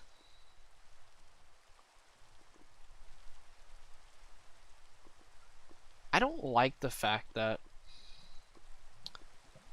I don't like the fact that a lot of generally SJs do this. I'm not saying like, actually technically anybody can do this. It's just that's their first primal mode because SI is also vengeance as well. Sorry, not vengeance. It's betrayal, or it's loyalty and stuff like that. It's familiarity again. And if it's not familiar to them and it's different from what they've seen or experienced and stuff like that, then they basically, if they're so different, like NTPs with SFJs, what do you think NTP types, like mainly the scientists and stuff like that, become the black sheep of most families, which are SJs, because they're so different. They're literally some of the least compatible types with SJs.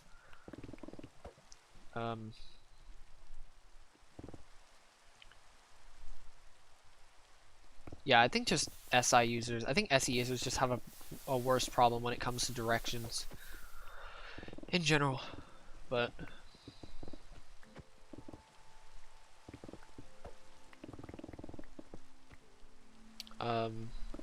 yeah, that's pretty much about it. Most likely be a snitch, probably an ESFJ to be honest with you. ESFJ, ESTJ, probably the two most likely.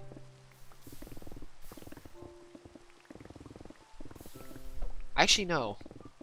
It would actually be an ISFP. FI users, I think, high FI users, like ESFPs, INFPs, ENFPs, ESFPs, stuff like that. What's up, Diamond Eye Gamer? Yes, it is. Survival.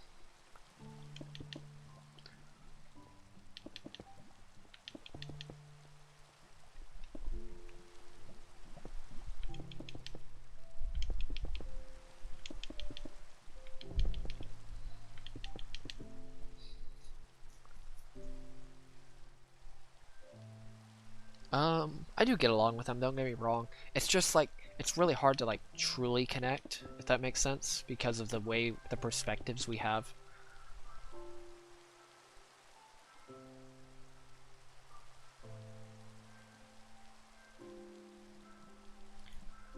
No, it's not college.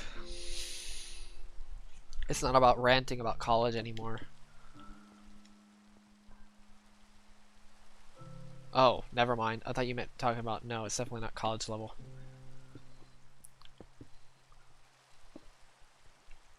I don't know where this would be at in college, actually.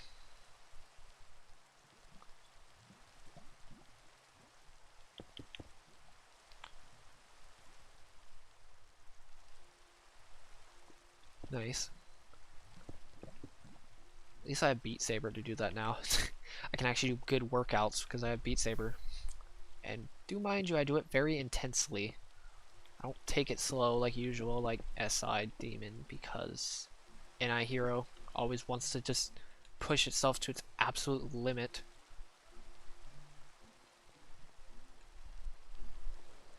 I don't know where this would be. This could be like college class, to be honest with you. You never know.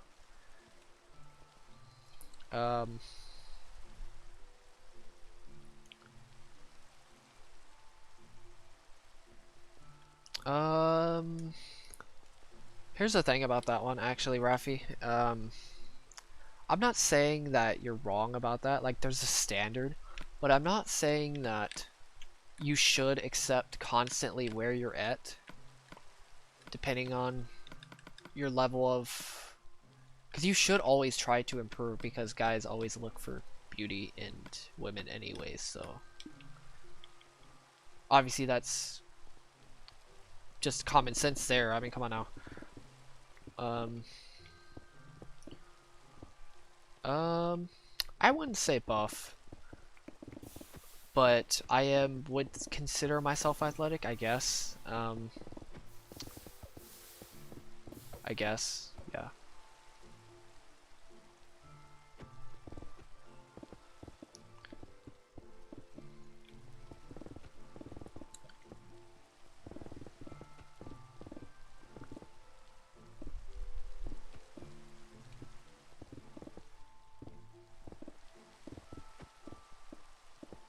Because I did do cross-country, track, and weightlifting for 7 years, to be honest with you. Architectural engineer sounds interesting.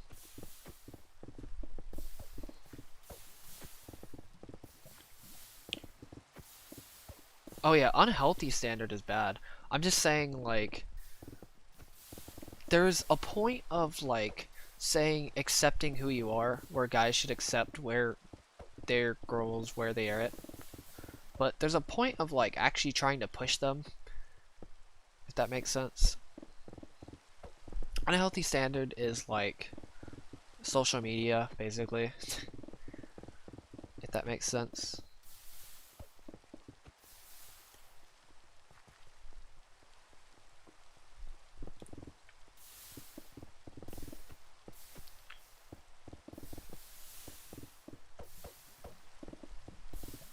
That kind of standard, if that makes sense. But I'm not saying that that's really it though. Like, there's a point of accepting who you are, but like there's a point of actually trying to grow, because it's an SJ standard, is accepting who you are. or what you look like and who you are, instead of actually pushing yourself to be more than what you actually are, which is what you can actually do with all of this personality stuff. You can become the best, literally you, become the best you possible.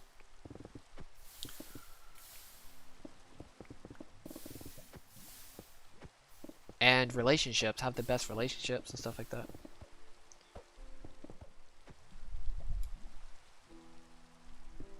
Oh my god, that's really bad. There's a point of like controlling a person to look nicely just because they're insecure about their own looks and their own image. There's a point of that. That's a bit ridiculous, in my opinion. Obviously, more insecurities.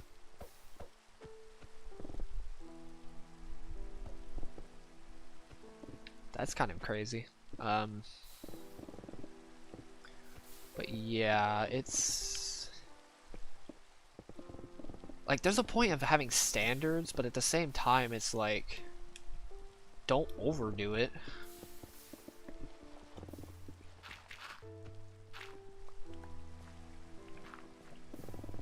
I could talk about like weird stereotypes between both genders. Oh my god, I keep breaking pickaxes.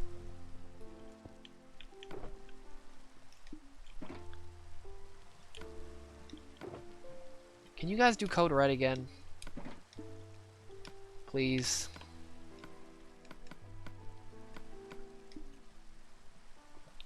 Okay, definitely not that pickaxe.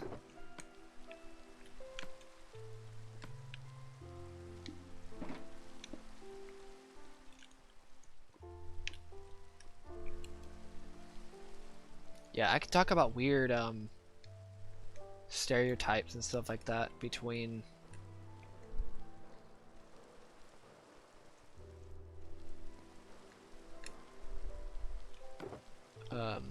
both genders.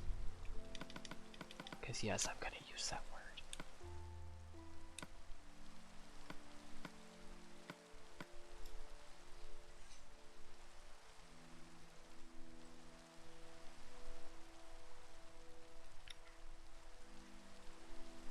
God, that's really bad.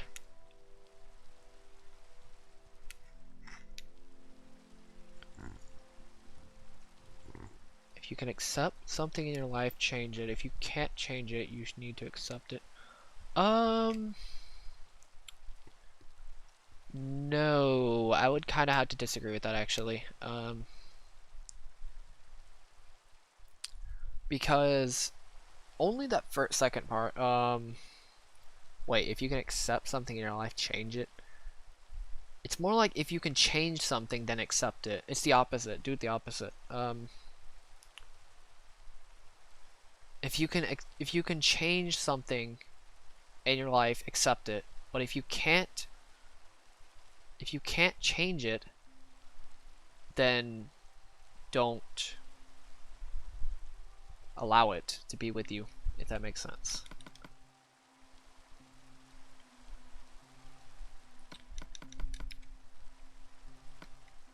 It was close, but that's what I would have to say.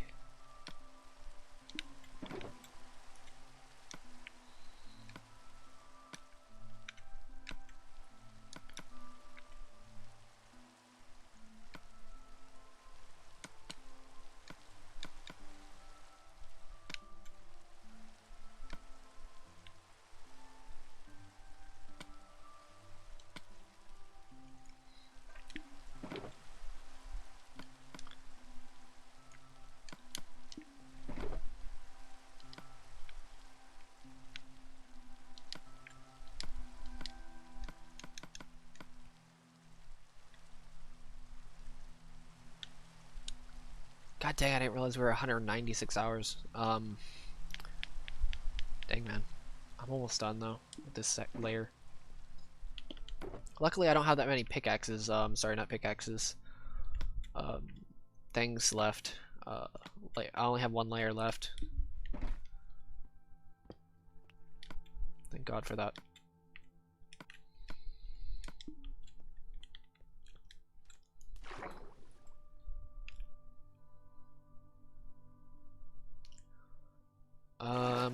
Oh yeah, I was gonna talk about weird genders, stereotype things, stigmas.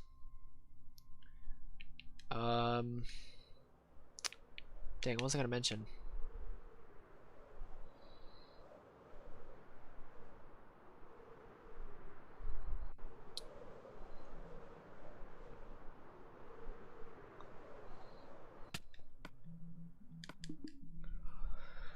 Something I was gonna mention about it actually. This is gonna be really close to 200 hours. At least this this section is gonna take like 200 hours, which is crazy to think about. Not gonna lie. That means each layer takes around, each section takes around, if you don't count the extra tons of extra water, it's like 50 hours less. It's like 130 hours per section, which is crazy to think about, or something like that. At minimum. It's a bare minimum, I think. Alright, looking at the top screen now.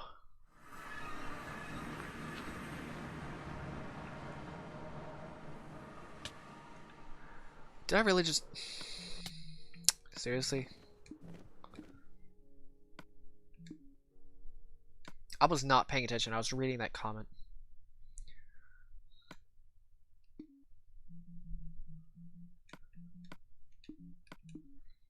It says, I'm mad.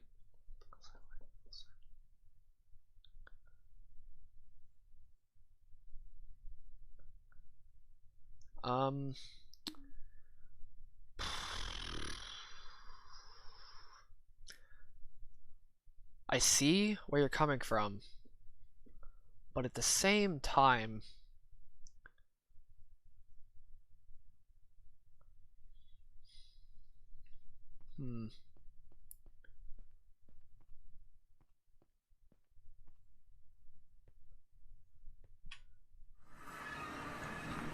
you know, at the same time, I understand where that comment, I see where that comment is going,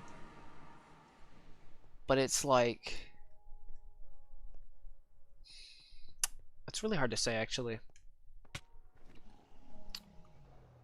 cause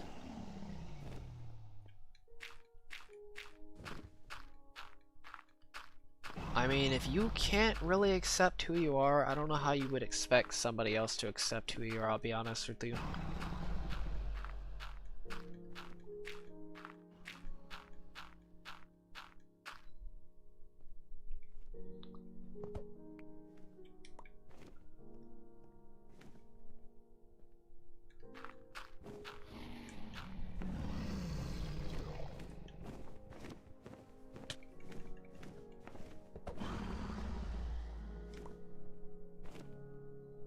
Because looks do matter, a lot more than people actually realize, to be honest with you.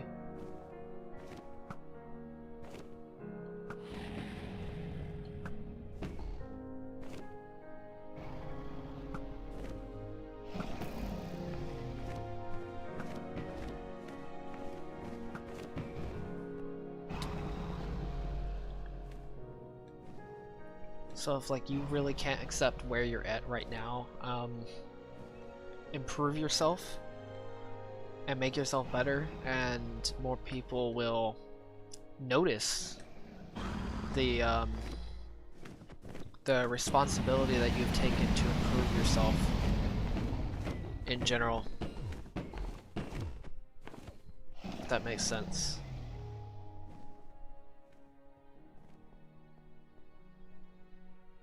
What's up, prophetic?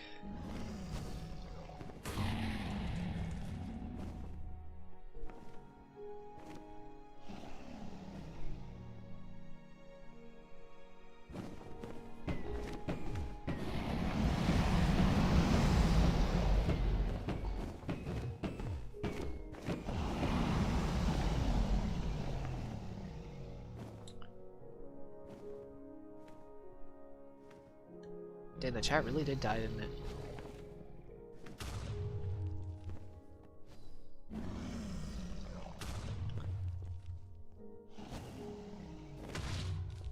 My god, how many of these are you gonna throw?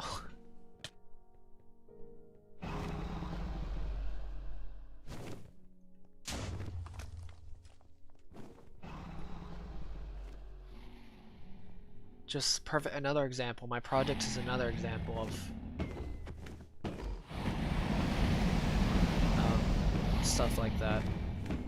Like, I don't expect to do well, or expect growth or recognition from this project, but I kind of just got it because of the dedication that I put into it.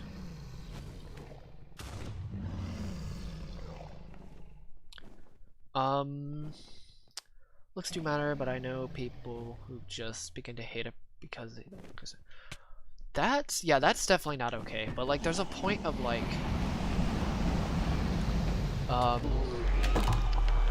that's pretty bad. That's literally stereotype. That's another insecurity, pretty much about their own self-esteem, I guess, if that makes sense. They just don't have the self-esteem to actually deal with other people, I guess, or it could be jealousy actually. In some cases, depends on what kind of look you're talking about.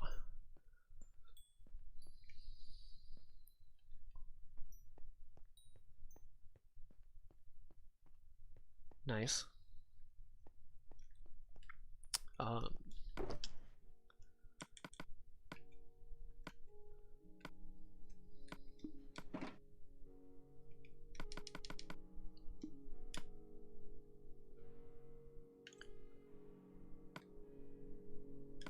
Do you know how many people thought I was in band? Because my sister was in band. It was kind of ridiculous. I literally blended in with the band kids. Completely and utterly blended in. I practically could have been a band kid. I've seen everything they did. I've been on one of their trips one time. Those yearly trips.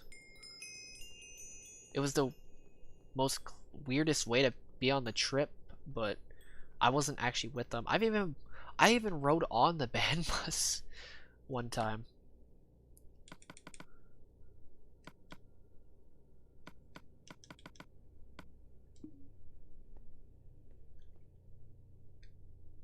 And you know the band bus that's only for band kids. I actually managed to ride on it somehow.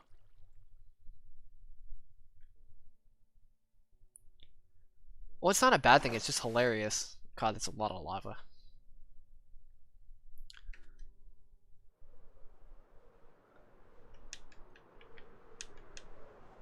Like, there were many people who thought I was a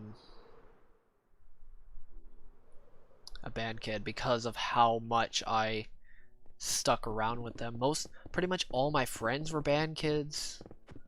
My family is band, or at least my mom is. I mean, actually they were all three in band at one point. Sister was in band. Actually, she's still in band. Yeah, all my friends are in band. I hung out in the band hall because I was actually invited to, even though I technically wasn't supposed to. You know how many freshmen actually thought, so said, oh yeah, you're not supposed to be in here. It's like, well, it's like the band directors literally gave me permission to be in here. You can ask them. It's kind of funny how many people actually told me that.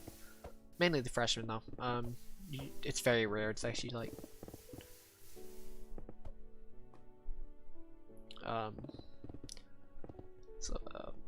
unless it's like some sophomores. Generally though, it's just freshmen. It's just kind of funny. It's like that's how much I stuck around with them.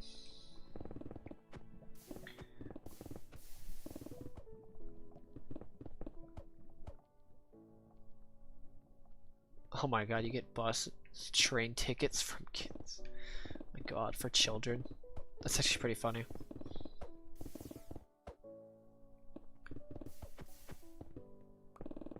To be fair, I could probably walk into like a bar and actually drink, just because of the way I look sometimes. Just because of my age.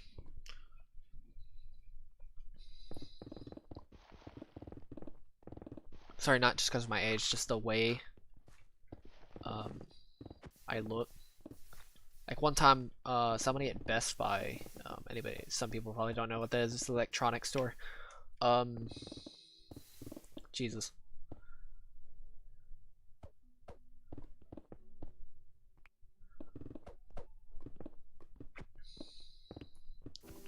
Like one time I literally was asked for a card, a Best Buy card, which you need to be 21 and over to get it, and I was like, yeah, I'm only like 17 or whatever age I was, I don't remember.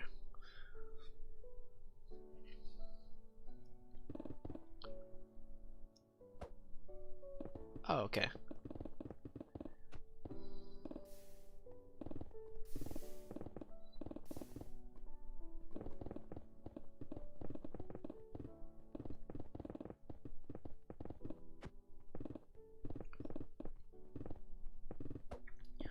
I remember that time, athletics. I think it was senior year. We had to sell these like cards,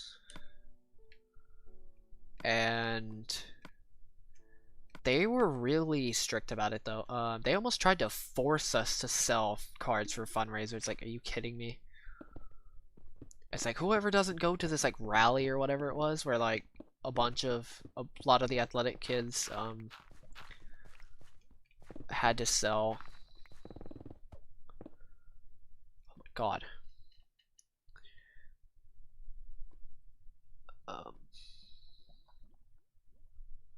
After the game, the cheerleaders retired.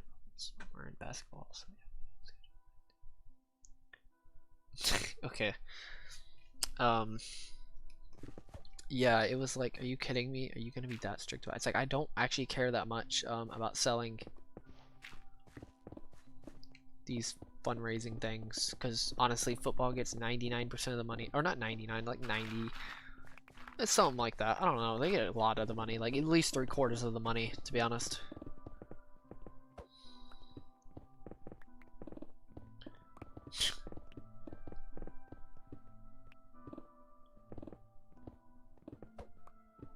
Oh my god.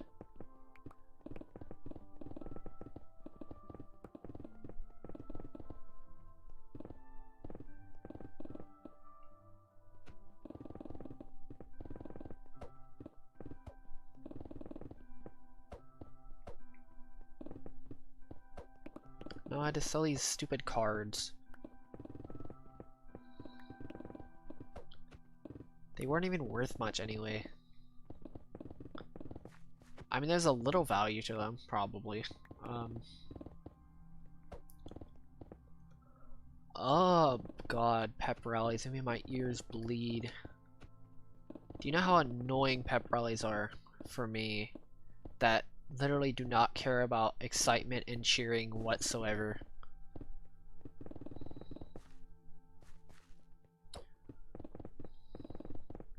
I literally just stood in the back, or sat in the back, and then they were like trying to force me to like cheer and stuff like that. So, are you kidding me? You're trying to force me to like, for me out of everybody to cheer. It's like, I don't yell. Oh, for some reason I thought my pickaxe broke. I don't know why I thought that.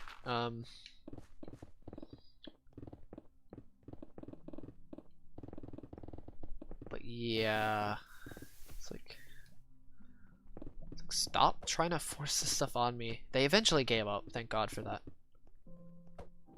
I really did not like pep rallies. Honestly, I kind of thought they were a waste of time. They didn't really do much. Like, I never actually saw the purpose of a pep rally.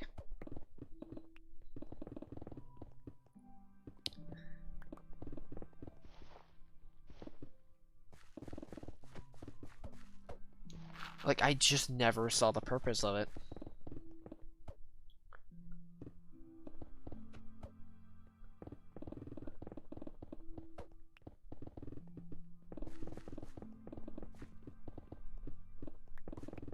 There was no actual purpose. Like, it's not gonna do anything.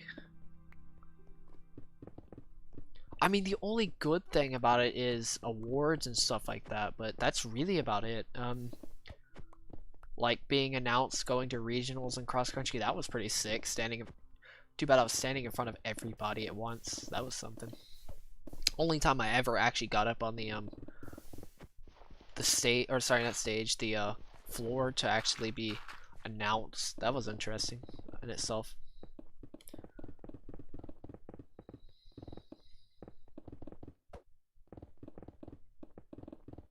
Nice.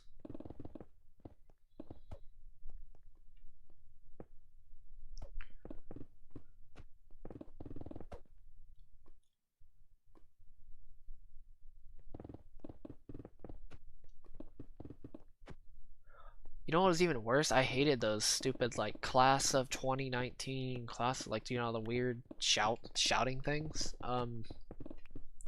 Never understood that. I mean, I did, but at the same time, it's like the classes already kind of hate each other anyway. Why are you making them fight against each other?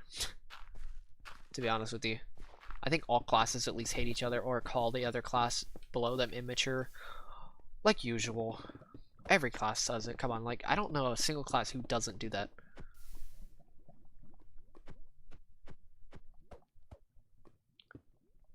No, it's not really the conform thing. It just doesn't make any sense. It's pepping you up for sports or the teams and stuff like that. But at the same time, what is that actually going to do?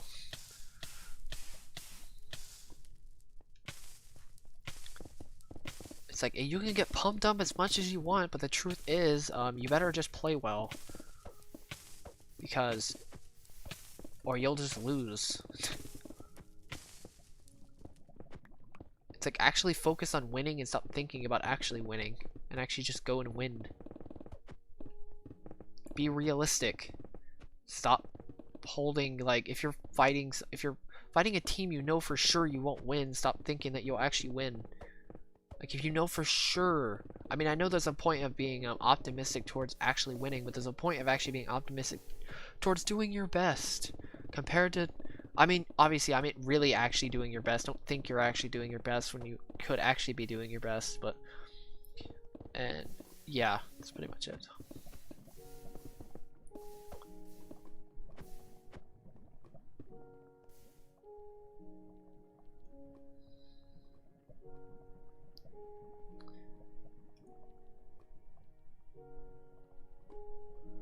But yeah. God dang it.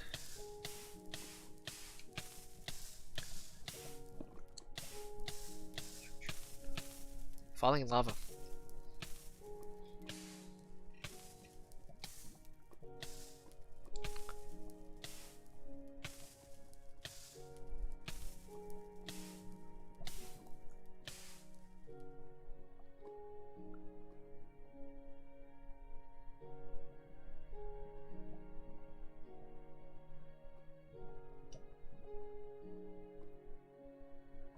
But yeah, it's like there's this weird stigma that I learned pretty much a lot of this from cross country and track, actually, because they're both individual sports. Why do you think I like individual sports so much? Because it actually shows what you're capable of instead of relying on a team to support you. I really don't like team sports whatsoever. I know my coach, Coach Havens, absolutely amazing guy. Probably one of the wisest people I ever know about, honestly. I probably will ever know about, to be honest. Or at least that I'll know in person, that is.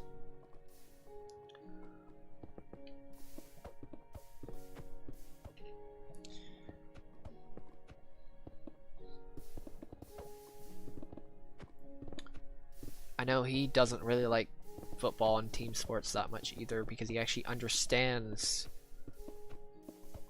what individual hard work means.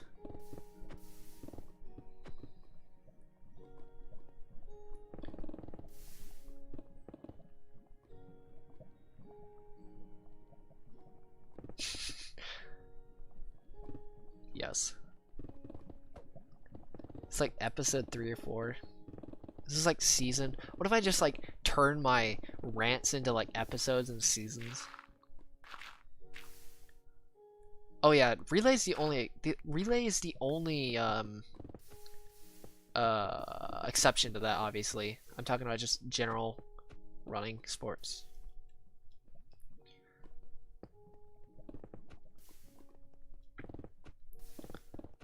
Have you noticed I never actually call a group stupid, or I never actually call out people? I call out people's actions more than actual just the people. Most of the time. I'm not saying all the time, because you're supposed to call out the actions. And the reason why I call out people is because of their actions themselves, not really the person. That's how you don't discriminate between two types of people. That's how you properly do it. Without actually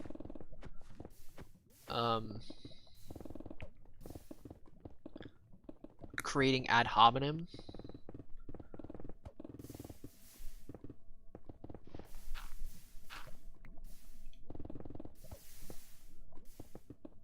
Like, I talk about one type, but I always talk about the behaviors of the type. What's up, Kamikaze?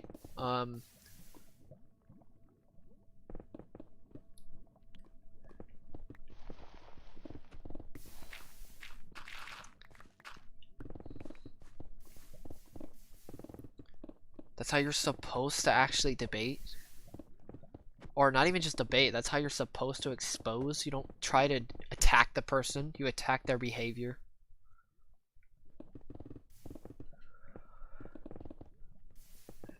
Then the person. That's how you expose a person. You shed some light on their behaviors. This is something you won't be taught in college because obviously they'll keep you from this stuff.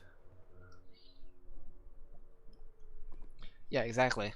You don't judge you don't judge a person based off of who they are. You judge them based on what they do, which also shows their character. Their actions show their character more than their character them themselves. Which is so stupid that people think otherwise, to be honest with you. Yeah, I'm gonna go and end it now. It's already 1:41. What did you upload?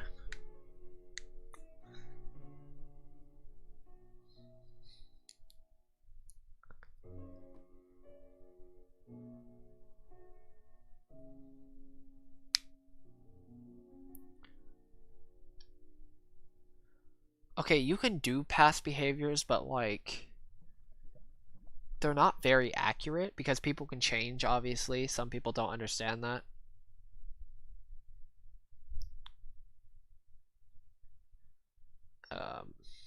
Yeah, pretty much. Some people can change.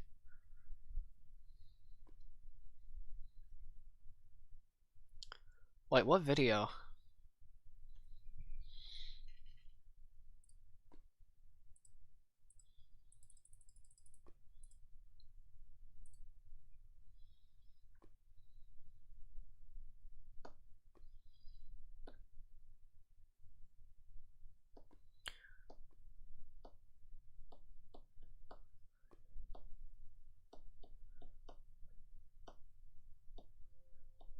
Alright, I'll see you guys later. Hopefully more rants. If I figure out more knowledge, I may figure out more rants, to be honest with you. I can't really think of what else to rant about, though, in the future. I'll figure out something, though. I didn't realize how fun ranting is sometimes. As long as it's something that actually makes sense, that is. Instead of ranting about the wrong things, like some... Oh my god, imagine, I'm gonna rant about ranting next time.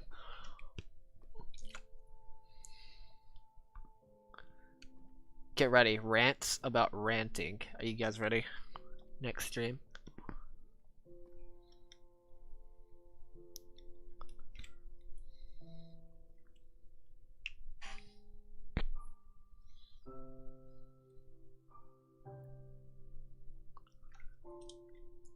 I'll see if I can remember, hopefully.